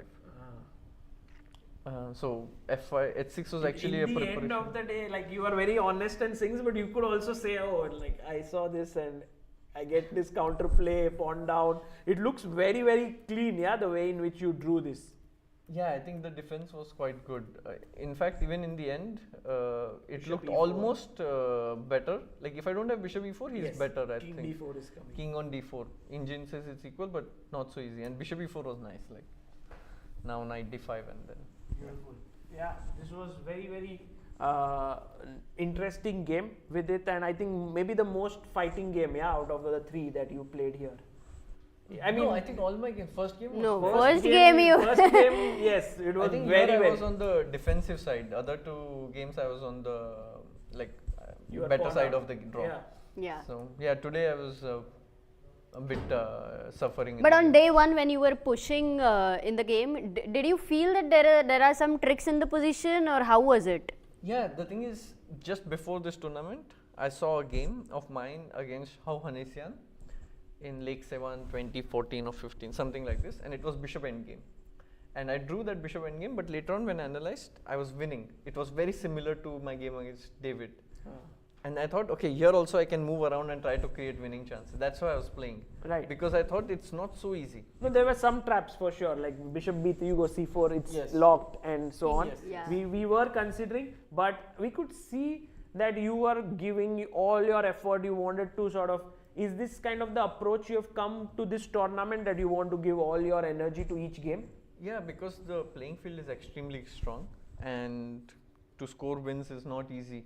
You really have to convert your chances if you get them. So I was hoping to do so in that game, but David defended really well, and I couldn't do much. And this is your fourth time in Prague. What brings you to this city? Every time, what do you like so much about it?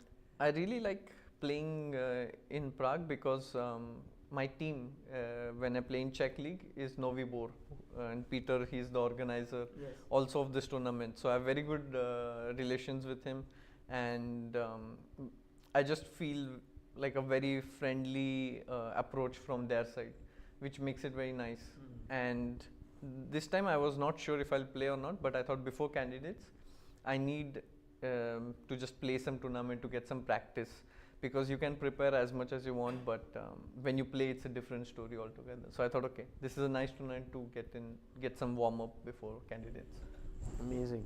Does the time control make any difference for candidates? Because Candidates there you have there's no increment. till move 60. I think till move 40 there's no increment. Then 50 minutes. And It's so- the same like Isle of Man, right? No, Isle of Man has increment. After move. No, it has increment from move 1. Oh, really? So it's funny that you were going to play Oh. candidates, and this is one time control which you don't play in any other tournament. I Except don't think it for makes World sense at all, to Championship, be no? honest. But it's like World Championship time Yes, control. I think Yes, right? but we don't play World Championship. Yeah. You have to win candidates to play World Championship. So I think it's a bit Yeah. ridiculous, the time control. Like if you're, That's true. it has to be either no increment for all the tournaments, or like can we just have one standardized thing, like because this does not make any sense in my opinion. And the thing is, women have increment.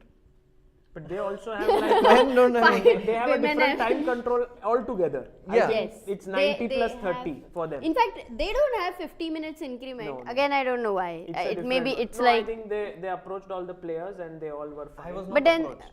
In the women, I think. I But don't why? know. That's what I would not have taken this But then. Okay. you would have preferred with an increment. because either you should have all the other tournaments or at least some of the events with the same format. Yeah. But then the men also should be approached. Yeah, that's equality. I don't know whether it was approached or not. Very sensitive area we are So, going. yeah, we can actually talk about that, but But it's risky. no, it doesn't. And now we can't change the time control. It's already fixed. Yeah, so We can, but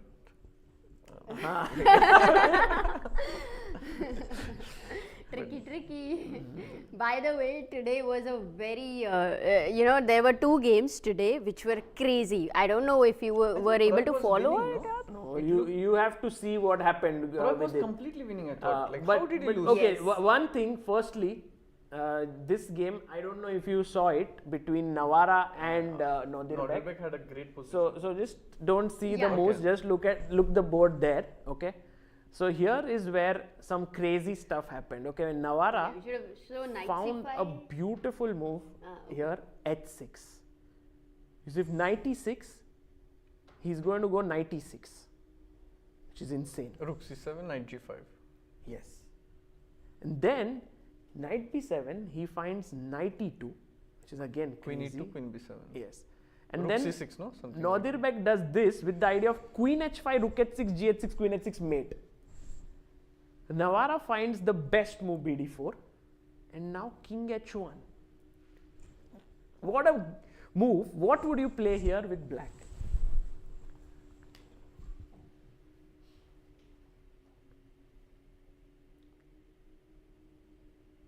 I'm thinking what happens after rook f7 actually. Yes. It's the. Would you play it? But what's the point of white after rook f7? Yeah. It's just the best. Like, you would do it, yes? Yeah. Sagar, you Tricky, cannot trick him like tricky. this. Yeah, you cannot do that. you Rook know d6. him. He makes you fall rook in f8 traps. takes queen e8. Rook d6 I did not see. What a move, yes? This happened in the game. Oh. It This was, was the trap. pretty heartbreaking I guess for him. if But what is the move he needs to find here? No, if Vidit fell for it, I mean, it was not easy. Yes, it's a tough move too. Rook d6 can Yeah, be rook missed. d6 can be missed, yeah.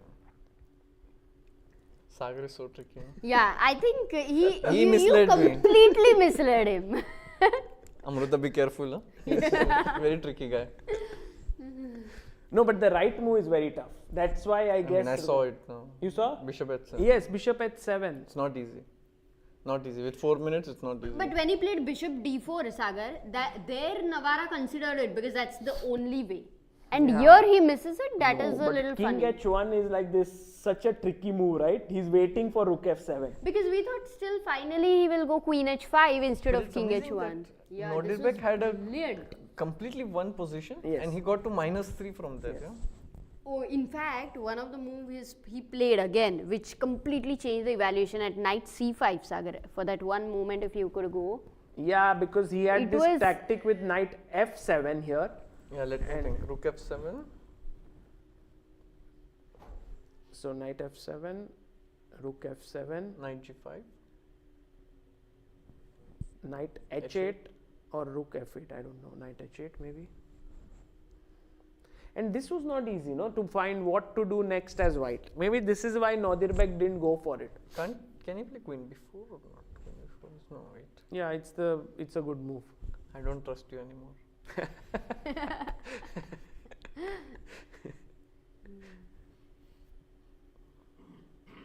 Yeah, what happens after queen before? It's a good move, really. Rook e5 is It's the best move no, queen according before to is the the engine. top choice. Yes. Queen before was top choice. It's the best move. Yes, I told you, right? It's a good move. Some redemption. Yeah, it's strange that, and Pragg was winning, no? No, look at Pragg's game now. Oh, it was This the one most is the shocking, most. So he goes. turnaround for First of today. all, Richard plays the very weird King's Indian, and then Pragg gets this huge position. Yeah, I thought this h4 was interesting. Was quite brave because he could have also castled, and then he gets this complete domination. Yeah, it looked completely winning. This.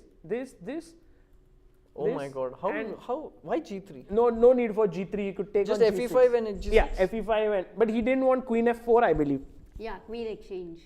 So he was trying to keep this going, and then How? imagine this position. You have piece up, Piece up? +4, and then out of the blue comes rook h1, which is a blunder, because take check, and now Rook c2 C2 is and bishop coming. f5, and then it's equal. But then he blunders again massively, and with 3 his seconds black on to the play clock. and win. He had 3 seconds. Bishop e6 Yes. and g2. Oh my god, that's real pity because I mean he played a great game actually. He played just the most. I think he played like the most accurate moves until move 20. Yeah, bishop e4 is the 6. most practical move. Just put bishop on e4. Wow, this is so unlike Pragg. Usually he's very good at converting such things. And rook dh1 also. Wow.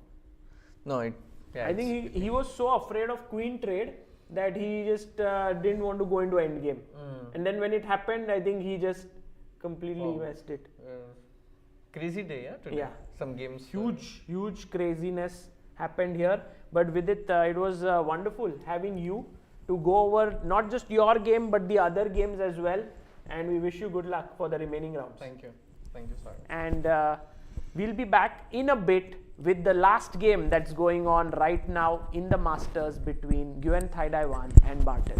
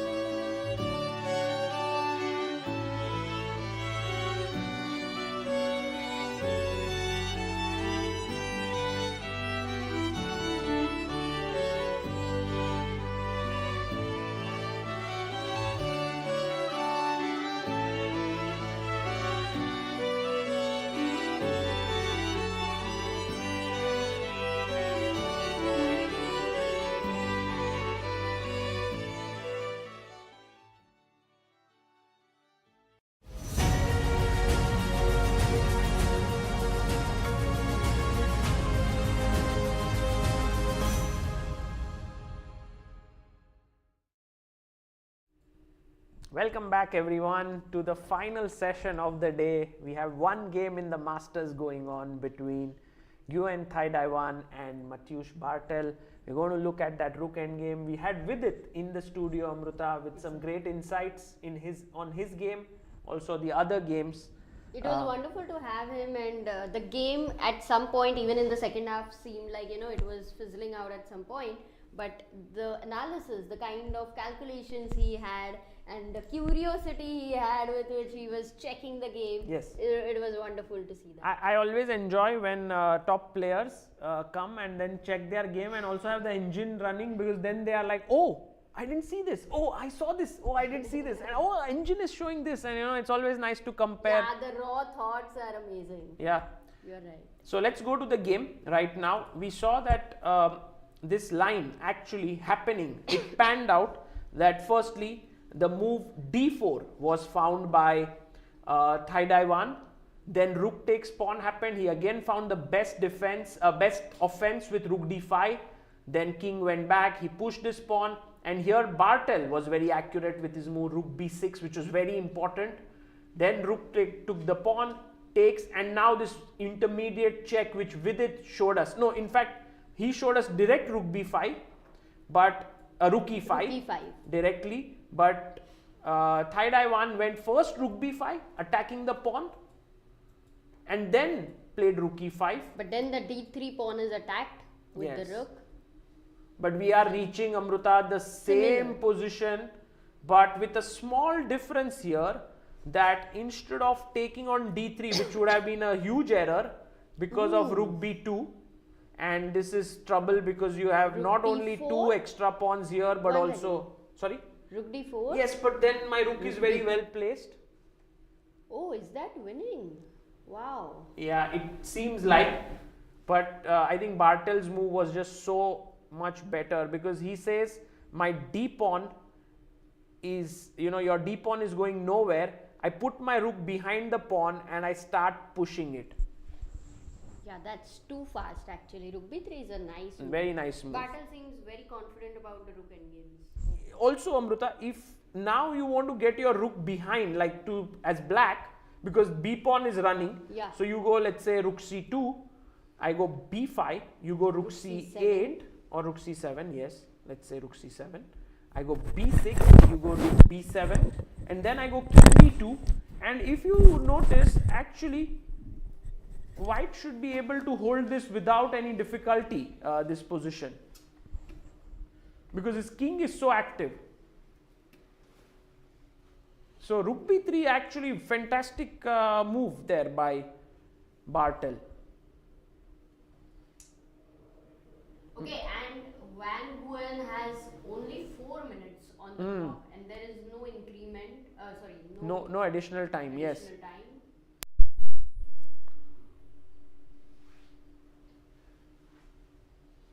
Yeah, he will have to do something here to get his rook back to stop the b pawn, because it's very quick. We also have one more game going on in the challengers section right now, that is between Abhimanyu Mishra and Finek Vaclav. I don't know if they are on this position or if they have made more moves, because this was the position they were on since quite some time. Somehow, why does it feel that Abhimanyu has 12 minutes, Finek has 6 minutes? Yeah, it's similar. No, I don't think they are. He's been thinking maybe. Maybe if we have their video, I don't know if we have it. They are playing on that far corner. Then we can check if they are. Did Vaishali manage to win today? Yes, Vaishali What won. were the results? Vaishali is the only decisive game today. Rest all the games have been drawn in the challengers. And right now Abhimanyu Mishra is pressing against Finek Vaclav with the black pieces.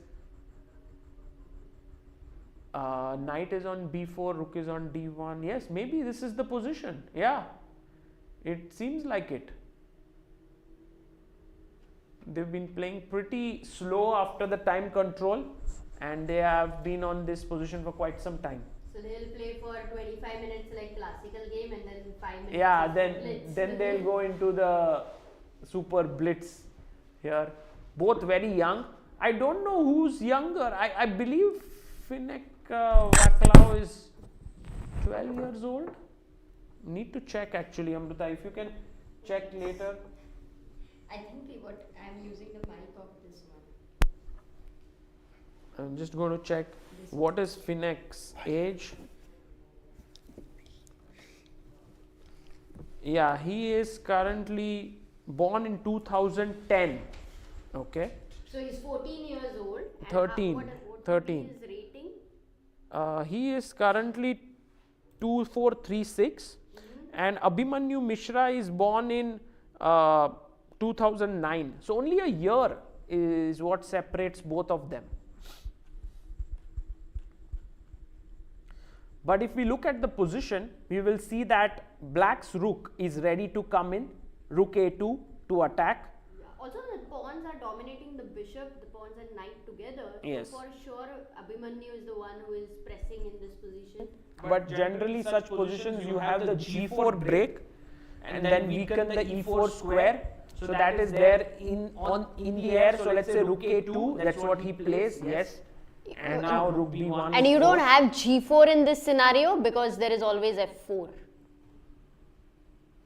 Oh, Finek played rook d2, which is a big mistake. I'm wondering why. Because rook b1, if you play g4 here, which is like the winning move to rook d2,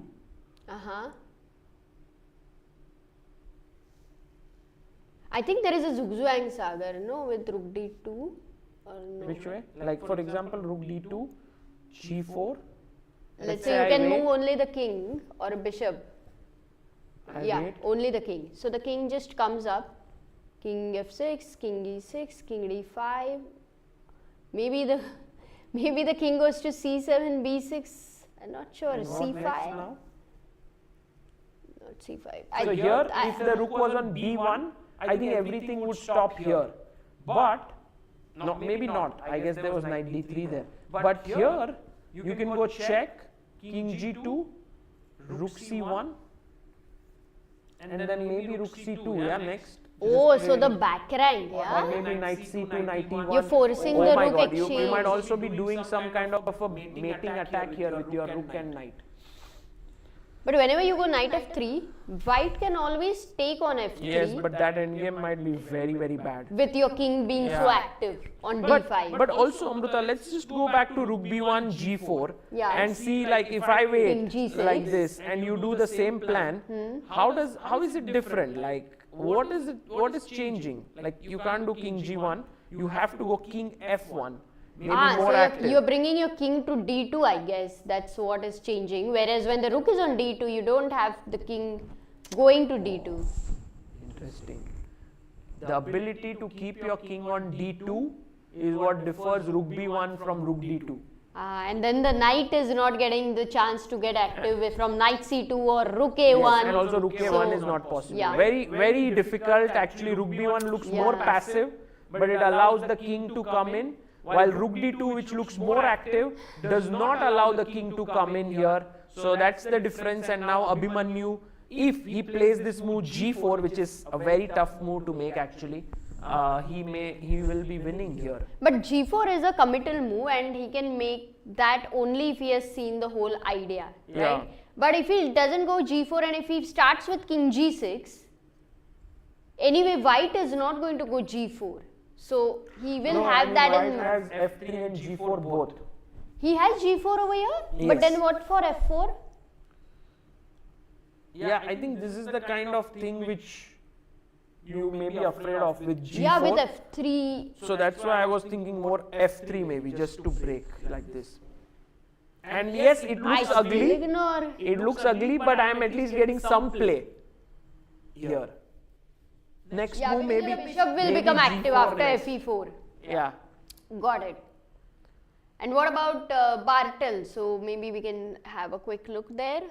Sure. But I was just wondering if Abhimanyu will play g4. Should we just wait till his next move? He's already down to 6 minutes 48 seconds. If he plays g4 here, what a move that would be. Like stopping both the counterplay options of f3, g4 for white, and then all you have to do is the tuck, tuck, tuck, Oops, sorry, not that way. I think he might use all his time. This is the winning plan then. Will he do it? Will Abhimanyu Mishra find this plan? There are some positions which are like, like today we had white to play, find knight f7 and Nadir Beg. And there are these kind of positions which are like, okay, find a plan for black and white can do nothing. Those sort of things. The strategic. No, this is a very, very difficult move to play g4, because while you do stop white's active plans of f3, g4, you also stop your own active plan of f4 break. Yeah. So somewhere it's not so easy for Abhimanyu to play, but if he does it, it will just show. By the way, one thing which I must mention is that after g4, white can try to unravel with d5, which is what we should consider, because that is what Vaclav might do, because now... you can't take with the pawn because b5 would be hanging. Yes. So if you take knight here b5. bishop b5, it's still not so clear, but... But I wouldn't want to enter into that. And if you take knight b5, knight d5, I go bishop b5. So I have two ways to play now. One is I can do cb. Or knight e3 check. But then take, and then this f5 hangs, which is giving white an easy draw. But there is knight e3, as you pointed out, Amruta. And now this position, after rook d5, there is b2 hanging. So this might be a... What did he play? What did he play? Oh, he played it. Timing. Abhimanyu's timing has been wonderful. Beautiful. That is really great. This youngster, many, Amruta, have told me that he is like the ultimate talent in the world of chess right now.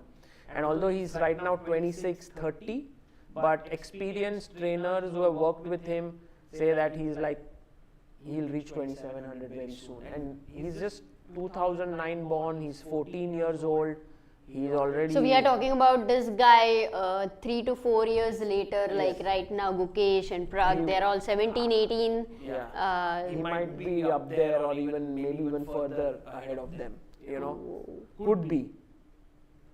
Because the way in which he's progressing is so step by step. He became the youngest GM at the age of 12 years and 4 months. Then he crossed 2600. Now he's inching towards 2650. He's just been like at it. And never kind of slowing down, going backwards. Yes, the progress is always tough at this level. But he's leveling up all the time. Yeah.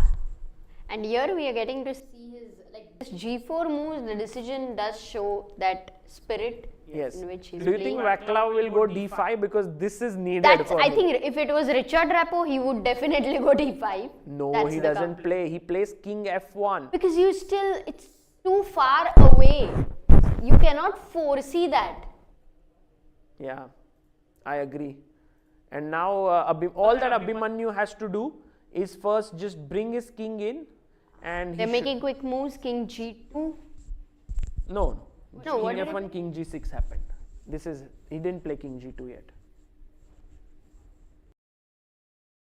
And now Vaclav doesn't have d5 move. Oh, what if it... Because if now d5, knight d5, bishop b5, the same idea. But the king is There is improved for... cb, rook d5, and now the rook endgame is utterly lost because f5 is no longer hanging. So this rook, you don't even need to do this knight e3 business. This is just winning. So you can't sack now. Now it's gone. So now it's just straightforward. Come in with your king, then bring rook check, rook here, knight c2, knight e1, and then convert it. Yeah, this. But somehow Abhimanyu's body language seems like he's still tense. No, he's always tensed. Yeah, like if you see him at any point, he looks. You would not be able to judge whether I he's winning. wouldn't put his expression as tense, more like intense. Always Not looking tense, intensely intense. at the board. Maybe a quick look at Bartel. Yes, That would let's go to the game of tie-dye 1 and Bartel, which we thought was kind of equalish after rook b3. So game moved on. King f7, b5, rook c2. He took here. Why did he take here? Like, why didn't he just... Yeah, because he didn't take it before, so he was alert that rook. But now rook b2, he allowed this rook to go behind. Check, king g6. Maybe rook. He's actually playing with fire here. But If he this can game have actually Bartel could- versus Nguyen's cam here, he's playing with fire. Yeah, and this go anyway. Because clearly he could have just played b6 here. b6, rook has to go back. b7, I was wondering, or rook b8. Now king d2, king e6, king d3, king d5. Okay, maybe he was worried here about this position, but king e3, rook king here, king e4 takes, and this rook pawn endgame is a draw. Oh, this king pawn endgame is a. Yes. 5 takes. But maybe calculating this is not so trivial. Yeah, so he just said, okay, I want to go here, and he finds the best move again, rook d5, which is good news for him, because if he went rook d7 here, he would have been lost, because then I can go rook b3 and snatch the g pawn. While with the rook on d5, you don't have time, because here when you go this Why? way, I'm able to go Your b6, king controls c2, yes, is it? b7. And your rook doesn't stop the b pawn. It's not in the way on b7. Isn't it, Sagar? Yes, but I'm still not sure, Amruta. What rook b8, king d3, h5. This is going to get very interesting, this endgame. I think 3 pawns versus rook. What do you think? It's an amazing race. I think if anybody has the chances, it's black, right? Oh, for in sure. this kind for of a sure, situation. For sure. So, I mean, you shouldn't get oh, but greedy with Van white Nguyen has only 1 minute to on the go clock. here. Yes, time will play a massive role here. Will he also have losing chances? Because of the less time, only that reason. I don't think he'll have losing chances, but yeah, you never know. Yeah, these rook endgames are tricky. When you get over ambitious, you can always. Also, today has been a complete turnaround in at least 2 games. So, we will have to see.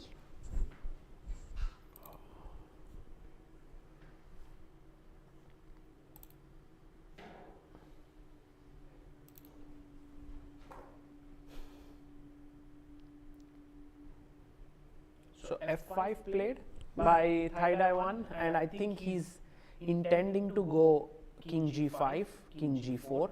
Once again, it's an only move situation for Bartel. Let's ask our viewers here, which move would you play here as white? If you were white, what would you do? Well, Bartel answers it before them. King c1, attacking the rook, and maybe now rook b3. King c2. It's going to get this way, yeah, Amruta. It's going to get Kicking sharp. the football. b6, rook e3, maybe just b7. I guess we are going to get. So, this is kind of coming by force, yeah? Rook e8. Now, what do you do? Rook. Hey, now what do you do? Do you need your king to reach till c7? Because No, that but I would be think very slow. this would be slow. So you have to keep your king somewhere here, and not allow these pawns to advance. So you are not going into a 3 pawns versus rook endgame anyway, because there's no time for that. No, if you do that, you will Then lose. if you're defending this kind of an endgame, it's practically very hard Yeah, to do that. could I be. mean, the bar, you can't believe that at all. Rook b3 played. We are reaching No, it's there practically very hard for Bartel. slowly and steadily. And meanwhile, Abhimanyu, I'm also very interested to keep an eye on the Abhimanyu Finek game.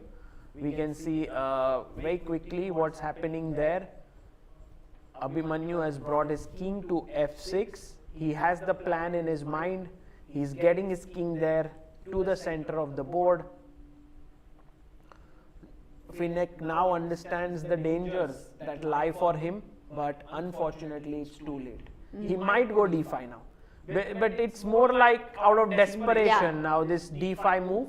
He will play it, I think, because he notices the king coming in, and he notices check, rook here, knight c2, knight e1, and he realizes he can do nothing against it. So he has to play d5, but when you do that, after knight d5, bishop b5, cb5, rook d5, rook b2, this endgame is just gone. Gone. And for challengers, it's such a big motivation that you win the tournament and then you get an entry into the Masters event. Yes. So if, let's say, for Abhimanyu, for that matter, or all these youngsters who are playing in challengers, if at 15 next year, let's say if they are 15 or 14 and they are playing Masters with all these people, it would be completely an amazing experience for them. That's true. That's true. In fact, yesterday I did meet Johanan Affek here, who is here for the solving contest, and he's a very well-known personality in the chess world.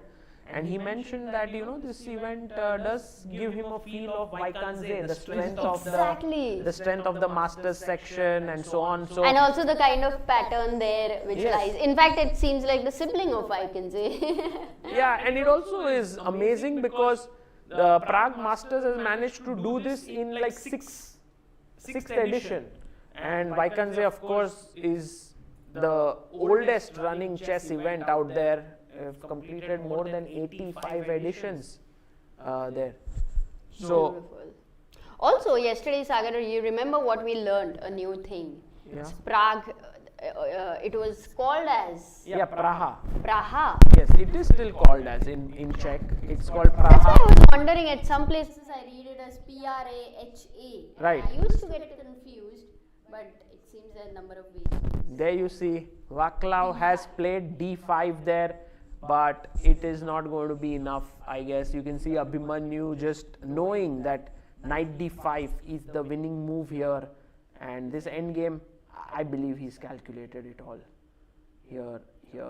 And then what would be the way in which you win? Just to try and sort of understand, let's say I give a check, you come up, I put my rook behind the pawn, b4. Because the king is somehow so boxed in here because of the f2 weakness, b3, let's say, even think of check, king d6 maybe. Okay. No, king e6. Or it doesn't matter. You don't Well, need even to if you take the pawn, I go rook c2, rook here, b2, and now next move my king just slowly comes in and I queen.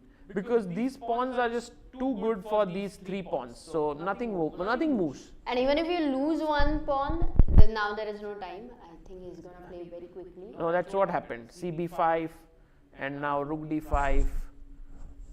Oh, but he's not thinking at all now because he has realized that if d5 he would have played earlier, at least a bit of play there. You can see Abhimanyu there. He knows it's winning. He generally doesn't get distracted otherwise. But score sheet is our 60 moves complete or what? No, 50. He was just looking at the screen. So rook d5, rook b2, king f1. Finneck is trying to get his king somehow to e2 if there's a check. It's amazing that earlier, Sagar, the games used to get adjourned and the rook end games, you were like in your 30s and then you were improving your rook end games and so on. And you're 14 years old and like, okay, this rook end game, I know it all. That's how any domain grows, right? The knowledge pool keeps growing. That's why when people ask who's better player, when you compare across generations, by the way, let's go back to Nguyen versus Bartel. There's no doubt that in terms of quality, the next generation is always better than the previous one. Because they are building up on the knowledge. But then if you want to know who is the greatest of all time, it's not only about quality, it's about their dominance, their competition, how they were at that period and so on. But it's clear that to everyone that the accuracy with which Magnus plays was not the accuracy with which the old masters were playing. Because and I believe the next world champion, whoever will become from the younger generation, not the ones of his same era like Magnus, will be more accurate than Magnus.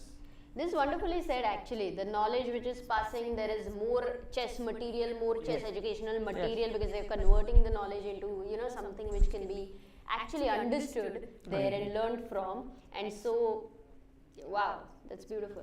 Yeah, maybe we can try and get Abhimanyu Mishra in the studio if it's possible after his game, because he's on the verge of winning. And it would be What nice would be to his have score, him. by the way? Who is He's leading on 2 challenges? out of 3. He drew 2 and now 1. And I think the leader is Abhimanyu along with one more, like, Korobo maybe. I'm yes. not sure. So 2 out of 3 is the leader there. Okay, so this endgame is interesting now after rook g3. Why is Bartel thinking? Because he has to play b6, right? It's the only way. And then he also has a nice time gap. So I guess he's thinking about some very subtle move like rook d3, Amruta. Because you can't trade the rooks, but then you have a check. And rook d2, oh yeah, rook d3 and then is rook g4 maybe getting here. practically interesting. King c. So he's just, that's why he's thinking. but because I believe he will go b6. There's no doubt that he will push the pawn. making sure that he doesn't miss some moment, where he gets some drawing chance. Easy drawing chance, I mean. Yeah, no, the position is equal, but guys, the bar suggesting it as equal is only the objective evaluation of the position. There are many pitfalls here, many traps that lie for both sides. So this endgame is very exciting. So imbalanced, yeah? Yes. Not equal with equal materials, any symmetry or anything. What endgames were your favorites, Sagar?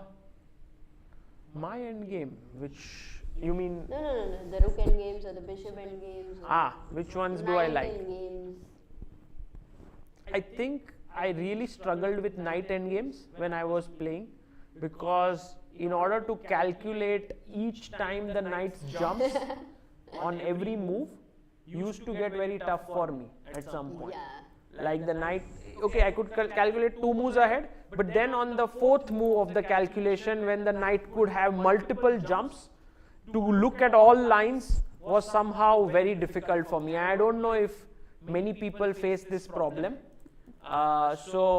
But I was actually, they used to say that the knight endgames are like king pawn endgames. So if you're a pawn up, it's like simple. But it is actually nothing like king pawn endgames. Maybe complex king pawn endgames can be compared with the knight endgames, but the simple king pawn endgames are really simple, whereas the simple knight endgames are really not simple. Yeah, true. But in that sense, the bishop endgames are more static, like it's easier to master them somehow. Rook endgames are the most complex because of so many possibilities that lie there, and queen endgames are perhaps the toughest ones to master. So yeah, I mean, endgames in general are not easy, and there are 2 ways to learn endgames. One is the theoretical ones, where you go into the theoretical positions, study them, know all the theory, know how to win this position and so on, like the Lucina, Philidor, all the famous theoretical ones. But there's also the practical way of learning endgames, which is like these endgames. You study them, the practical games. These are not theory-based endgames. These are little. Because you can't remember this, yeah? Yeah. You will look at it today, you will get some new concepts here maybe, but you can't remember it ever. And I think Bartel will. Let's analyze a bit, Amruta, to understand here how white should defend. b6, rook e3, b7, rook e8. Yes, you go back, and then I go rook d7, just keeping an eye here. King Let's say you go king. no, you king go G5 king is a check. f6. Sorry, king F. Yes, king d2. Let's say if you G5. push g5, I'm a bit worried about check, but Rook okay, it d6 check, yeah? doesn't matter. Yeah, I go g5. You go check, I go king 5.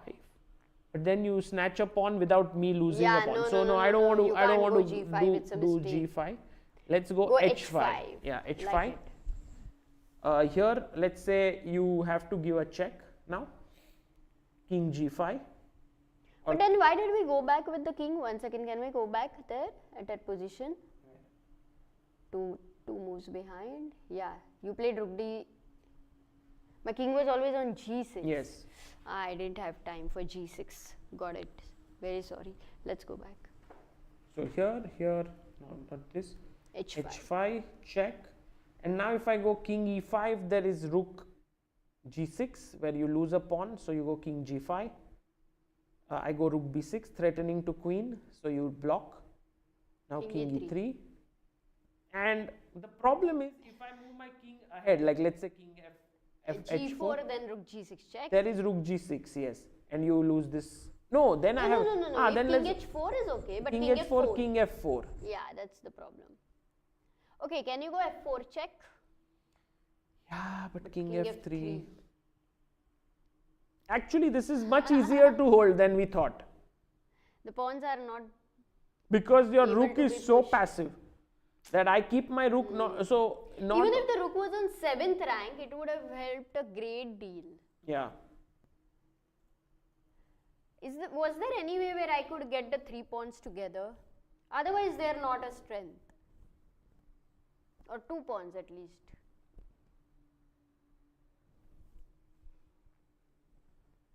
Yeah, I don't know if you can get them together, but I have to go rook e3, that's forced. Then you no, go first he has to play b6. I don't know if Bartel, what is he thinking, because all other moves are trouble for yeah, him. and he's gone down to 5 minutes. It's been Yeah. a long time he's thinking. That too in a position where it's maybe he's getting a bit carried away with some other move here. Because he would be assessing that once the pawn reaches b7, it should be okay.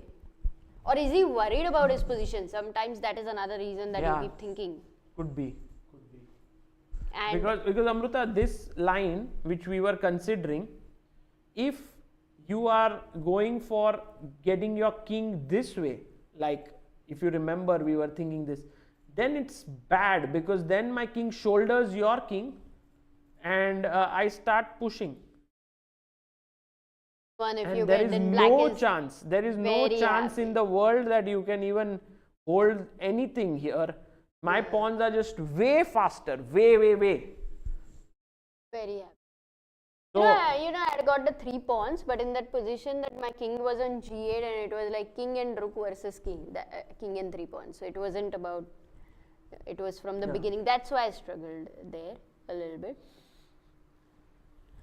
Okay, what about Abhimanyu? What happened there? yeah, let's go there. But can we just wait till Bartel's move? Because I'm a Okay. bit curious. With just 3 minutes left, he has to play his move. Because with his time pressure, I don't know if that could become dangerous or not. A possibility, maybe.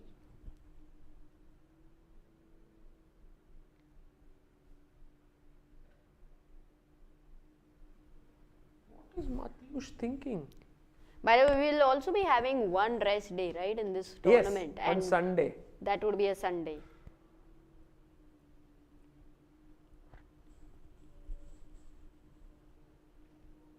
You can see Thaidawan actually starting to nod his head, feeling more confident with his. Okay, pushed the pawn. Rook e3 played instantly. Okay, moving now. We're moving. Moves are going to flow. b7. b6, rook e3, b7, rook e8. Oh, did you agree? No, move 60, move 60.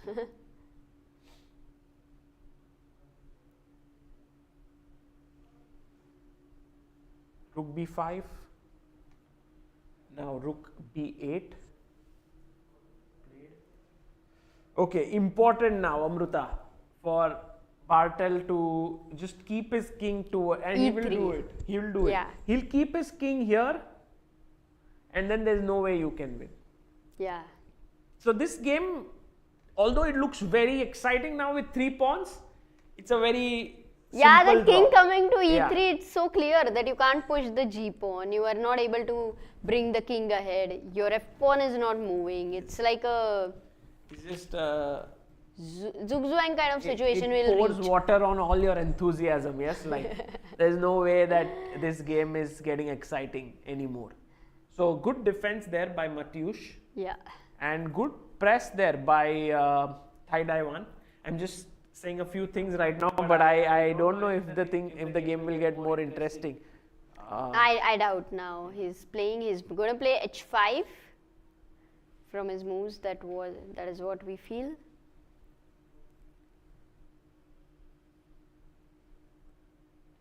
And going to Abhimanyu Mishra's game against Finek, we see Abhimanyu actually doing what we had spoken about. He went King e6, Rook c5, b4, Rook b5, b3, King e1, King d6, giving up the f5 pawn, and then Rook c2, King d1, Rook c5, check, King c7, check, King c6, and now doing it in style there, Rook f6, maybe just King b7, very nice move because you have Rook c7. No, you don't have Rook c7. King b5, Rook f8. I think you go from this side. No, but then there is Rook b8, Rook 8 check anyway, right? You will go King b4, King c3. Yeah, now what do you do? Because my threat is b2, b1. Rook f7.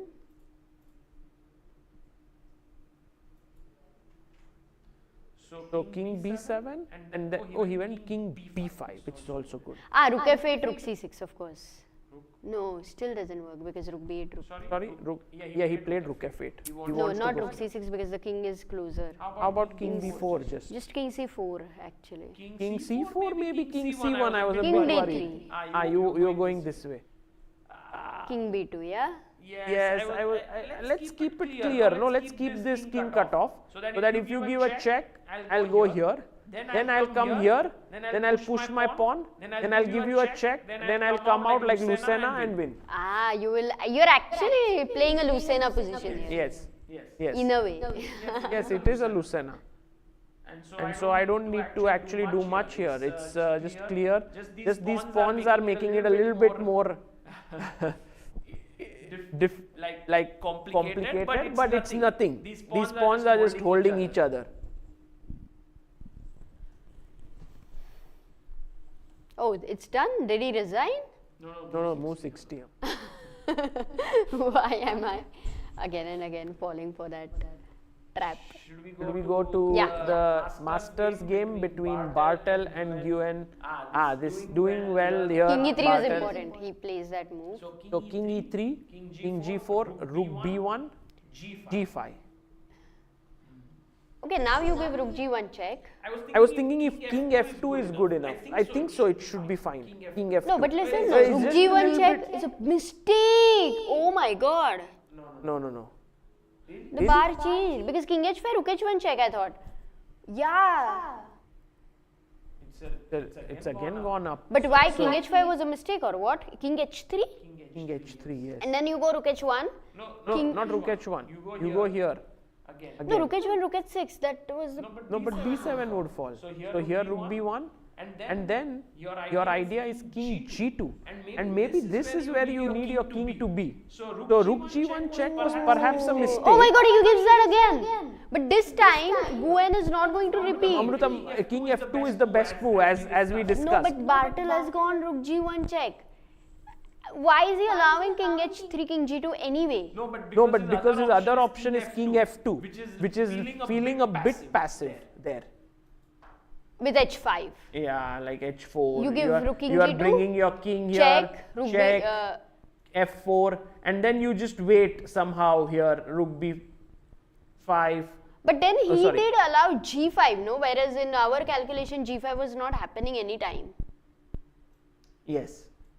That is giving more practical chance, no? If you get g5. Sure, for sure. And by the way, Thai Daiwan has gone King h3, and he is now pressing this. Actually, he's winning Rook this. b1 played by Bartel, so King g2 is the move which Nguyen needs to find.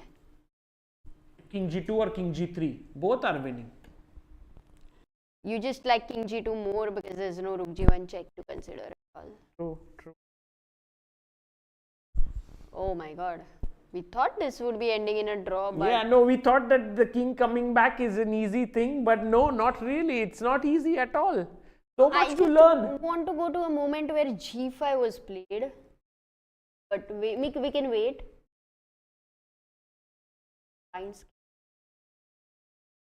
50 seconds on the clock.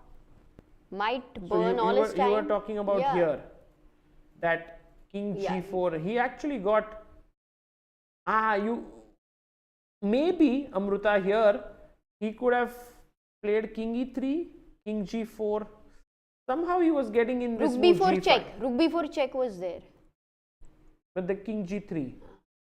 Oh, anyway, he was getting. By the way, he's played king g3 and king h2. If we go to the live position, So he goes king g3, check, king h2, rook b1, king g2 now on the board.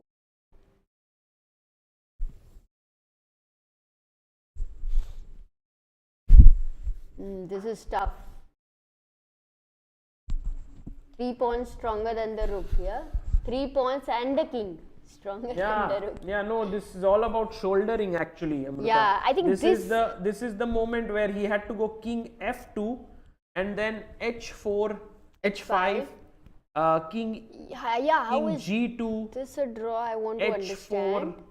check, f4, And now rook b5 after f. rook b5 is a blunder somehow because Why? after check, king here, king h4, g4, g3, it's getting very dangerous like here, and you can't take it because this is hanging, so g3 is coming, so you have to play actually rook.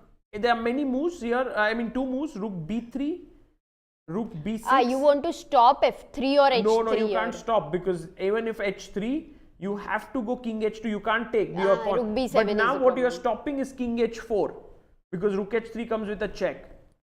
And Okay. If I play now you have no moves. Zugzwang. Now you have no moves. Yeah. And if you could also play rook b6 because then it's the same concept. You go here and king h4. You have this check, very important, and then you come back. So you don't let him progress. But the way in which the game went on, it was like it allowed him to bring his king here and then the pawns started to flow. e2 and yes, f4 is now winning, g4 is winning, h5 is winning, all moves are winning. So for Thai Dai it's now a winning position. But will we see any more twists here, Amruta? I doubt here because Thai Dai knows he can't move the rook. King is limited squares. And G2, all pawns are winning. So pawns have to be pushed. Only the right pawns. Here I think all pawns can happily be pushed. Yeah. Oh, so in a way, Actually, I guessed it right, yes? Yeah. That Thai Dai will win this endgame. Yep. So earlier, like when we made long time these, ago, long time ago. but what I made mistake was I thought Vincent will beat Maghsoodloo, but that ended in a draw. I think Maghsoodloo And- also seems like what Anish said for Gukesh. Until the game is over, Yeah. you really cannot decide on based on the evaluation bar. So f4, king f1 has happened.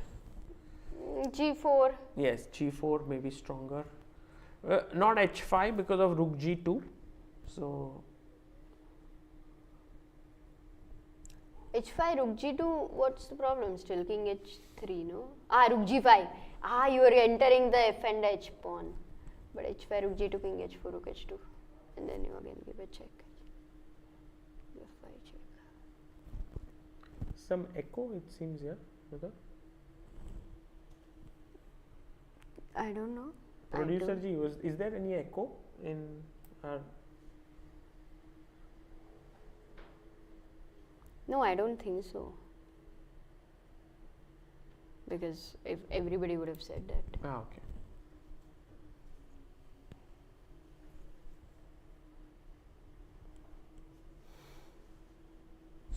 F3 played, and now King G1.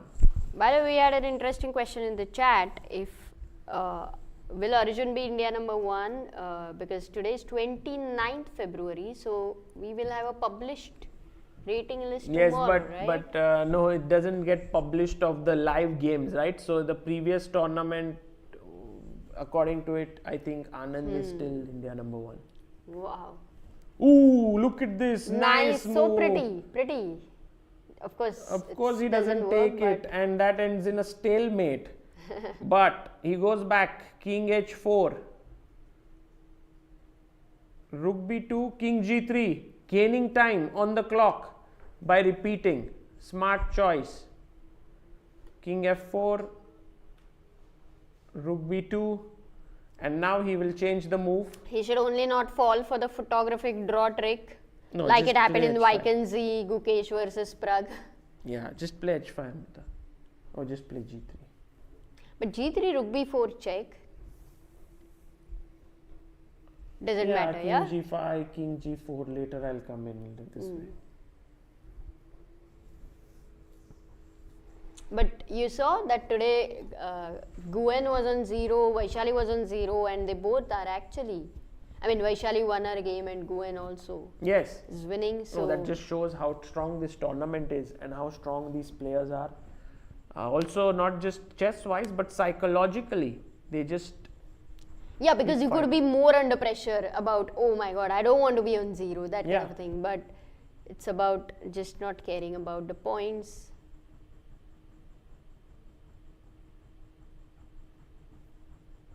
G3 is going to play. That hesitation, when you are close to winning, g3. Want to make sure nothing is a blunder, especially the stalemate ideas which can happen here. Now Bartel's body language is very clear that he knows he's losing.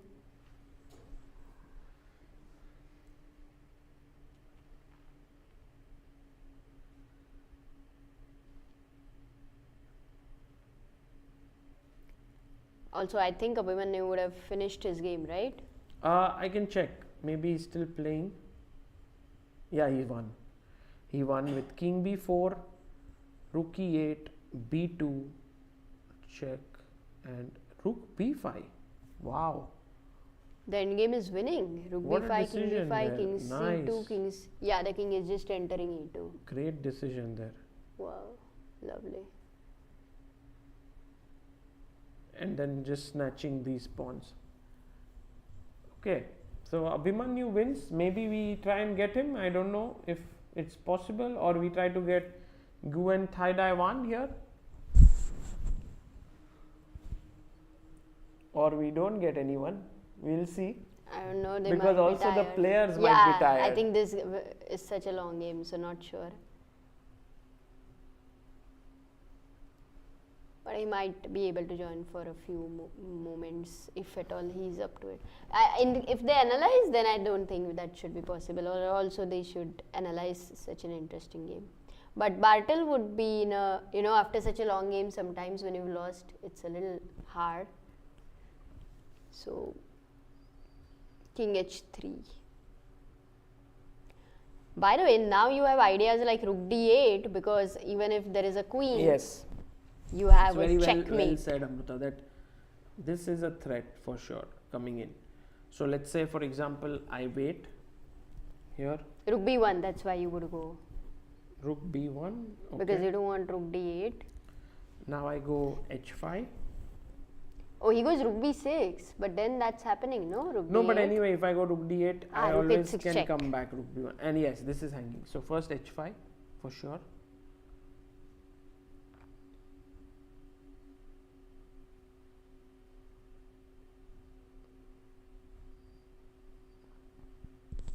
Why is he thinking it's like the only move? No, it's also rook d8 wins actually. Oh, Because even really? if you give this with a check, I can come out and I'm winning. Check, king here, check, and then king g5 threatening a mate. So yeah, both these moves are winning, rook d8 as well as h5. He goes h5. Oh, and he resigns. Bartel resigns. The game is over. Nguyen Thai wins. Big win there for the Czech player, Nguyen Thaidaiwan, and he's just saying like there were better ways to defend. But yeah, Amruta, this is a big grind by Nguyen Thaidaiwan. He didn't give up. This thing, it felt like a draw. Vidit did say it was Yeah. maybe not the best way that Bartel tried to hold there, but And we once again see how rook end games can become very tricky, and They seem like very clean and clear. Oh, it's very easy draw, but Now suddenly I it actually changes. understand, Amruta, why Vidit was very insistent on actually trying to hold with equal pawns. Because these are sharp end games where you have unequal number of pawns.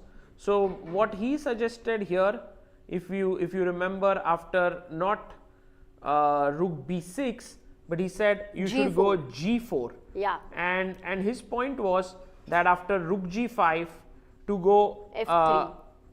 F3. f3 F5 to now not care and about then to it. play rook b4, because Yeah. then eventually you get your king here and you try to win this pawn, and you have 2 versus 2 here, and this is much easier to hold than actually in this race which happened. Yeah, for sure. But just But to then show he had this how choice to, with him. It's surprising, right, that you go into such a Nobody- imbalanced position. it's decision making on the board, and it's always possible to go wrong. Yeah, time pressure. So king d, here is how, this was the critical error, right? He went rook b1, not here, this is still okay, and after g5 he had to play king f2 to stop the black king from coming in, but instead he went rook g1, and this turned into the critical error of the game, because then the king shouldered the white king and the pawns just came down like the avalanche there. But if he had gone king f2, in fact the draw was not so tough here after king f2.